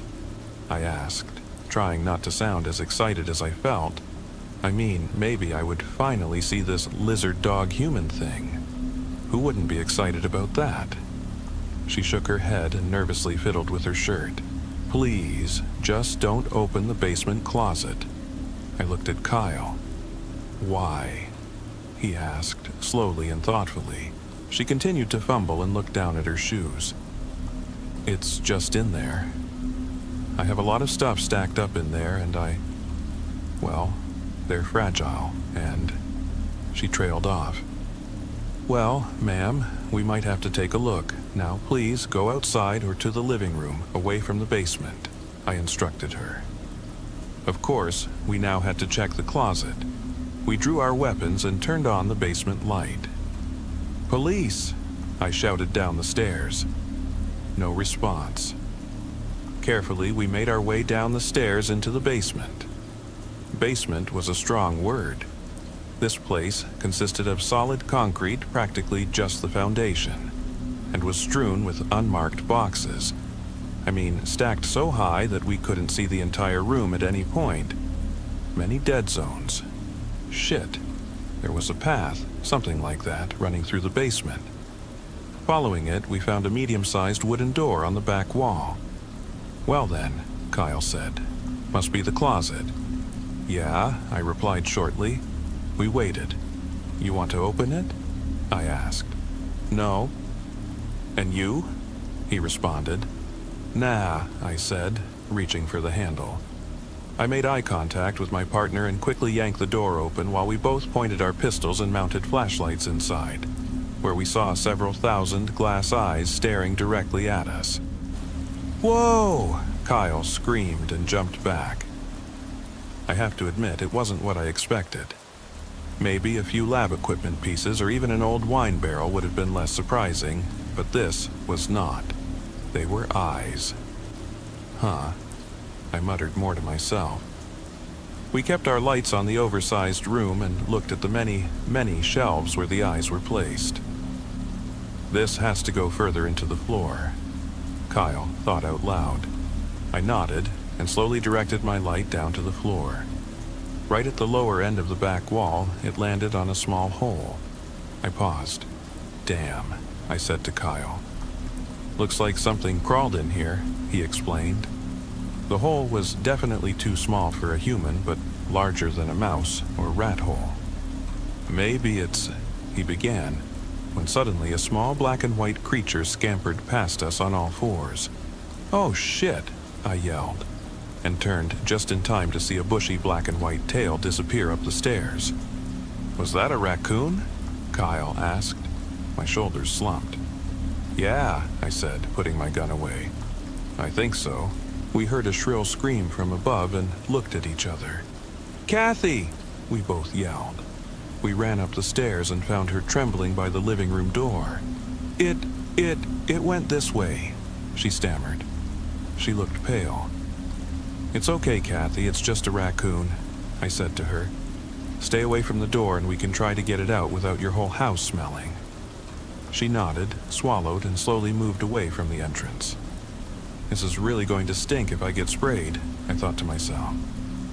A glance at my partner's face confirmed that I wasn't the only one having that thought. Slowly, Kyle opened the door. I opened the last one, so by the police friendship protocol, it was his turn. We peered into the dark room and could faintly make out a couch, an armchair, a fireplace, and a few more shelves. These, however, had books on them, which was a pleasant change. What we didn't see was a raccoon. What are you going to do? Kyle whispered. I shrugged. I say we sneak around and try to herd it into the main hall, I suggested. Fuck it, was Kyle's only response. Fuck it worked for me, and we crept into the room, moving clockwise behind the couch, to the fireplace, and around the armchair back to our starting point. No raccoon. Here, Stinky Stinky. Stinky, Kyle whispered. Well, that's damn rude, said a male voice with a strong southern accent. We both froze. Who said that? I called into the small room after a few seconds. I did, asshole. What the fuck are you deaf for? The voice came back. I drew my weapon and turned on the light. Kyle did the same. Where are you? What are you doing in here? I asked the bodiless voice. I'm right here, you idiot. Our weapons fell between the armchair and the couch onto the floor, where the raccoon was sitting and looking at us. "There's no way that... Did it do that?" Kyle whispered to me. "I can hear you, you know," said the raccoon. "Yeah, it did," I responded incredulously to Kyle's question. "I'm not an it, asshole. I am a man," the raccoon shouted. "What the hell? How can you speak?" I asked the rodent. "How can you speak? Damn, I thought you cops were supposed to be smart," he replied angrily. "Don't ask stupid questions." I didn't appreciate the cheek of this raccoon. "Well, what are you doing in this lady's house? Why don't you cuddle into a hole or something?" I asked, also irritated. "That's damn racist, pig. Fuck you. Just because I'm a raccoon doesn't mean I have to live in a hole. Believe it or not, raccoons appreciate finer living conditions too, you know. It's damn cold out there." The raccoon shot back, as if it was obvious. "Can you please watch your language? There's no reason to be rude," Kyle interjected. "You called me a pet, damn it. I'm not your pet, asshole. I have 3 damn kids." The raccoon raised its tail in addition to its voice. "All right," I yelled. "How about this? I'll make a deal with you," I said, looking at the raccoon. It paused. "What kind of deal?" it asked after a few seconds. "I can't leave you in this lady's house, okay? But what I can do is take you back to the station if you promise not to stink up the car. We can get you something to eat, and you can spend the night there, and we'll find you somewhere. Nicer tomorrow," I said, hesitating on the last part. I wanted to help a raccoon go shopping tomorrow on my day off. The raccoon thought for a moment. "And I won't get arrested or anything?" it asked slowly. "Nah," I replied. It waited a few more moments and then said, "All right, but I can ride as a passenger. Deal?" Hey, wait." Kyle began to speak, but I gave him a look that said, "Please don't unleash the angry, talking, walking stink bomb of doom." And he fell silent. The 3 of us walked out of the living room, and Kathy let out a small squeak when she saw the raccoon. "Get out! Get out!" she screamed. "Damn lady, I know I didn't ask for permission or anything, but I have a name, you know," the raccoon said. Kathy turned pale. Did it just speak?" she asked, her voice barely audible. Yes it did," I replied with a smile. "Oh," she muttered, moments before she collapsed on the floor.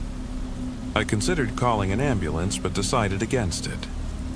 She would wake up soon enough in a stink-free house. I just wished I had the chance to ask her about all the glass eyes in the basement.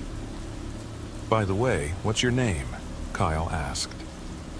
"For the report, I mean." The raccoon looked at him. "My name, since you politely asked, is Daniel Sharp III, it replied, tilting its head slightly. "And you two could..." "I'm Officer Kyle Shepard, and this is my partner, Officer Miller," Kyle said to Daniel, pointing at me. Daniel the raccoon looked at both of us and then said, "Well then, pleasure to meet you both." As we left Kathy's house, the night air was thick with humidity and the chorus of nocturnal creatures. The bayou's eerie silence was only broken by the distant hoot of an owl and the occasional splash of water. Driving back to the station, Daniel the raccoon sat quietly in the passenger seat, staring out the window with those same glassy eyes. "He's something else," Kyle muttered, shaking his head. "Talking raccoon, that's a first." I nodded, still processing the bizarre encounter. "Yeah, and he was pretty demanding about not stinking up the car." "Do you think he's dangerous?" Kyle asked, glancing at me. "I don't know," I replied. "But he's not alone. Those glass eyes in the basement. There's something more going on here." As we pulled into the station, Daniel hopped out of the car and glanced back at us. "Thanks for the lift. I appreciate it," he said. "I owe you one." "Just stay out of trouble," Kyle replied dryly.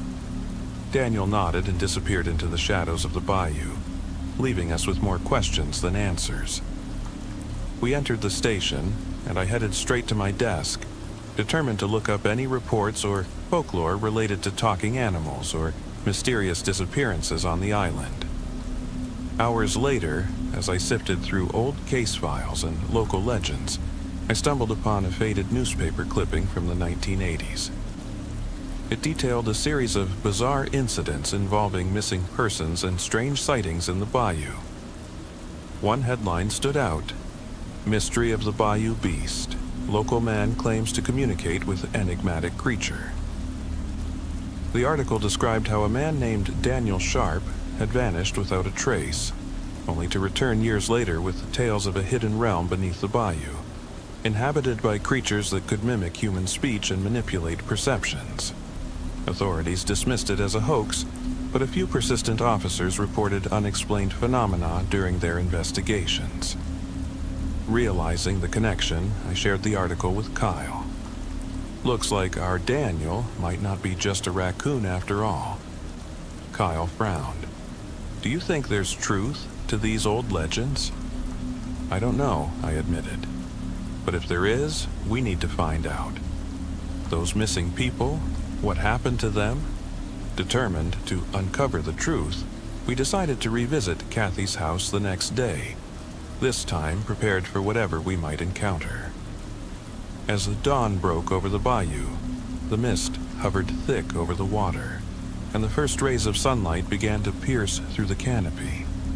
Driving back to Kathy's house, we approached with caution. The neighborhood was quiet, the air heavy with anticipation.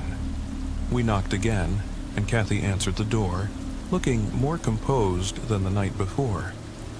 "Good morning, ma'am. We need to ask you a few more questions about last night," I said. She nodded, leading us to the living room. "I'm still trying to process what happened. That raccoon, Daniel, it wasn't normal." Kyle leaned forward. "Have you noticed anything unusual since then? Any other strange occurrences?" Kathy hesitated before replying. "There have been noises, whispers at night, shadows moving in the corners of my eyes. I thought I was losing my mind."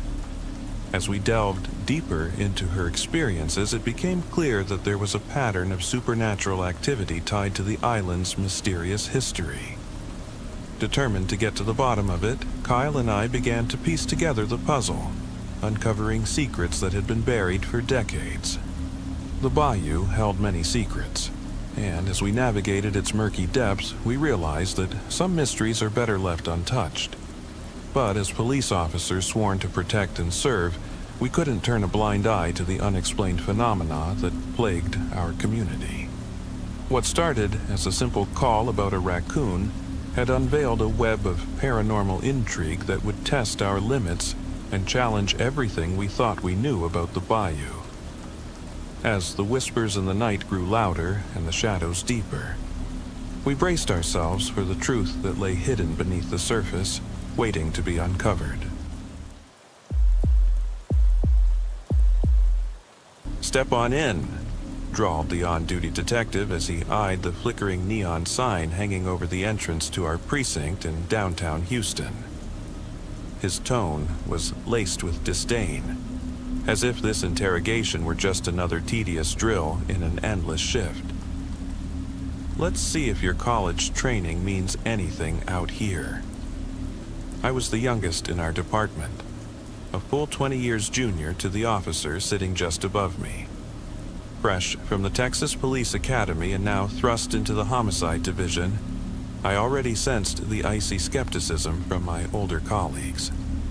Detective Mitchell, a grizzled veteran of the Texas Rangers, seemed to have taken a perverse pleasure in assigning me the most bizarre and dangerous cases. In just a few months, I'd encountered horrors that many seasoned officers might never imagine. It was soul-crushing, and I wasn't sure if it was deliberate harassment or a true test of my limits. Still, I was duty-bound, perhaps even idealistic. I wanted to do the job right.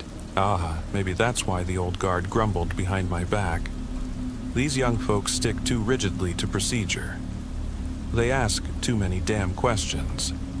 To them, my precise, almost academic approach was an unwelcome disruption of their time-honored, if unofficial, routines.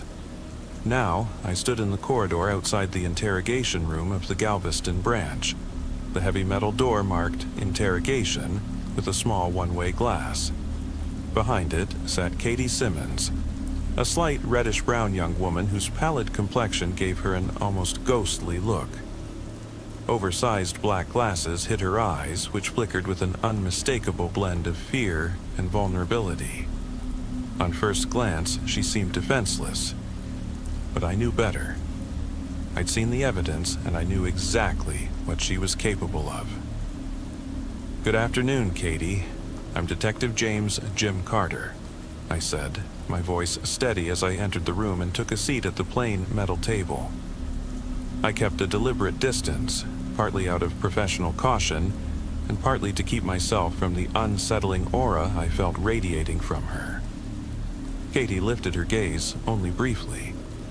At first, her eyes betrayed both uncertainty and, if one could sense it, a raw, almost palpable terror. "Detective, right?" she murmured, managing a nervous laugh. "I already told everything to the doctor at St. Luke's Hospital." "That doctor was a psychiatrist, Katie. I'm a detective. Since your friends passed away, we need to piece together what happened between April 24th and May 10th aboard the Lone Star." My tone was calm, yet firm. "Can you walk me through that period?" "Passed away?" Her eyes widened for a moment, as if the enormity of her loss had only now truly sunk in. "Dead, of course they're dead."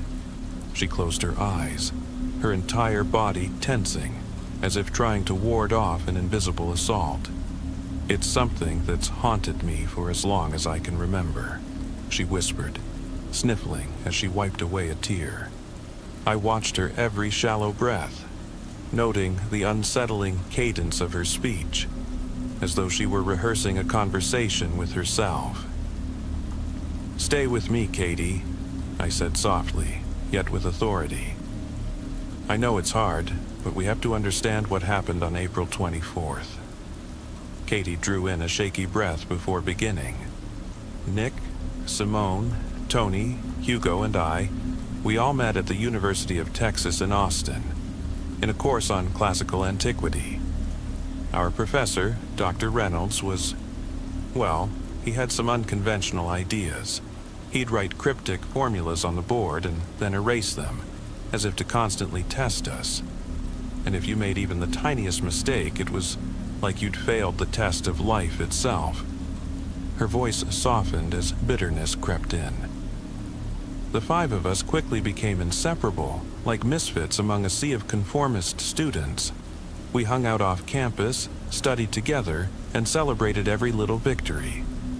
Then one day, we hatched the idea to take a sailing trip along the Texas Gulf. We were drawn by the legends of the sea, the myths of ancient heroes, and the spirit of adventure. This year, everything lined up perfectly. She paused, glancing briefly at the faded beige folder I kept at the edge of the table. Inside, I had already mentally mapped out the next steps. I would let her recount the events freely before confronting her with the damning photographs. I hoped her own words would expose the horror of what transpired, without me needing to prod too hard. "It was Tony who suggested we rent a sailboat," Katie continued. "Tony Miller, then, had some sailing experience?" I asked casually, encouraging her to elaborate. "Sort of," she replied, a wry note creeping into her tone. He'd been out on a little fishing boat on one of East Texas lakes a couple of times with his uncle. Hardly the sort of experience one needs to command an ocean-going vessel. But Tony was always a man who overestimated his abilities. He wanted to impress Simone, the athletic, adventurous type, and convinced us to charter a boat from a local operator in Port Aransas. The harbor master, a guy named Nick, was all smiles when he saw Tony's credit card. Money, after all, opens doors. Nobody asked for licenses or proof of expertise. Katie exhaled slowly. We were so young. We had no inkling of what could go wrong. The water was calm, almost picture-perfect as we set sail. Whitewashed cottages lining the coast, bobbing fishing boats and seagulls circling overhead. A real-life postcard.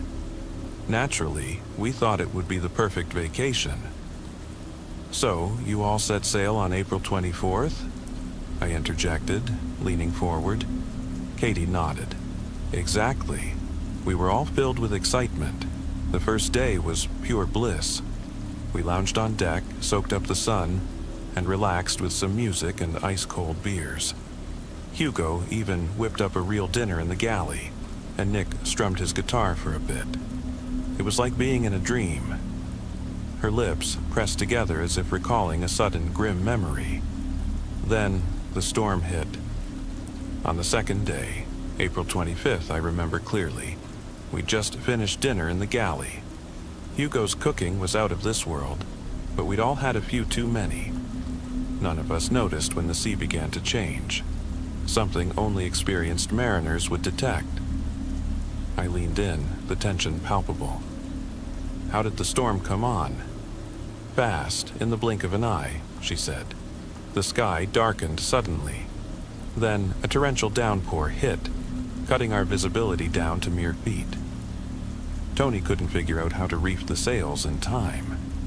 We didn't have a moment to react, and before we knew it, we were caught in monstrous waves taller than the boat itself. We capsized as easily as a tossed nut, only to be righted by one massive surge, then hit again from the other side. Katie's voice faltered as if she were sorting through a barrage of nightmarish images. We huddled in the cramped cabin, soaked to the bone and shivering from the cold. The walls groaned under the assault, and the boat creaked as if in agony. By dawn, the storm had subsided enough for us to realize our GPS, radio, life rings, everything was gone. We were stranded in the middle of the Gulf, with no idea where we were. "That must have been terrifying," I murmured, trying to steady my own racing thoughts as I recalled the evidence we'd collected. Hunger and thirst soon took over. Katie continued, her voice trembling. "We scoured the boat for anything salvageable, but nearly everything was ruined by salt water. The hull was badly damaged, and Tony, he was a wreck. Not just physically, but mentally. He kept insisting he was to blame for all our misfortunes. We even tried to rig makeshift nets out of torn fabric to catch fish, though none of us truly knew what we were doing. Collecting rainwater was a lost cause without a proper container. Everything was in shambles." I felt the room tighten around us. My palms were sweating as I listened, aware of the incriminating evidence we had against her. I knew how gruesome the photographs in my folder were. Images of torn doors, blood-smeared walls, and shattered wood. Yet, Katie still seemed unable to fully comprehend her involvement. "And then?" I asked. "What happened next?" Katie's eyes met mine, as if a wall of fear had risen between us. "We managed to hold on for about a day. We tried to sleep, comfort one another, plan something. But by the end of the second day, our minds were clouded by thirst. With no source of fresh water, some of us even began to drink seawater, and that only made everything worse." Her voice began to shake with emotion. "After that, everything blurred. I can't tell if it was days or just a fever dream. Maybe it was delirium. All I know is..." "In any case," I pressed gently. She swallowed hard. "I can't explain it.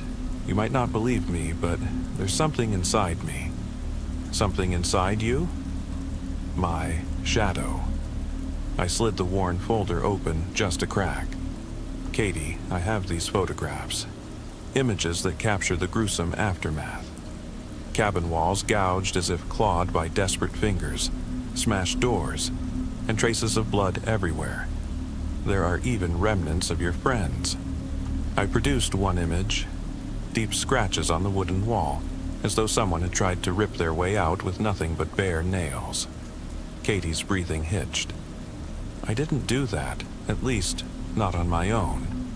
I'm not strong enough to tear a door from its hinges. Look at me. She raised her thin arms, almost trembling with disbelief. But you were the only one found on board, in a state of feverish delirium, and when the doctors at St. Luke's pumped your stomach, they found human tissue.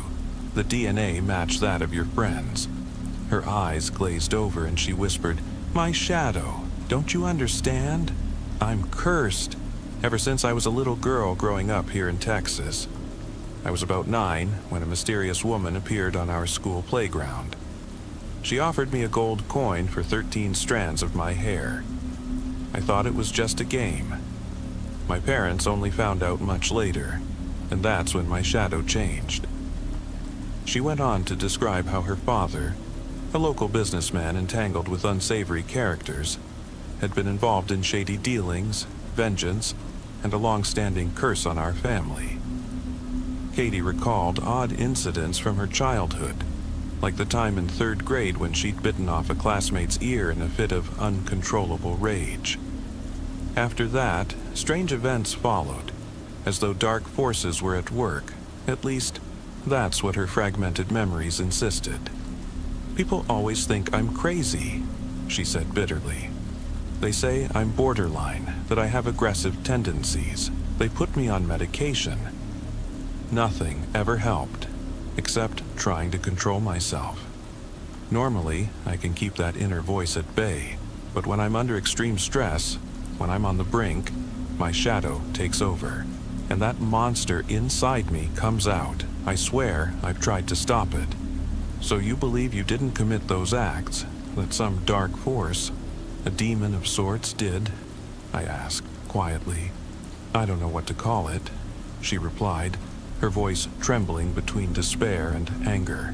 "Call it a spirit, a demon, a curse. But it's real. It's taken my childhood, my friends, my entire life, and now nobody believes me." I studied her, struck by the stark contradiction. Her frail frame and soft voice hardly seemed capable of such monstrous deeds, yet the forensic evidence was damning, a reality that defied logic.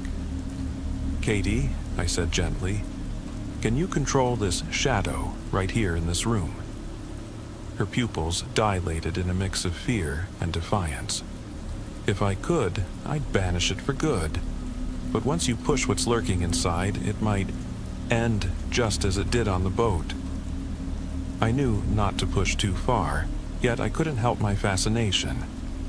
"The DA is charging you with multiple counts of murder. We've recovered samples from your stomach, traces under your fingernails, even on your teeth. Without a supernatural confession or evidence of another force at work, the justice system will treat you as just another killer." At that moment, something in Katie shifted. Her expression hardened, and her voice turned inhuman, a deep, guttural rumble that seemed to echo off the walls even at a low volume. The overhead light flickered. The hum of the air conditioner became erratic.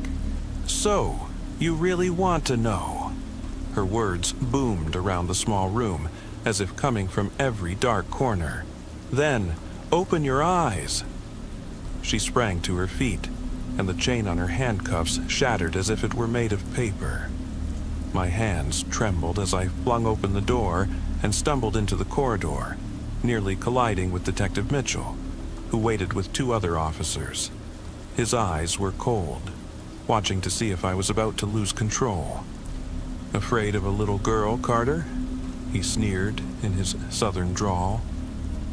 But his smirk vanished when he saw Katie standing eerily still in the doorway, her handcuffs in pieces at her wrists. The officers rushed in, grabbed her, and in a heartbeat, Katie sank back into her chair as if nothing had happened. The room's light seemed to return to normal, and the security camera recorded everything without a hitch.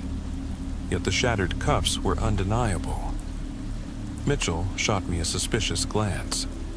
I could almost feel him silently accusing me of tampering with the evidence for a show. His face grew pale as he noticed my unsteady hands. Something inexplicable had occurred that none of us could fully understand. Shortly afterward, Katie vanished from the station. For security reasons, she's been transferred, I was told, with no hint as to her destination. I stood there, dumbfounded, clutching a lukewarm cup of vending machine coffee that nearly slipped from my grasp in shock. The ensuing weeks were a waking nightmare. I saw Katie's face in my dreams, her features shifting, the gruesome images of the boat, and the dismembered remains of her 4 friends haunting my every thought.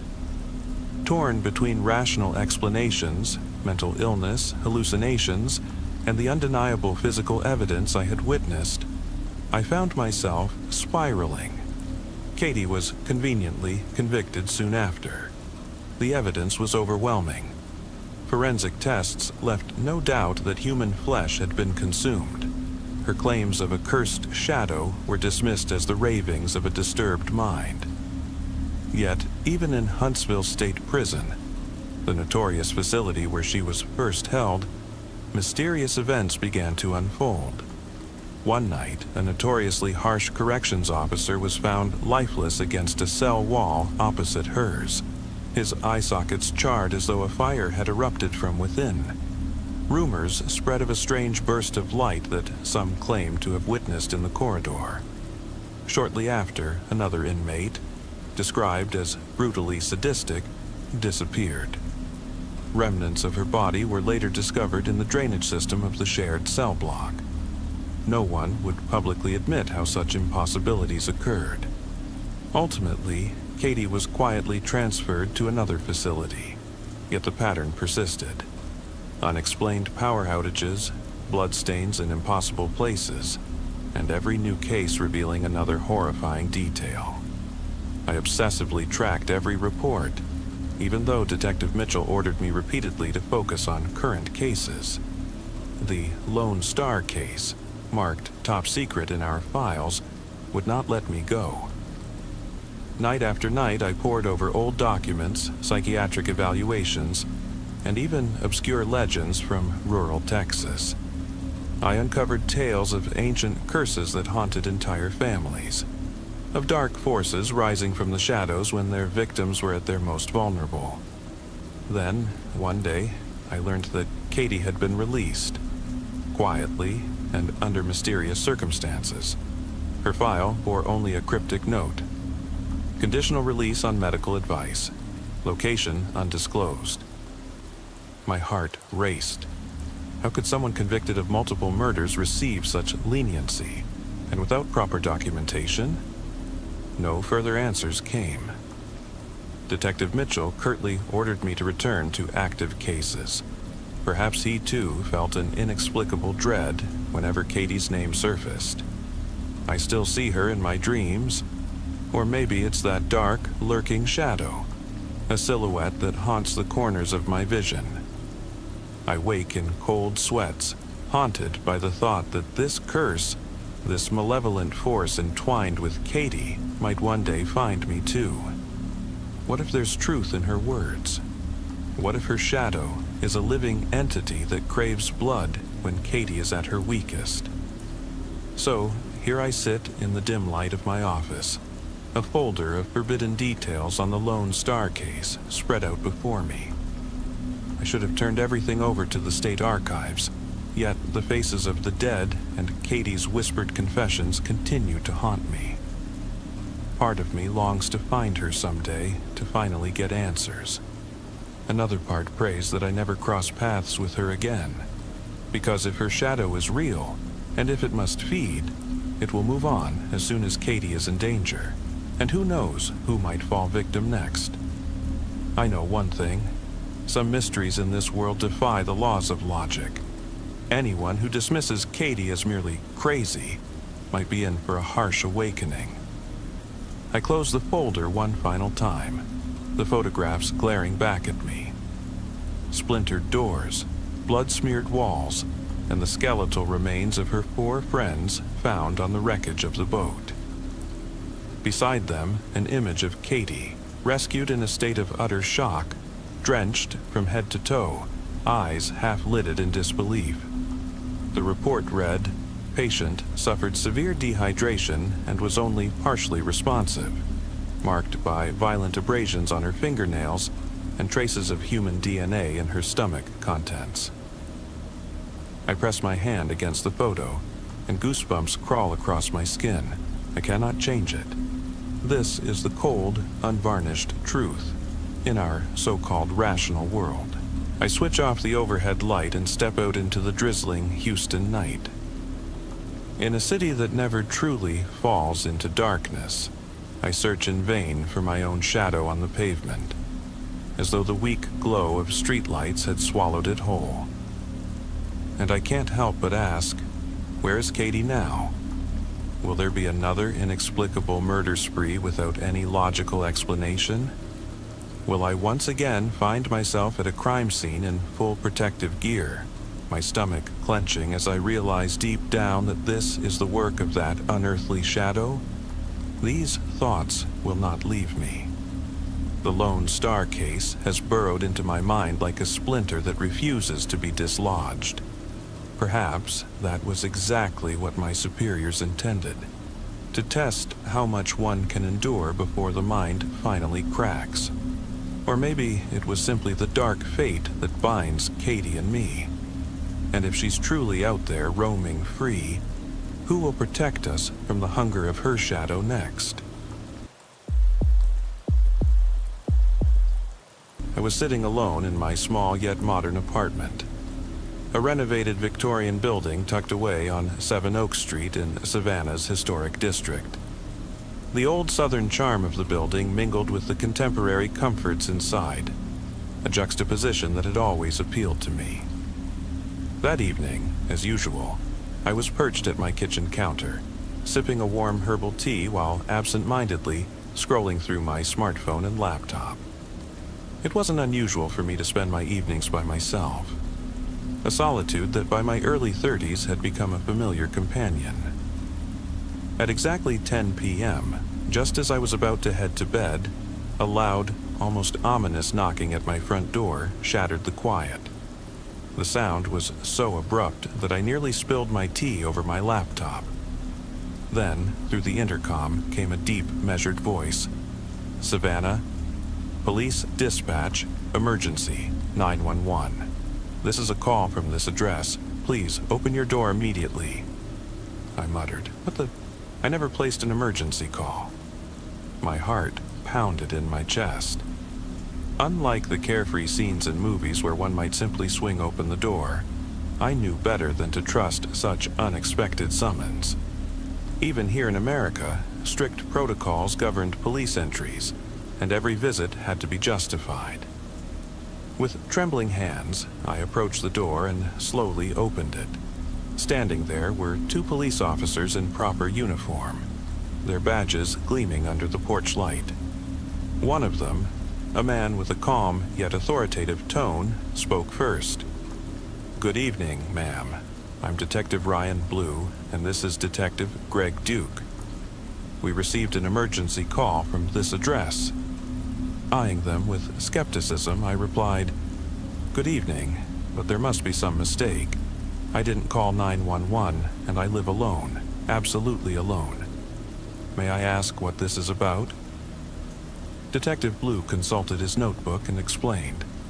An anonymous caller reported hearing loud, scraping noises coming from the 2nd floor, as if something heavy and unusual was moving about. "We're here to inspect the premises as per protocol. Please allow us entry." A chill ran down my spine. Though I trusted that proper procedure was at work, something about the worn boots and tired expressions on the officers gave me pause. Reluctantly, I turned on every light in the apartment and stepped aside, silently watching their every move.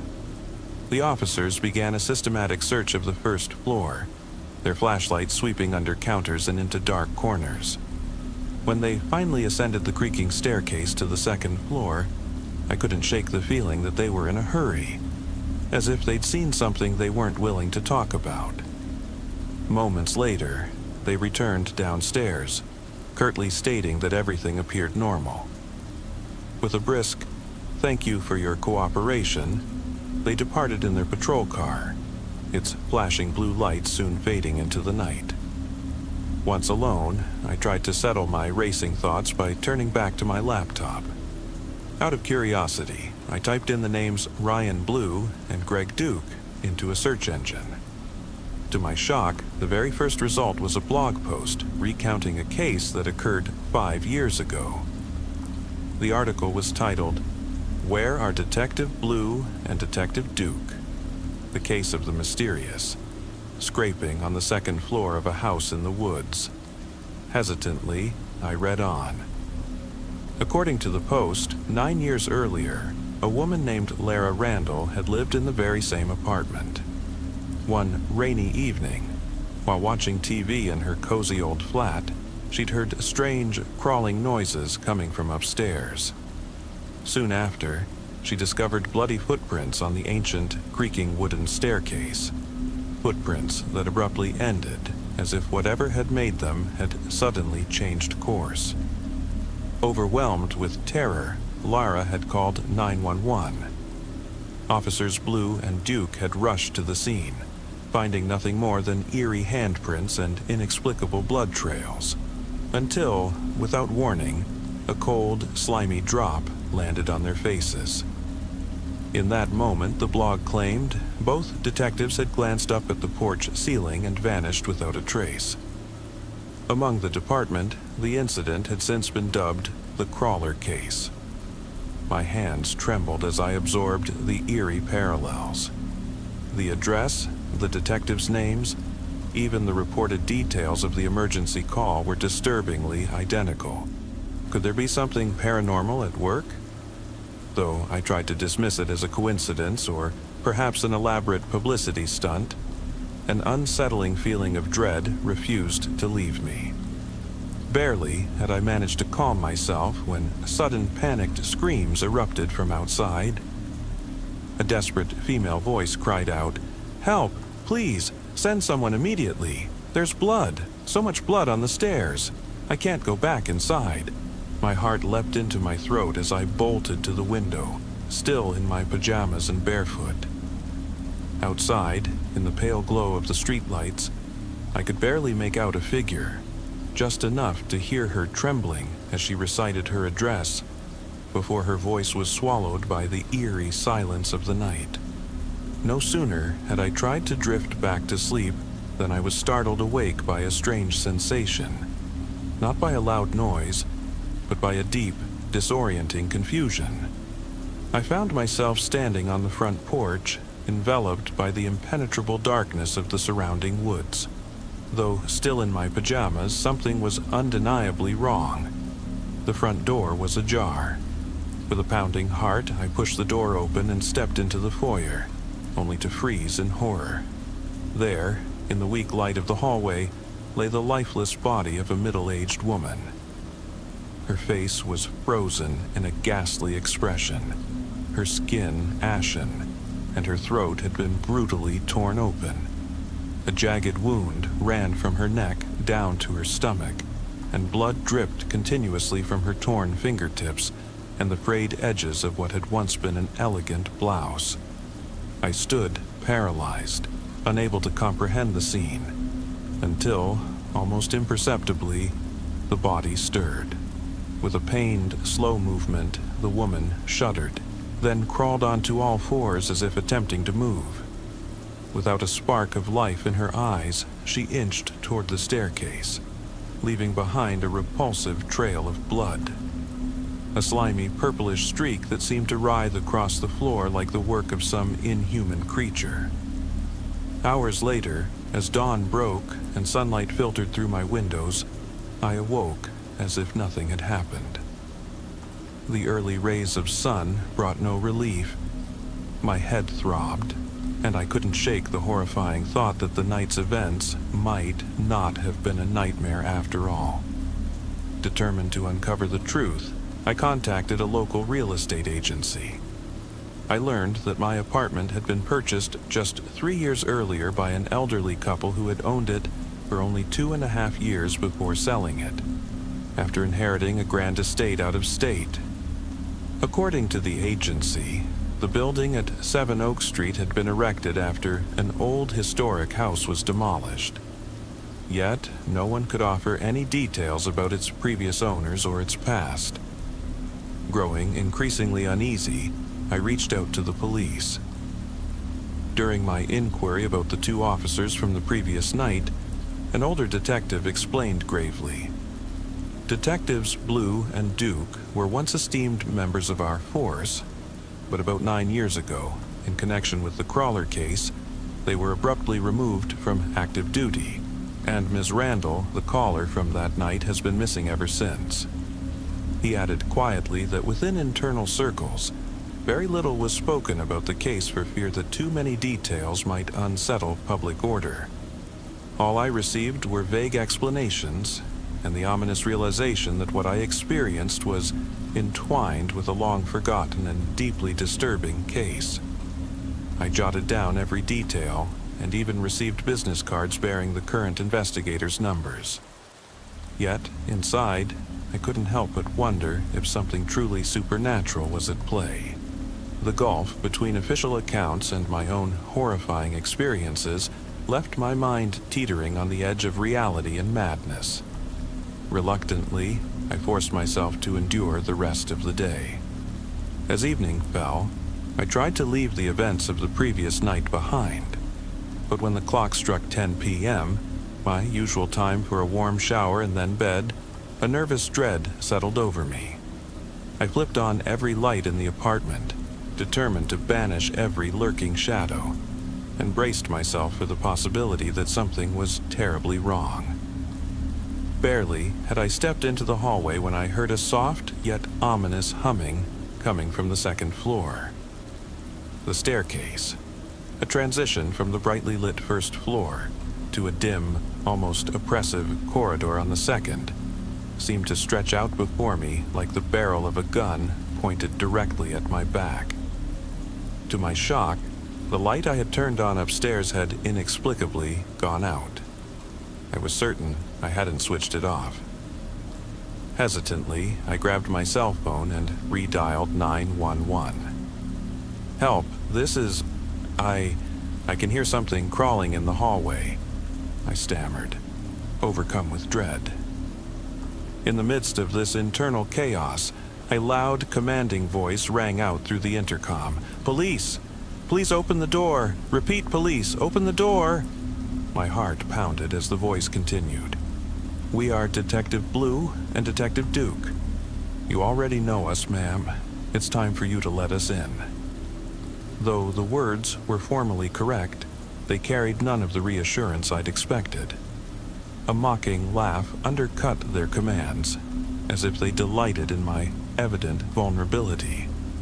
Each crash against the door, the splintering of wood, the dull thuds echoing like the fall of human bodies, sent shockwaves through my very soul. In a moment of desperate clarity, I remembered that genuine police responses normally came with the sound of sirens and the approach of a patrol car. This time, there was neither. Only the chilling sound of those officers, seemingly intent on driving me to the brink of insanity. Panicking, I raced to the back door, intent on escaping in my car. But as I reached the vehicle, a sinking realization struck me. I'd left my car keys in the bedroom. In that agonizing moment of hesitation, which ultimately sealed my fate, I decided against returning inside. Instead, I fled into the adjacent dense woods, following a winding path that led, I hoped, to a nearby gas station and a promise of safety among other people. With shaking hands, I started the car and drove through the dark, silent night. The roads were deserted. The rain had long ceased, leaving only an eerie, suffocating quiet. As I merged onto a narrow forest road, time itself seemed to stretch, a relentless march through a tunnel of darkness. Then, just as I reached a small clearing, I felt a fine, cold droplet trickle down my forehead, a droplet that reeked of rotting blood. Before I could even react, more droplets began falling steadily from the dense canopy overhead. I slammed on the brakes, staring in disbelief at the emerging green of the forest, and what I saw nearly made me leap from the car. I can only recall the overwhelming terror as I gazed upward into the treetops, where it seemed as though hundreds of bloody droplets marked a macabre trail. Panic and the feeling of being relentlessly pursued filled my final moments of conscious thought. I lost track of time until, suddenly, darkness swallowed everything. I'm not sure if I consciously chose to flee or if the events had lured me into a limbo between wakefulness and sleep. When I finally came to, lying on a cool patch of grass deep within the forest, every inch of my body throbbed with pain. My chest, abdomen, and ribs bore deep, agonizing wounds, torn as if by a merciless predator. I lay there, unable to speak, as I listened to faint voices in the distance. A group of teenagers, likely roaming the woods in search of a thrill, laughed and chattered in the darkness. Their youthful energy was a jarring contrast to my own condition, and amid the haze of pain, I felt an overwhelming, primitive hunger awaken inside me, a bestial desire that seemed as ancient as time itself. In that dazed state, I knew something in me had changed. That terrible night had somehow replaced parts of my human consciousness with a more primal, bloodthirsty nature. With my last reserves of strength, I grabbed my phone and sent a few cryptic messages to those who once knew me. As I struggled to sort through the chaos within, my thoughts turned to my apartment. Who would be the next to move into that cursed residence? And would the ominous gang, the one whispered about in hushed, conspiratorial tones, soon come searching for me? What happened that fateful night remains an enigma.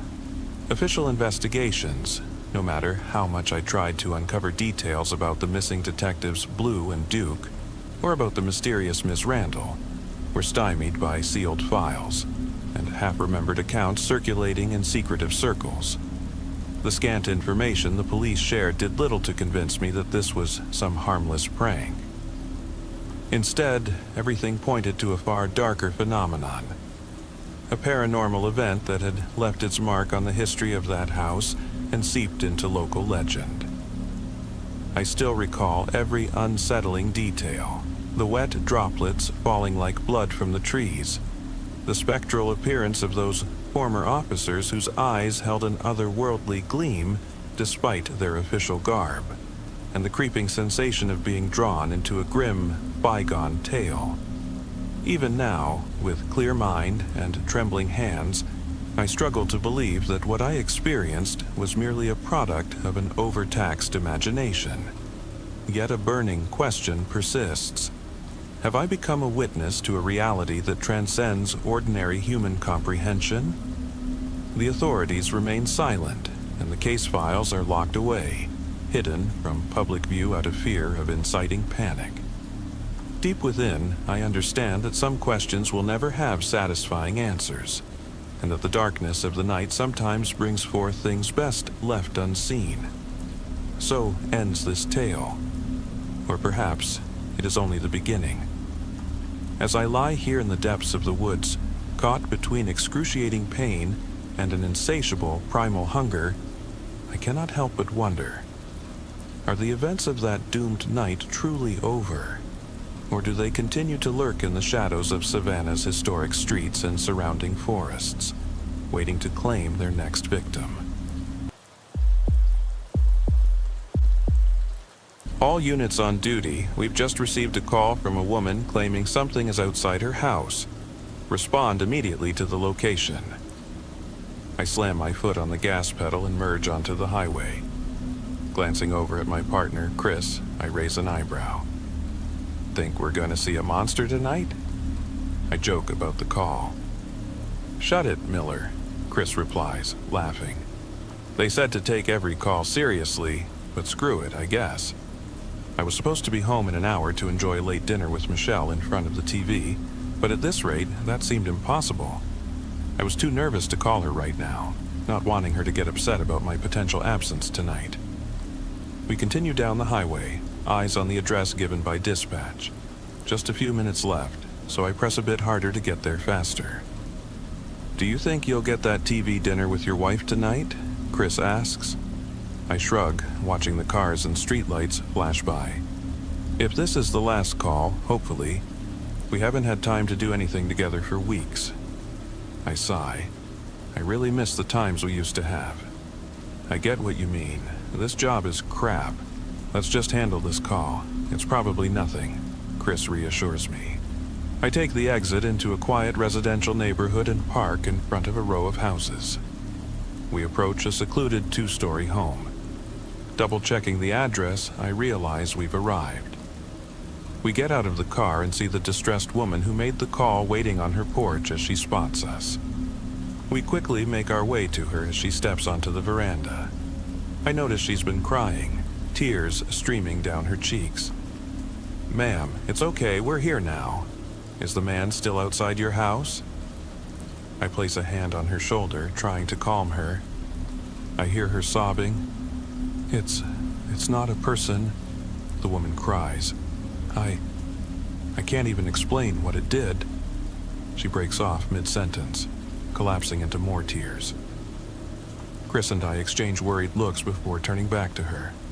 "Where do you think it is? Is it still here? Are you sure it's not a person?" Chris asks, his voice taking on a more serious tone. The woman continues to snivel. "It's in the garden. I'm sure it wasn't a person. Hurry up." We ask her to go back inside while we draw our weapons from our holsters and turn on our flashlights, as there was no light source in the garden. We step into the garden and turn on our flashlights. As soon as we enter the grass, an eerie and unsettling feeling washes over me. I can't see or hear anything yet, but I don't feel safe either. Chris and I sweep our flashlights across the entire garden, casting quick glances around, but there's nothing to see. "See anything?" I ask Chris. He shakes his head. "No, so far it seems like nonsense," he replies, still scanning the area. We both notice a patio adjacent to the house and shine our lights underneath it. From our position, we see nothing, just wooden beams supporting the patio and partially blocking our view. We decide to check beneath the patio. The patio was quite high, so we approach it and step underneath, moving our flashlights back and forth to see if anyone is hiding. We thought it was likely, as in such calls people often hide under patios. But there was nothing under this patio.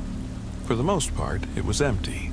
It was long, so we walked across it and thoroughly checked, still seeing no one or anything. I lower my flashlight, feeling that something is wrong. I shake it off, ready to dismiss it as a false alarm, when I hear Chris call out, "Miller, come here." I walk over to him and see him slumped in the left corner of the patio. I stand beside him, trying to see what he's looking at.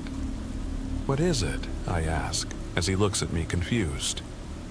Chris moves his hands through the dirt, picks something up, and hands it to me, which I reluctantly take. I examine it. It was a dog's leg, with blood-covered fur and teeth embedded in it. I gasp and drop the leg, looking at Chris, who is equally shocked. "What the hell is that?" I ask him. He doesn't respond, just shock written all over his face. I see it in his eyes. I know how much Chris hates dead animals or animal remains, so I don't question him further. I look back at the leg and inspect it. It looked like something had been gnawing on it, but the teeth seemed to come straight from the gums. I'm not sure. It was a strange, disturbing sight that I couldn't explain. I hesitate before taking the dog leg as evidence. It emitted a terrible, rotten smell, and the leg felt limp. I wanted to vomit, but knew I had to take it with me. Chris and I stand up as I start to go pale. Holding the leg of a possible dead dog didn't feel right. Chris pats me on the back. "I'm going inside to talk to the woman. You stay in the car, okay?" Chris seems to have regained his composure. I nod and swallow hard. "Yeah, thanks, I appreciate it." I place the leg in the trunk and slam it shut as my phone vibrates in my pocket. I pull it out. It's Michelle calling me. I take a deep breath and answer the call, holding the phone to my ear. "Hey, Michelle," I say into the phone, still unsettled by the situation. "Sweetheart, are you okay? You're not home yet." I hear Michelle speak. I look down. "Yeah, I know. I'm probably working a late shift tonight. Sorry," I respond guiltily. "Oh, that's fine, I guess. Is something wrong?" "Yeah, everything's fine. Just had to respond to a weird call and I think about the dog leg. Found something strange." I sigh into the phone. There's a moment of silence on the other end. "Well, I really hope everything's okay." "It is. Trust me on this one. It's nothing major," I say. I see Chris coming out of the house. "All right, but stay safe, Miller, please." The call ends. Chris and I get back into the patrol car, sit for a minute, and reflect on what just happened. I look around the neighborhood. It was dark. Almost every house had no lights on the streets and no streetlights were lit. Just darkness. The atmosphere was different from anything I'd experienced in my 9 years as a police officer. "What did the lady say?" I finally ask Chris as I start the engine. I asked her if she had any cameras so we could see if someone was coming into her garden, but she said she didn't. She said she saw some kind of creature in her garden eating an animal. He points to the trunk where the dog leg is. I understand what that means. We probably need to bring this leg back to the station and have it examined. Something feels supernatural here. I wanted to say something, but didn't. I agreed that no person could just rip off a dog's leg, and I don't believe a person would have the nerve to try eating it. I didn't want to jump to conclusions, but the call was something that had to be considered. Suddenly, a signal comes through from dispatch over my radio. I quickly turn on the radio as Chris and I listen. "We've just received 2 calls from people saying something is in their backyard. Officers are already on the way to an address. I need other officers at another location immediately." Chris and I look at each other with confused fear. Weren't we just dealing with a similar call? We say nothing as I receive the address and start driving faster. It was only 6 minutes away, so not far, but something was off. Something was wrong, and it didn't look good. The radio crackles again, and I begin to fear what it could be. I hear the voice of a dispatcher once more. "We've just received another call from someone saying something is moving on their property. We need officers on site immediately." I repeat, we've just received a 4th call that something is moving on someone's property. "What the hell is going on here?" Chris says. My hands start to shake the steering wheel as I make a turn. "Something's not right, man." My voice trembles. "Pull yourself together, Miller. It'll be okay." Chris tries to calm me. I shake my head. The radio crackles again. Chris and I listen intently. We've received a call from a man saying something is on the side of his house. Officers are now on site. "Shit," I mutter to myself. I continue driving to the originally dispatched address, now pressing the gas harder. We approach our destination. Something like this has never happened before. We've never received multiple calls in a row about something being in people's gardens. This was different. Reports of something in people's gardens, whatever that meant. It had never been on this level. We pull up to a house on the street and immediately draw our weapons. After the last call, we acted cautiously. And with all these additional reports, we're not taking it lightly because something was seriously wrong. Chris and I peer into the backyard but see nothing. The lights in the house are on, so at least we know the occupant is okay. That was until we hear the sound of a man letting out the most horrifying scream from inside the house that I'd ever heard. We rush to the front door, preparing to forcibly enter. Chris gives me a nervous look and I signal him to be brave. I look at the door and take a deep breath, still hearing the screams. I recoil and take a step away from the door. I run to the door and shove my whole body through it. Just as the screaming stops, the door slams shut, and I fall shoulder first to the ground. I see Chris running into the house, drawing his weapon, shouting, Police! The screaming has still ceased, and I start to think we're too late. The living room and dining area are visible from the entrance, and we see nothing in either room. Then we decide to check the kitchen. I sense that the kitchen is just around the corner, so we walk to the living room and make a hard left turn around the wall. As we enter the kitchen, we see the remains of a man, hunched over the sink, mutilated from the neck down to his calf.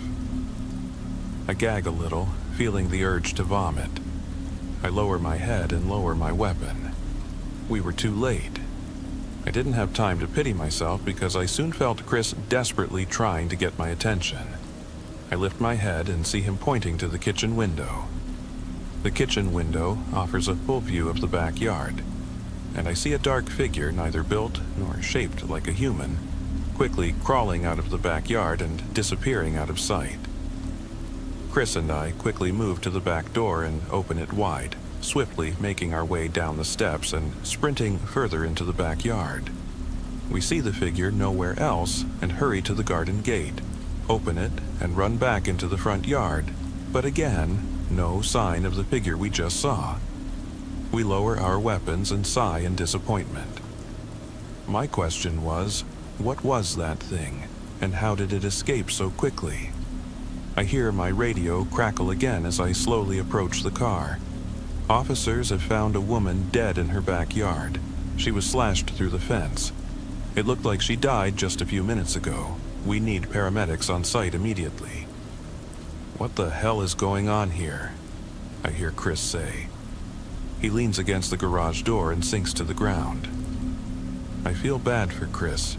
It was clear this was a lot for him to process. I understand, because all of this was so inexplicable.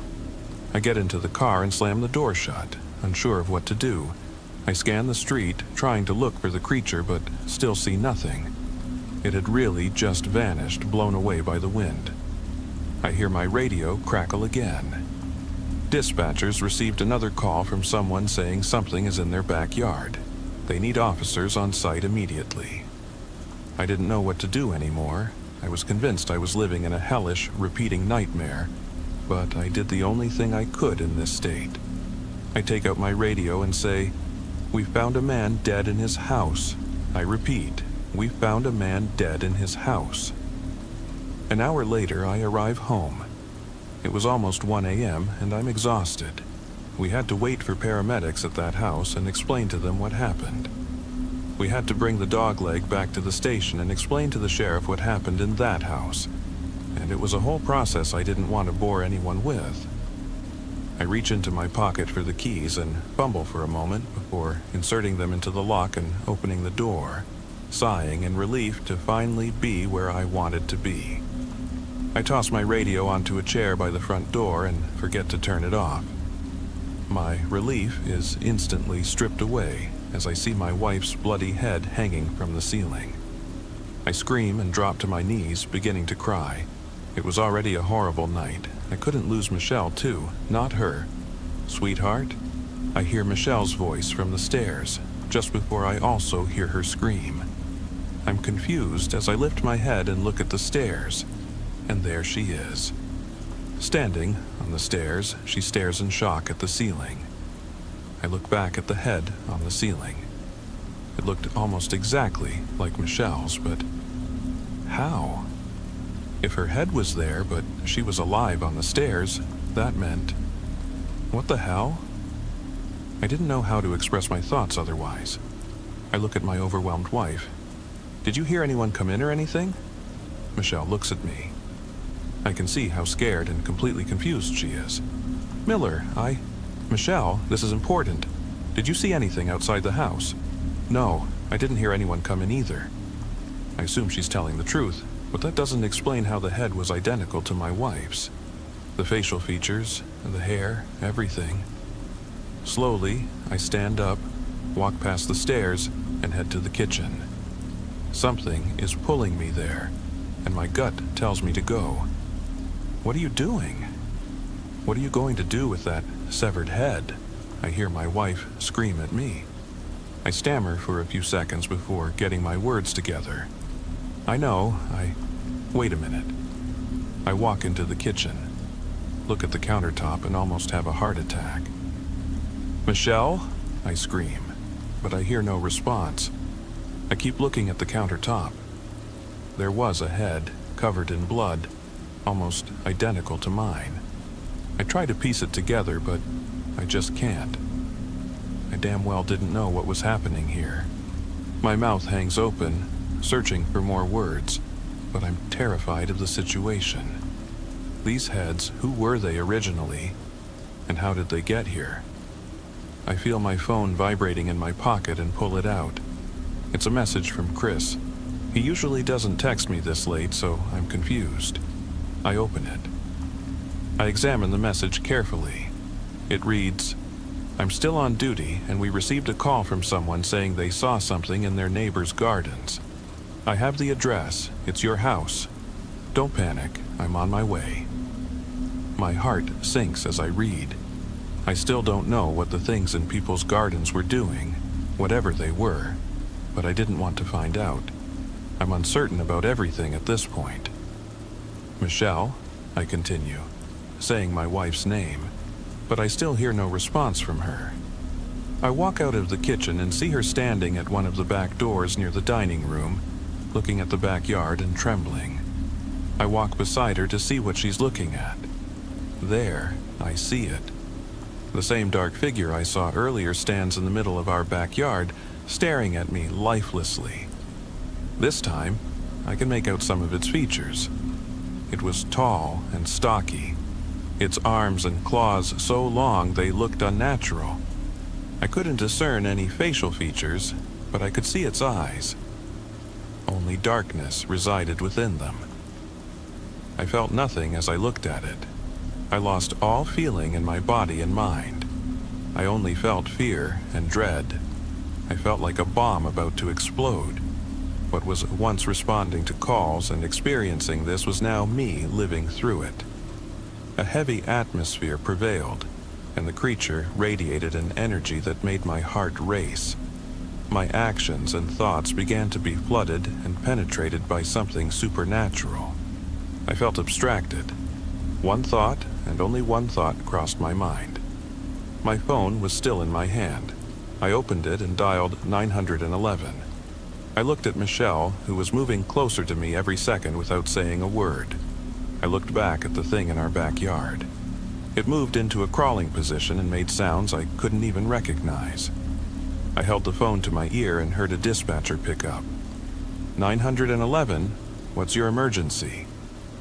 I said nothing for a moment. All I could do was look at the creature, at the being that was in my backyard. "What is your emergency?" the dispatcher repeated. I finally found the courage to say something. Something I didn't think I'd say that night. "Something is in my backyard." I began to hear my radio crackle seconds after that sentence. After 20 years on the force, there's one call I'll never forget. My shift started like any other, 9 p.m. sharp, and I was geared up for what I assumed would be another long night. It was an unusually chilly Monday in San Antonio, and I expected a quiet patrol.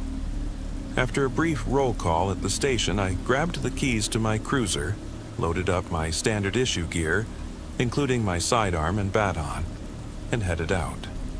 That night, we were short-staffed, so I found myself patrolling solo. Strangely enough, being alone allowed me a sense of freedom, a chance to be just myself. In those moments, my heart felt detached, no longer fully in sync with the duty I had pledged to serve. At first, I felt like a hero, someone who could make a difference. Now, after years of routine calls and endless miles, I felt like just another statistic. Another weary soul counting down the hours until I could finally go home. Time dragged on as I cruised aimlessly through the quiet, shadowed streets of downtown San Antonio. My eyelids grew heavy, and by 3 a.m. I was fighting off sleep with every fiber of my being. I was so exhausted that I almost considered pulling over for a brief nap. when suddenly, a crackling voice over the radio snapped me back to attention. "Dispatch, please respond. We have a call at location Echo 26. The alert jolted me. I hadn't even noticed my radio's volume had been turned up. I grabbed it and replied, "This is Officer Daniels at Echo 26. Go ahead, dispatch." Dispatch reported that a silent 911 call had come in from the given address, along with all the coordinates needed to reach the scene. Usually, these calls turned out to be false alarms. A misdial, maybe, but duty called. I headed straight for the address. When I arrived, disappointment washed over me. It was an old apartment complex in a nondescript neighborhood. I called back to dispatch, but they confirmed without a doubt that the call had originated from that very location. Stepping out of the cruiser, I surveyed the building. It was an imposing structure, likely housing no fewer than 50 residents. From the exterior, no lights glowed, and I knew what had to be done. I would have to check every door to locate whoever had made the call. With a heavy sigh, I made my way to the front door. To my surprise, the door wasn't locked. As soon as I placed my hand on it, the door creaked open with an eerie groan. I stepped into a long, dim hallway, letting the door slam shut behind me so that its echo would fade into silence. Suddenly, everything went pitch black. I flipped on my flashlight, its flickering beam barely lighting up the corridor. I could just make out a staircase at the end of the hall. Relieved, I searched for a light switch. "Thank God," I muttered under my breath. But as soon as I flipped the switch, a sharp crack sounded. The bulb exploded in a tiny burst of sparks. Now, I was left with nothing but my flashlight to guide me. Slowly, I made my way up the stairs. At the top, another corridor waited me, as dark as the bottom, lined with old, worn doors. The weak beam revealed peeling paint and decrepit frames. Glancing down, I noticed how filthy the carpet was, exuding a nauseating, rotten odor reminiscent of decaying meat or spoiled food. In many of our calls, we'd end up scrubbing our boots on the spot. This was clearly one of those cases. Dark, deep red stains marred the carpet in chaotic patterns. Despite the oppressive atmosphere, I reminded myself that this was likely just another accidental call, a check to see if the residents were okay. I began knocking on door after door. The first few doors offered no response. I had no intention of forcing my way into any apartment. Paperwork and legal red tape were best avoided. As I continued knocking, a soft noise from upstairs caught my attention, like furniture being dragged across a floor. Now, I was certain someone was home. I climbed another flight of stairs and followed the sound to the apartment it seemed to be coming from. On that floor, a narrow strip of light peeked from beneath a door. With a steady hand, I knocked loudly. "Hello? Police? Please open up." A rustling sound came from inside before the door creaked open just a crack. I saw an elderly, gaunt man whose pale, wary eyes scanned the dark hall. His unkempt gray beard and hollow features gave him an almost ghostly appearance. "We received a 911 call from this address. Just checking that everything's all right, sir," I said. For a long moment, the old man said nothing. Instead, his wide eyes stared into the hallway as if searching for something unseen. Then, in a raspy whisper, he said, "Everything's fine. You better leave." Bewildered, I asked, "Why?" Without another word, he slid the door further shut, and the narrow beam of light vanished. A sense of dread settled over me. Was there more going on here than met the eye? Yet, I forced myself to continue knocking on the other apartments. The silence was haunting, and as I walked through the building, the cloying stench grew stronger, the unmistakable smell of death. Every veteran officer knows that stench all too well. It immediately fills your nostrils. An uneasy feeling churned in my stomach. I'd seen death before, but nothing like this. I reached for my radio to call for backup, but it was dead. My colleagues were all tied up with other emergencies. Frustration mounting, I followed the nauseating odor, determined to locate its source. On the final flight of stairs, the stench nearly overwhelmed me. Suddenly, I heard a faint, muffled sobbing, as if someone were desperately trying to stifle their cries. Fear crept over me. My heart hammered in my chest, and sweat beaded on my forehead. The soft weeping abruptly stopped, replaced by a deep silence. "Who's there?" I called out, my voice trembling slightly. I shone my flashlight into the darkness, revealing horrifying dark smudges. Stains splattered across the walls and floor. Blood had been splattered in irregular patterns. In that instant, panic surged through me as I reached once more for my radio, only to find it dead. I cursed softly under my breath. My fatigue had made me careless. I turned to head back down the stairs when a heavy, ominous breathing echoed behind me. Spinning around, I shone my light down the hall. The breathing ceased, and I noticed one of the doors stood ajar, as if someone had pushed it open while I wasn't looking. Every instinct screamed at me to run, yet a morbid curiosity forced me forward. I gripped my sidearm a bit tighter, though I was fully armed in Texas. Nothing in my training had prepared me for what I was about to face. Cautiously, I approached the open door. The repulsive odor hit me like a wall. I knew the source was inside. As soon as I stepped into the apartment, I flipped on the light switch near the wall, and what I saw would haunt me forever. Blood was everywhere. It smeared the walls, pooled on the floor, and even dripped from the ceiling. Numerous bodies hung lifelessly, as if in a butcher's display. Their forms were emaciated and ashen. Some appeared to have been there for months, others only recently.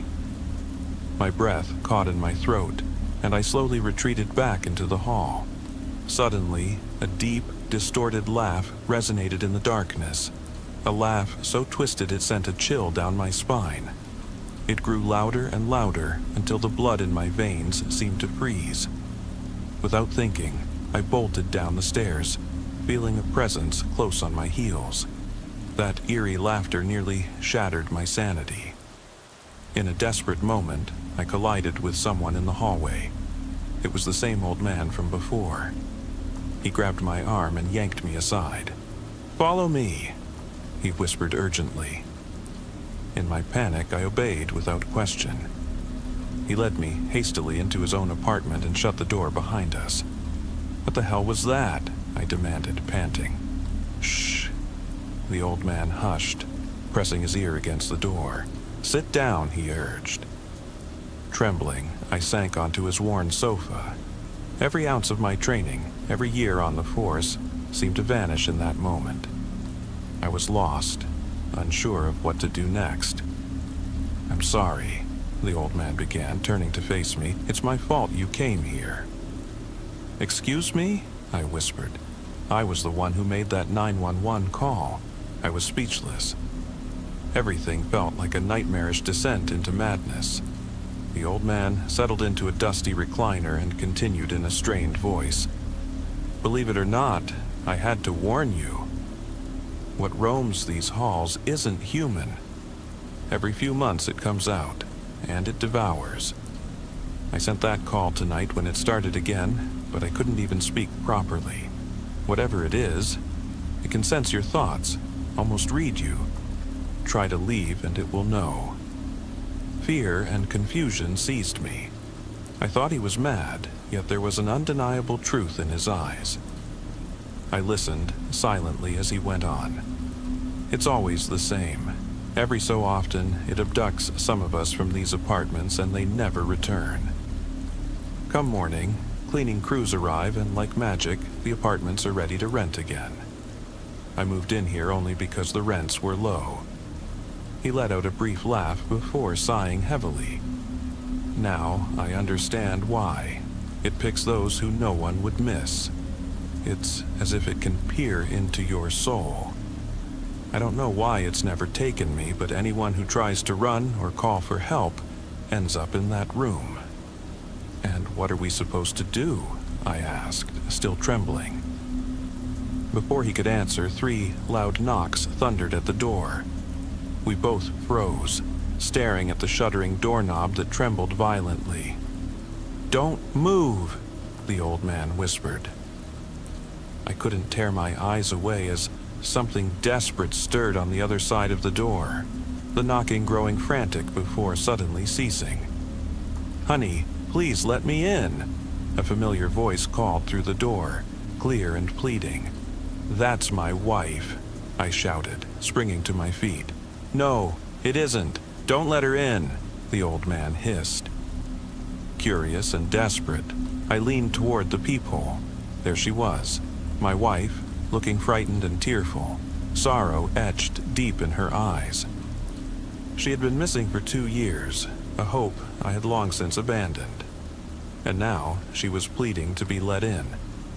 In a surge of panic, the old man lunged to block me from opening the door, but I managed to shove him aside with my elbow. I unlocked the door and cried, "Honey, come in," as I pulled it open. But the old man had been right. Standing before me was not my wife. Instead, a creature revealed itself. A gaunt, towering figure with impossibly long arms nearly brushing the floor. Its skin was a sickly, pale blue, crisscrossed with red veins, and its face bore a small, unassuming mouth with no eyes to be seen. Slowly, it tilted its head from side to side, as if weighing me against the old man, each movement accompanied by a disturbing crack in its neck.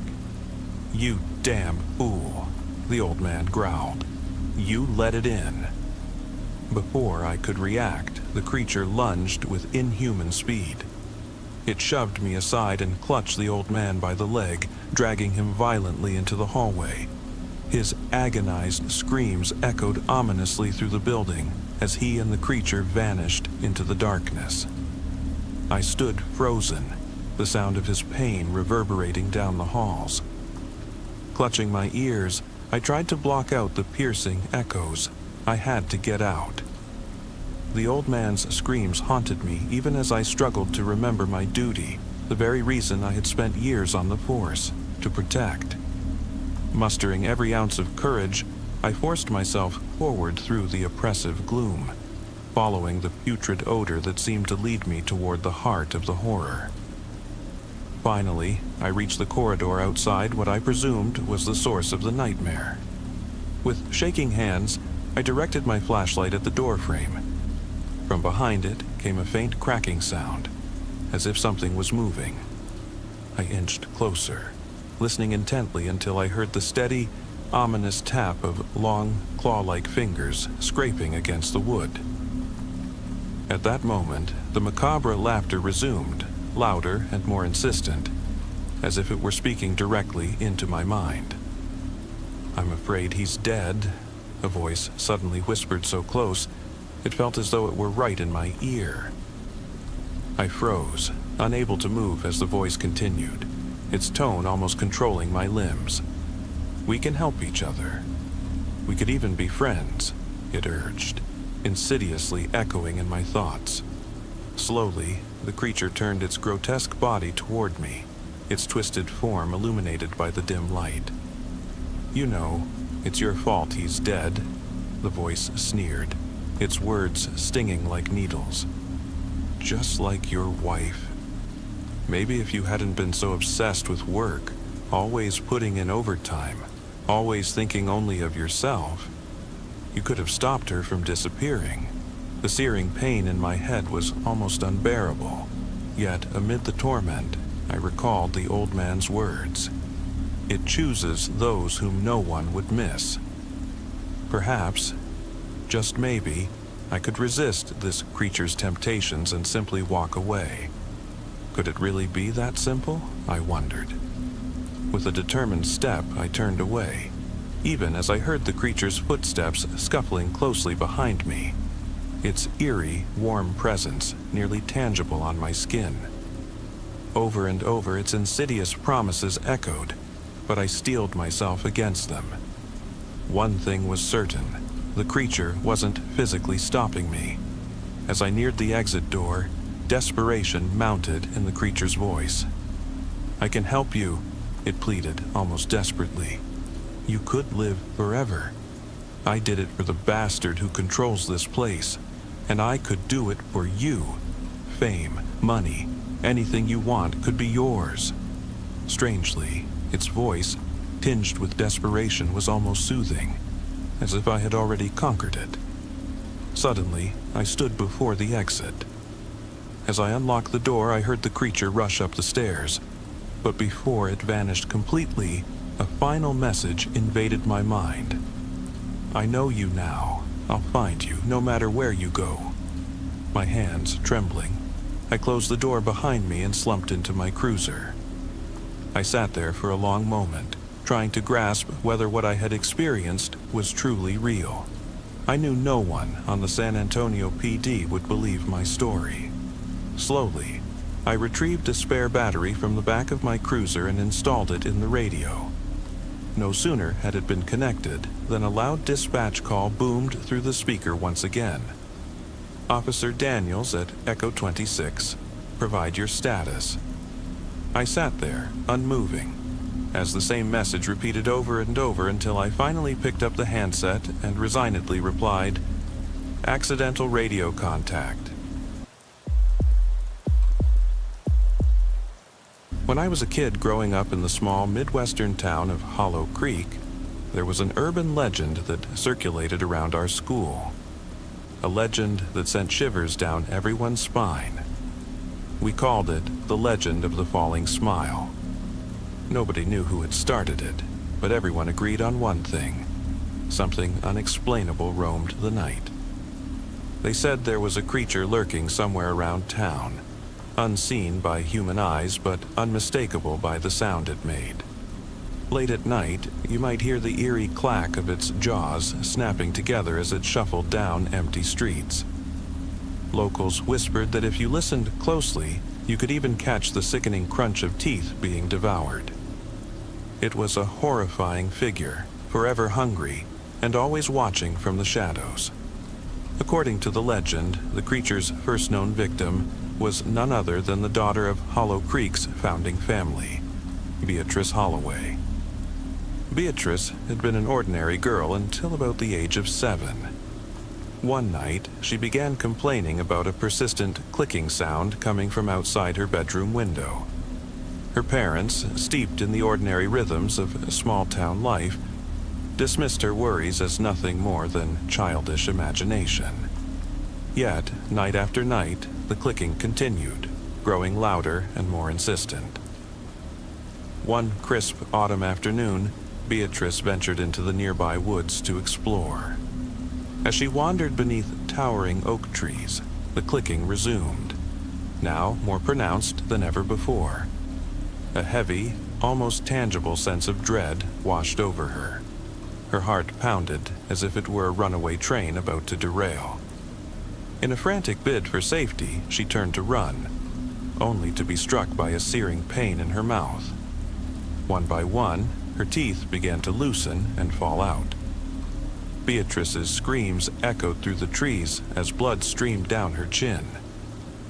In mere seconds, the little girl crumpled to the forest floor, leaving behind a gruesome trail of blood and scattered teeth. In that moment, she knew this was no nightmare. Her teeth continued to drop until nothing but a grotesque, bloody mess remained. She clutched her knees, sobbing in unbearable agony until, eventually, the pain subsided, leaving silence in its wake. Her lifeless body lay abandoned in the woods, a macabre offering for the creature that had haunted the legend. Even now, those who pass by say they can almost hear a permanent scream echoing from that spot, a mute testament to the horror that had unfolded. And so, if you ever find yourself alone and you catch that unsettling, rhythmic clicking in the dead of night, run. That, my friends, was the legend of the falling smile. A tale passed along from playground whispers to hushed classroom conversations. It didn't matter who you were. Everyone in Hollow Creek had heard it. Parents tried to silence the stories, dismissing them as mere fables to keep misbehaving children in check.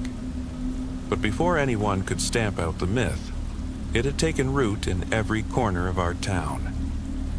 I first heard the story from a group of older kids at school. While it made some of my classmates jump at every creak in the night, I was skeptical. I never truly believed in monsters. That is, until I grew up and found myself on the local police force. I hadn't planned on a career in law enforcement. It was more a matter of necessity than passion. I'd never been a top student, and money was always tight. After high school, higher education wasn't really an option, so when my uncle, already a veteran officer, offered me a job, I took it reluctantly. It turned out to be a decent way to get by, allowing me to rent my own apartment and finally live independently. Still, the early days on the force were uneventful. My fellow officers were friendly enough, and the routine was predictable, until the bodies started appearing.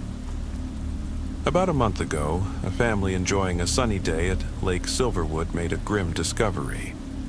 Their children had been playing by the water's edge when one of them stumbled upon something shocking. A hand that gave off a faint, unsettling shock when touched. When the parents pulled the lifeless form from the water, I was called to join the recovery team. I've never had a strong stomach, and the sight that greeted me was more than I could bear. The body was bloated, its skin mottled with dark, clotted blood, and the stench was so overpowering that even seasoned officers looked like they were on the verge of vomiting. Chunks of skin had decayed away, revealing raw muscle beneath, but it was the face that haunted me most. It was locked in an eternal, silent scream, eyes wide with terror and mouth agape.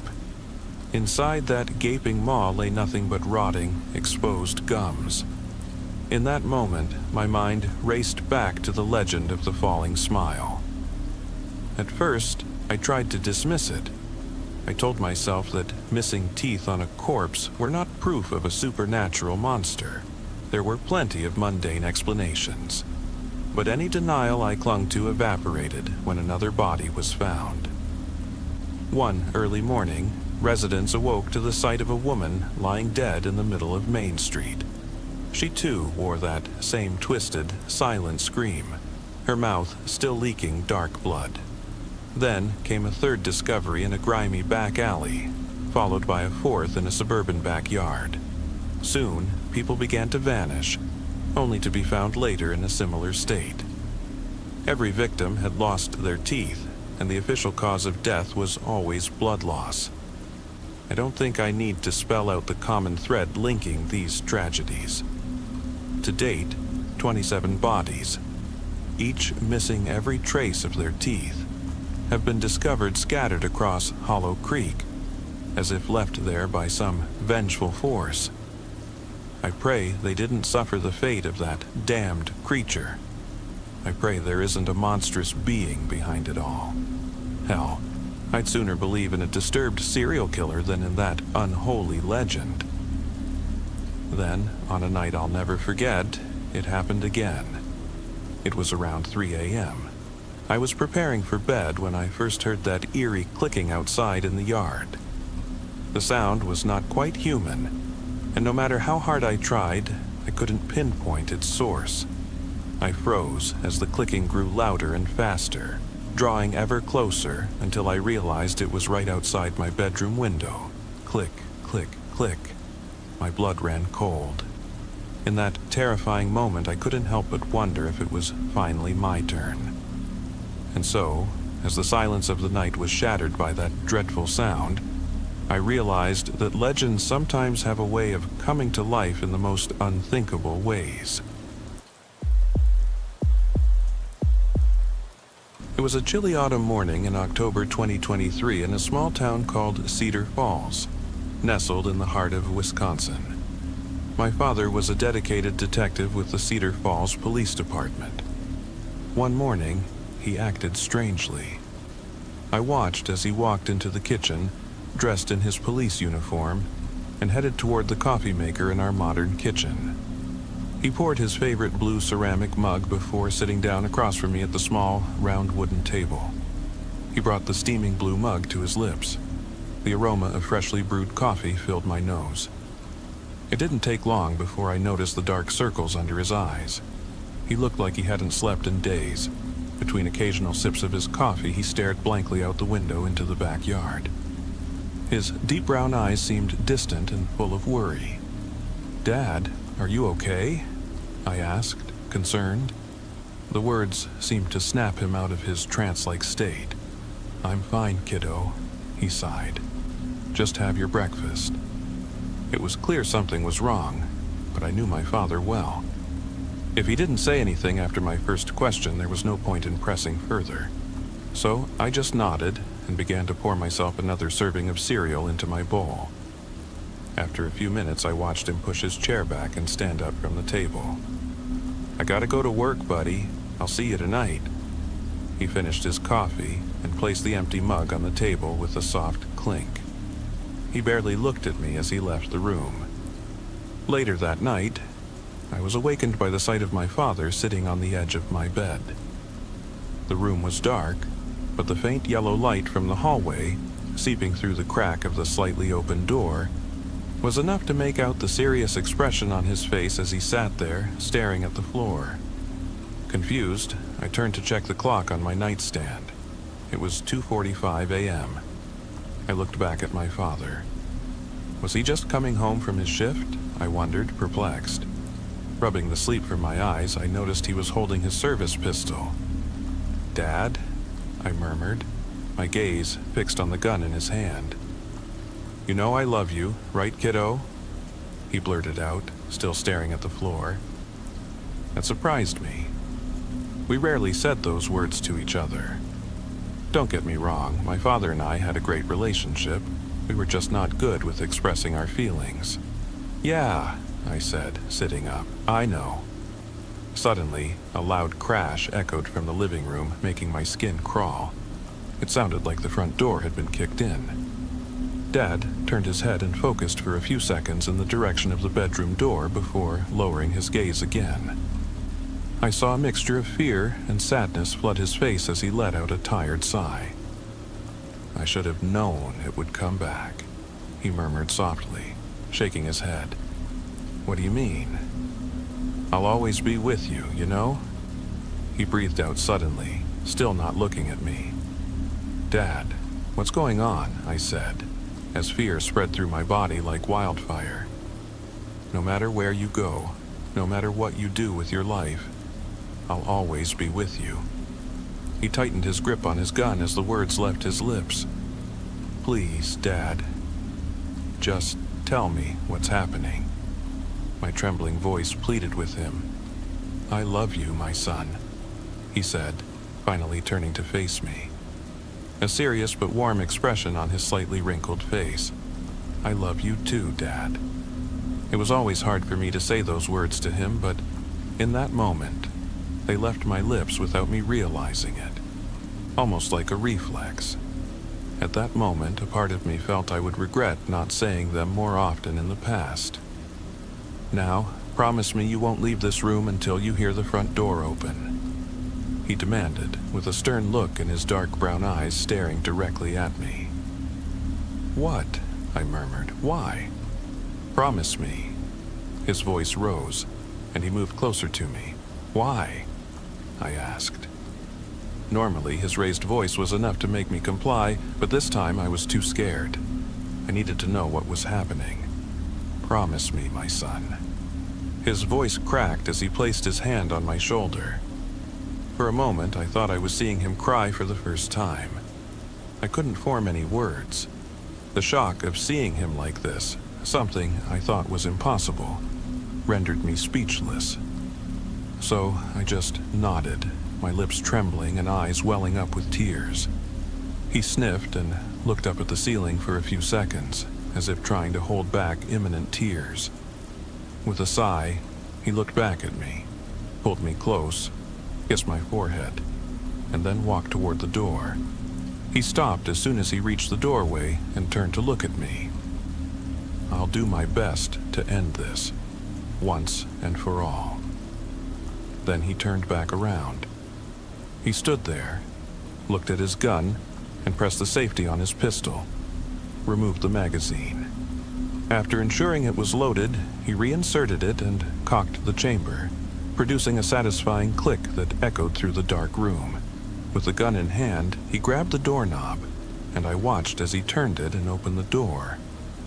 Then he closed it behind him, leaving me in complete darkness. I sat on my bed in the pitch-black room, waiting and listening. My body trembled as I counted the seconds, not knowing what would happen next. Suddenly, a single gunshot rang through the house, followed by rapid, unnaturally fast footsteps. It sounded like a hammer was striking the wooden floor 100 times per second. A wet, crunching noise echoed through the walls, accompanied by a loud grunt from my father, followed by a loud crash and shattering glass. And just like that, it was silent again. I just sat there, heart racing. I wanted to run, to hide, to scream, but I couldn't move. It was as if my mind was wide awake in a sleeping body. Minutes that felt like hours passed. There, I sat in complete darkness, waiting. I mustered the courage and told myself I had to do something. I had to see if my father was okay. Suddenly, the turning of the doorknob and the squeaking of the hinges cut through the night silence, and I saw in horror the door slowly open. The silhouette of a man stood in the doorway.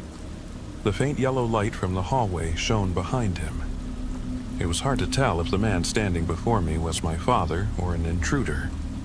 I sat there, unable to make a sound, waiting and hoping to hear my father's voice emerge from the figure. Only a few seconds felt like an eternity. My heart pounded against my chest, beating so hard I could feel it pulsating in my throat. Suddenly, a car slowly drove past the house, and its headlights flashed through the gap in my curtains, just enough to recognize the blue of my father's uniform and the shine of his badge. With a sigh of relief, I felt the tension in my body ease. "Dad, you really scared me. What's happening? Did someone break in?" Whatever relief I felt was ripped away from my chest as I saw my dad drop to all four and crawl into a dark corner of the room with unnerving speed. My mind raced. This isn't Dad. This isn't Dad. This man is not my dad. It's amazing how quickly our brains can switch from relief to absolute terror. I did my best to stay still, hoping that it would somehow keep the man, who had crouched in the dark corner to my right, from harming me. All the while, I could watch him. I could hear his raspy breathing, just a few feet away. I tell you, feeling the full effects of adrenaline while your body is frozen with fear is like torture. I felt like my heart was going to burst out of my chest at any moment. Somehow, I found the courage to turn my head in the direction of the man. As soon as I did, he began to slowly rise. The loud cracking of bones echoed through the room as he did so. A cold, numb feeling sank deep into my stomach. He was now standing. At that moment, all I could think about was the lamp on my nightstand. I had to see him. Had to see it. Carefully, I reached for the lamp beside me and tugged on the cord, bathing the entire room in an orange light. As I stared at the man, my eyes widened so much they almost felt like they would pop out of my skull. What I saw made my heart sink. He wasn't just wearing my father's uniform. He also had my father's face.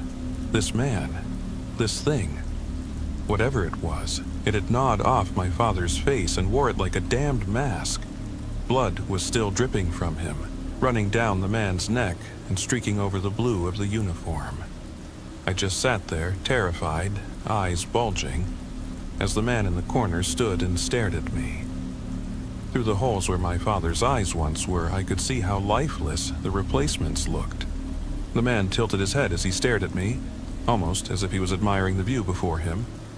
I don't even know how long he stood there. An hour? Maybe 2. Suddenly, he dropped to all fours again and crawled out of the room with inhuman speed, his hands and feet hitting the floor loudly. Even after he was gone, I still sat there, feeling like hours had passed. Still frozen. Finally, I mustered the courage to check.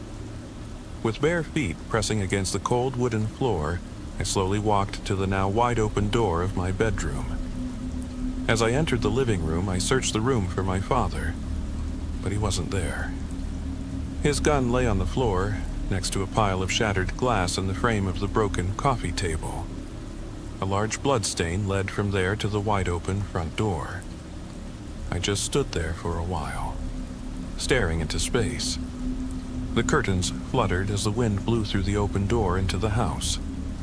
After a while, I don't even know how long, I finally pulled myself together and dialed 911. After many questions, most of which I couldn't answer, they promised to catch whoever had done this. They said my father was one of them, and that they wouldn't rest until they caught the bastard. 2 years have passed. They never succeeded. I lived with my Aunt Gemma until I turned 18.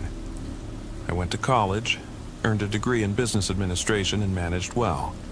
Now, I'm 36. The same age my father was when it happened. After all this time, I never really understood what happened to my father. I avoided the topic for most of my life like the plague. But on my 36th birthday, Aunt Gemma called to wish me well.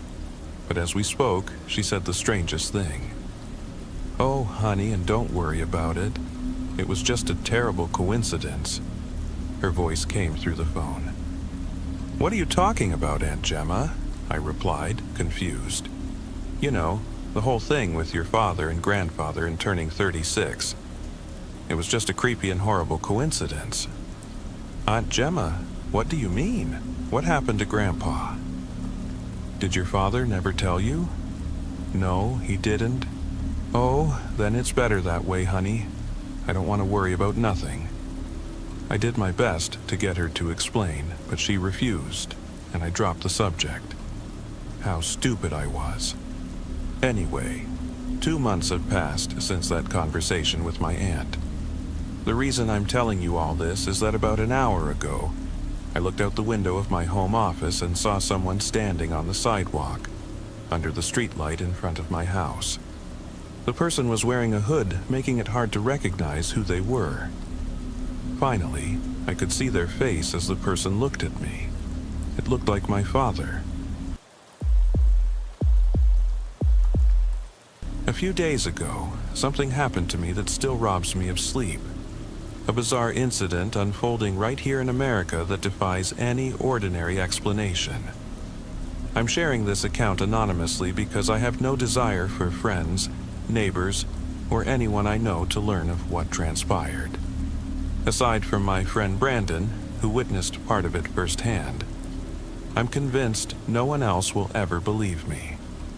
I've had time to replay every moment in my head, and now I want to describe everything as accurately as possible, so you can judge for yourself what really happened.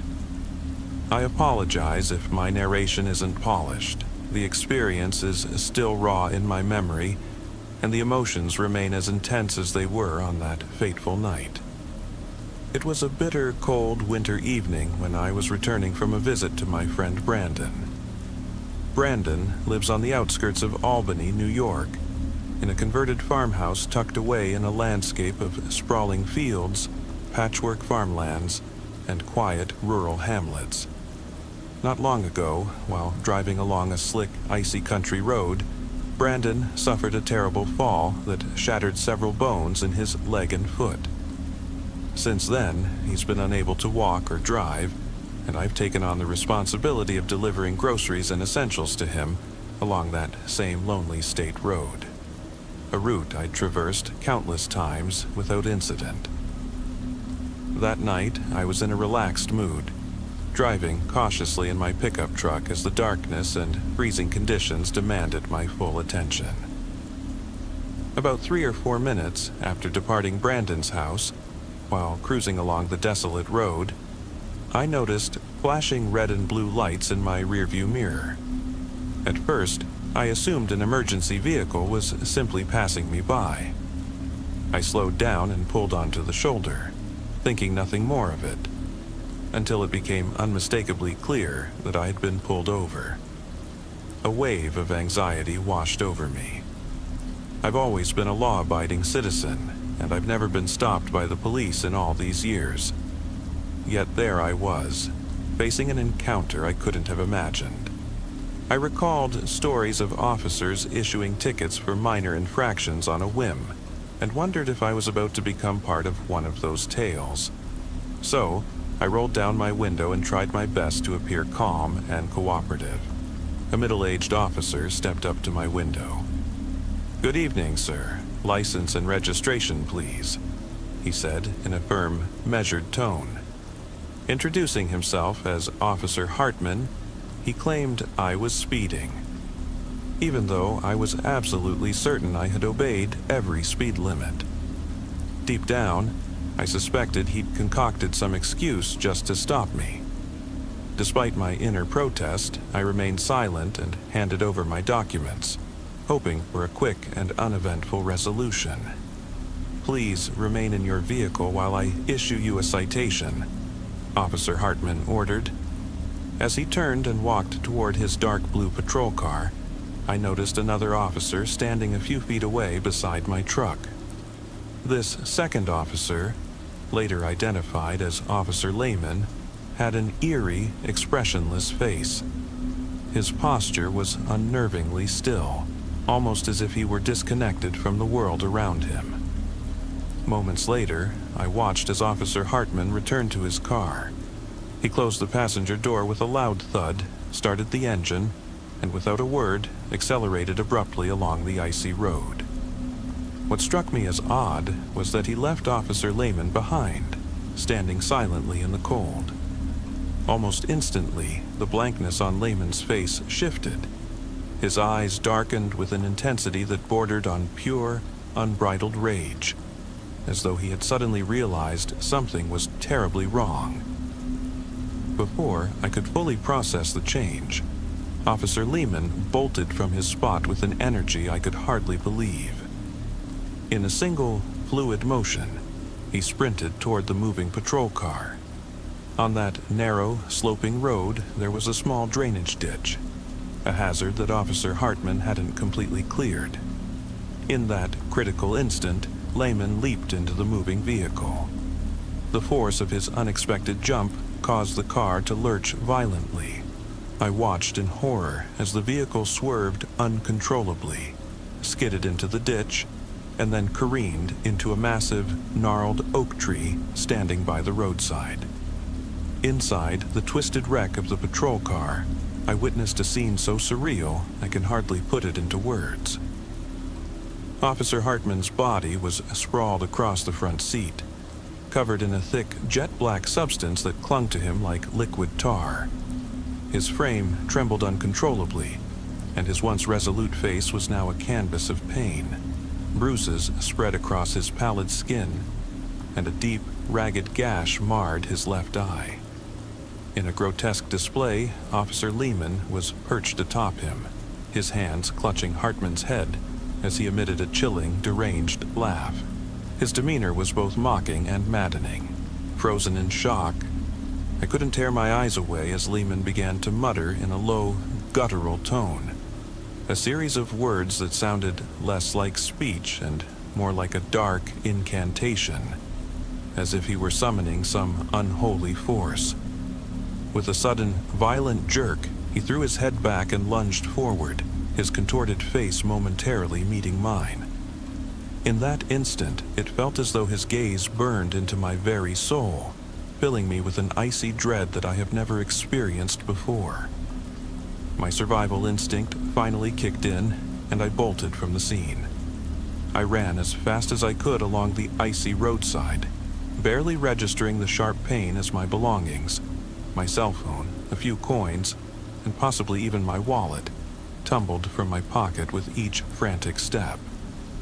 I wasn't thinking about the pain of the cold, hard ground beneath me. I was only focused on escaping that nightmarish madness. Behind me, I heard heavy footsteps pounding relentlessly, accompanied by Lehman's disjointed, almost demonic shouts. At one point, I even felt a sudden, inexplicable chill as something brushed against the back of my neck, sending me into a deeper state of terror. I screamed, turned around, and saw him, just a few paces behind, his deformed, nearly faceless features looming in the darkness. In sheer panic, I pressed on toward Brandon's farmhouse, the only refuge I could think of. Every second stretched into an eternity as I raced along the deserted road, praying, "God, please help me." The cold air stung my cheeks, and my limbs began to feel numb, but I couldn't stop. At long last, the familiar silhouette of Brandon's house emerged against the night sky. With trembling hands and a heart pounding out of my chest, I reached the front door and pounded on it, calling out Brandon's name as though it were a lifeline. Despite his broken leg and obvious pain, Brandon managed to open the door. In that moment, we hastily barred the entrance. The door slammed against the intruder as if repelling his dark presence. Inside, the pounding on the door and windows persisted. Brandon, wide-eyed and clearly shaken, asked in a hushed, terrified tone, "What the hell happened to him? What on earth is going on?" I could only shake my head in response, overwhelmed by fear and unable to articulate the unspeakable horror I had just witnessed. Deep down, I knew that calling the police would only lead to disbelief. No one would accept that something so unexplainable was unfolding right in our midst. I whispered to Brandon that we might have to fend for ourselves, that this incident was far more sinister than a routine police stop. Before I could gather my thoughts any further, a dizzying sensation overcame me. A dark veil seemed to descend over my vision, and the last thing I remember is the sound of my own frantic heartbeat before I lost consciousness completely. When I eventually came to, I found myself lying on the living room floor with Brandon kneeling beside me, his face etched with worry. He explained in a trembling voice that the deranged Officer Lehman, whose expression had become as twisted and inhuman as I had seen, had vanished after pounding on our door and windows one last time. Still dazed, I recounted the night's events in broken fragments. We both sat there, struggling to comprehend the horrifying reality of what had occurred. As the night wore on, and our bodies bore the marks of scrapes, bruises, and the lingering, burning sensation of that tar-like substance that clung to my neck. The next morning, as weak winter sunlight filtered through the window, Brandon insisted that I report the incident to the local police. He argued that if I didn't come forward about what had happened to Officer Hartman, no one would ever believe that something so surreal had occurred. With trembling hands and leaning on Brandon's crutches, I climbed into his well-worn pickup truck, and we set off for the police station in Albany. The drive along that icy, desolate road was a waking nightmare. Every twist of the road, every glimmer of a distant streetlight, sent shivers down my spine as I couldn't shake the feeling that Officer Lehman, or whatever dark force he represented, was lurking just out of sight, ready to strike again. At one point, we passed by my own abandoned car, its door still ajar, and my scattered belongings lying frozen on the roadside. I quickly retrieved my keys and cell phone, secured my vehicle as best I could, and rejoined Brandon's truck, all the while casting anxious glances behind me. Upon arriving at the Albany police station, we checked in at the reception desk. A calm, friendly female officer greeted us and soon led me into a small interview room to take my statement. As I sat there, trying to steady my trembling hands and racing heart, I couldn't help but notice something utterly bizarre. In a dimly lit hallway, behind a partially open door, stood Officer Hartman. He was motionless, his face eerily pristine, completely devoid of the injuries and trauma I had witnessed only hours earlier. His vacant stare, illuminated briefly by the intermittent glow of overhead lights, sent a chill down my spine. I quickly excused myself, unwilling to meet that unearthly gaze any longer. I left the station as quickly as possible without providing my name. After all, who would believe that I had witnessed a paranormal, almost demonic event unfolding within our very own police force? Since that night, I have withdrawn from the world, living in a constant state of fear that the malevolent presence might return. I find myself questioning whether I will ever learn the truth behind that horrifying incident, or if it will forever remain a dark, unexplainable secret lurking in the shadows of our everyday lives. This is my account of a dreadful, paranormal incident that occurred on a cold winter night in America, right here in upstate New York. I share my story as both a warning and a desperate plea. Stay vigilant, for even in the most ordinary moments, something truly sinister could be waiting just beyond the familiar glow of our streetlights. What began as a routine police stop might have been the doorway to a supernatural nightmare, one that has forever altered my perception of reality. I'm Jay Miles, and I want to share a story that has haunted me for years. Decades ago, I joined the New York Police Department. It was my way of giving back to society and trying to reconcile my own past. In my mid-20s, I had committed minor offenses in a desperate attempt to fit in. The youth culture back then idolized bad cops, and having a record was considered cool by many. Eventually, I grew out of that phase. For some of the emergency calls I responded to, I didn't have a fixed partner. And I'm simply grateful that for this particular shift, I had a partner, no matter what kind of entity was out there. Our patrol car was parked in a dark alley in the Brownsville neighborhood of Brooklyn, hidden between brick walls, waiting to catch reckless drivers. It was around 1 a.m. when we received the call. Someone had reported a woman walking barefoot with her baby down the streets, mumbling to herself. That was all the information we were given. We arrived at the scene. My partner Rob and I were on edge from the moment we stepped out of the car, not least because Brownsville was known for its troubled areas and high crime rates. After circling the neighborhood several times and finding no trace of the woman, we decided to park the car and knock on a few doors. The caller had been anonymous, so we couldn't speak to them directly. Most people were asleep at that hour, and we had to settle for the few individuals we encountered on the streets. "Do you see that?" Rob said. Someone vanished behind a wooden fence next to a row of townhouses, and we barely missed them. Rob and I jogged over to see if we could reach this person, our potential suspect. I could see the residents peeking through their curtains, curiously watching two police officers patrolling their neighborhood. It looked like the suspect had entered the garden of a house through an open gate, so we turned on our flashlights and followed her. The garden was pitch dark, and we couldn't see anything outside the narrow beam of our flashlights. I noticed that Rob's light was slightly trembling. "Are you okay?" I asked him. "I'm fine." "It's okay to be scared, man," I said, laughing. "Back off." A rusty swing creaked in the wind, and the trees around us rustled their leaves. My body shivered, not from the cold breeze, but from the eerie atmosphere. If I was unsettled, I could only imagine how Rob felt. "Excuse me, ma'am." The homeowner suddenly opened her back door. "Sorry, Mrs. Thompson," I said. "We'll be leaving your property shortly. We didn't mean to scare you. My partner and I are looking for a woman who was reported—" "Officer, I can't hear you well. Could you please come inside?" I went inside to speak with Mrs. Thompson while Rob continued to search the garden. I explained that we were looking for a woman acting strangely, walking around the neighborhood with a baby in her hand. As I talked to Mrs. Thompson, Rob shouted from outside, "Everything okay? What happened?" It looked like he had seen a ghost appear right before his eyes and then dissolve into thin air.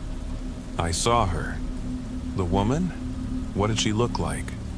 She Come on, Rob, speak. He took a moment to catch his breath, placing a hand over his heart. She ran up the wall, right in front of me. She ran up the wall, Jay, like an animal.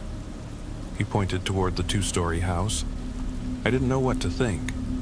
Rob had no history of mental illness that I was aware of, and he certainly wasn't on any drugs. I knew him well enough to confidently say that he wouldn't hallucinate in serious situations like police work. Well, I began awkwardly, did you see where she went? After she climbed the wall. The bushes over that metal fence there, he said, shining his light on it. I saw her moving. With drawn weapons, we jumped over the fence and searched the neighbor's property next door. Wait, Rob said. I heard you calling for backup. Shouldn't we wait for them? No, we can handle this ourselves. This garden was even larger than the other, but just as dark. We pointed our flashlights at a pile of wood in the corner of the garden. And before we could take another step, we heard someone crying. It sounded like a baby. Police! I slammed the door of the shed open, and we swept through the interior. The woman wasn't there, but there was a baby, a plastic baby. Rob pointed his light at the shed's floor. What the hell is this? A mechanical baby doll that could play recorded sounds and was placed there by someone to lure people in felt very strange to me. Not a moment later, our ears were pierced by a blood-curdling, high-pitched scream from the first house whose garden we had searched. As I rushed back to the other house, I noticed that Rob wasn't following. He wasn't moving at all. Come on, what the hell are you doing? I shouted. Rob's eyes widened as he stared at me, his mouth hanging open. I can't. I just can't, Jay. I'm sorry. I didn't have time to argue with him, so I continued, jumped over the fence and entered Mrs. Smith's house. What's going on? I asked her. I saw her. She was right there. Mrs. Smith pointed outside to her garden, to a spot on the ground, right next to the sliding glass door. She was just standing there, staring at me, and I think she smiled. Okay, which way did she go? Another scream. Rob's. When I returned to the shed, Rob was nowhere to be found. The plastic baby was also gone. I called out for him and searched everywhere, but he was simply gone. You know, it was like this mysterious woman could smell fear. It was something she seemed to tap into, and Rob had plenty of it that night. When backup finally arrived, I explained to my superiors at least a few hundred times what had happened. All of this happened decades ago, and Rob hasn't been found since. It's an unsolved case. When I think back to that night, my blood runs cold like nothing else. This mysterious woman, she was playing a game with both of us, and it feels like she won because of her experience. I'm not even sure why I still refer to her as a woman, as a human. Because if Rob's description says anything, she was something else. A whole year went by and I had different partners. I was stationed in Brooklyn, and sometimes my new partner John and I had to respond to calls coming from Brownsville. Eventually, I almost forgot everything, but I never forgot Rob, no matter where he was, dead or alive. However, that didn't last long. One night, while I was sitting in our precinct, John and I received a call. It seemed like another ordinary call until the dispatcher mentioned something about a woman talking to herself on the street and holding a crying baby.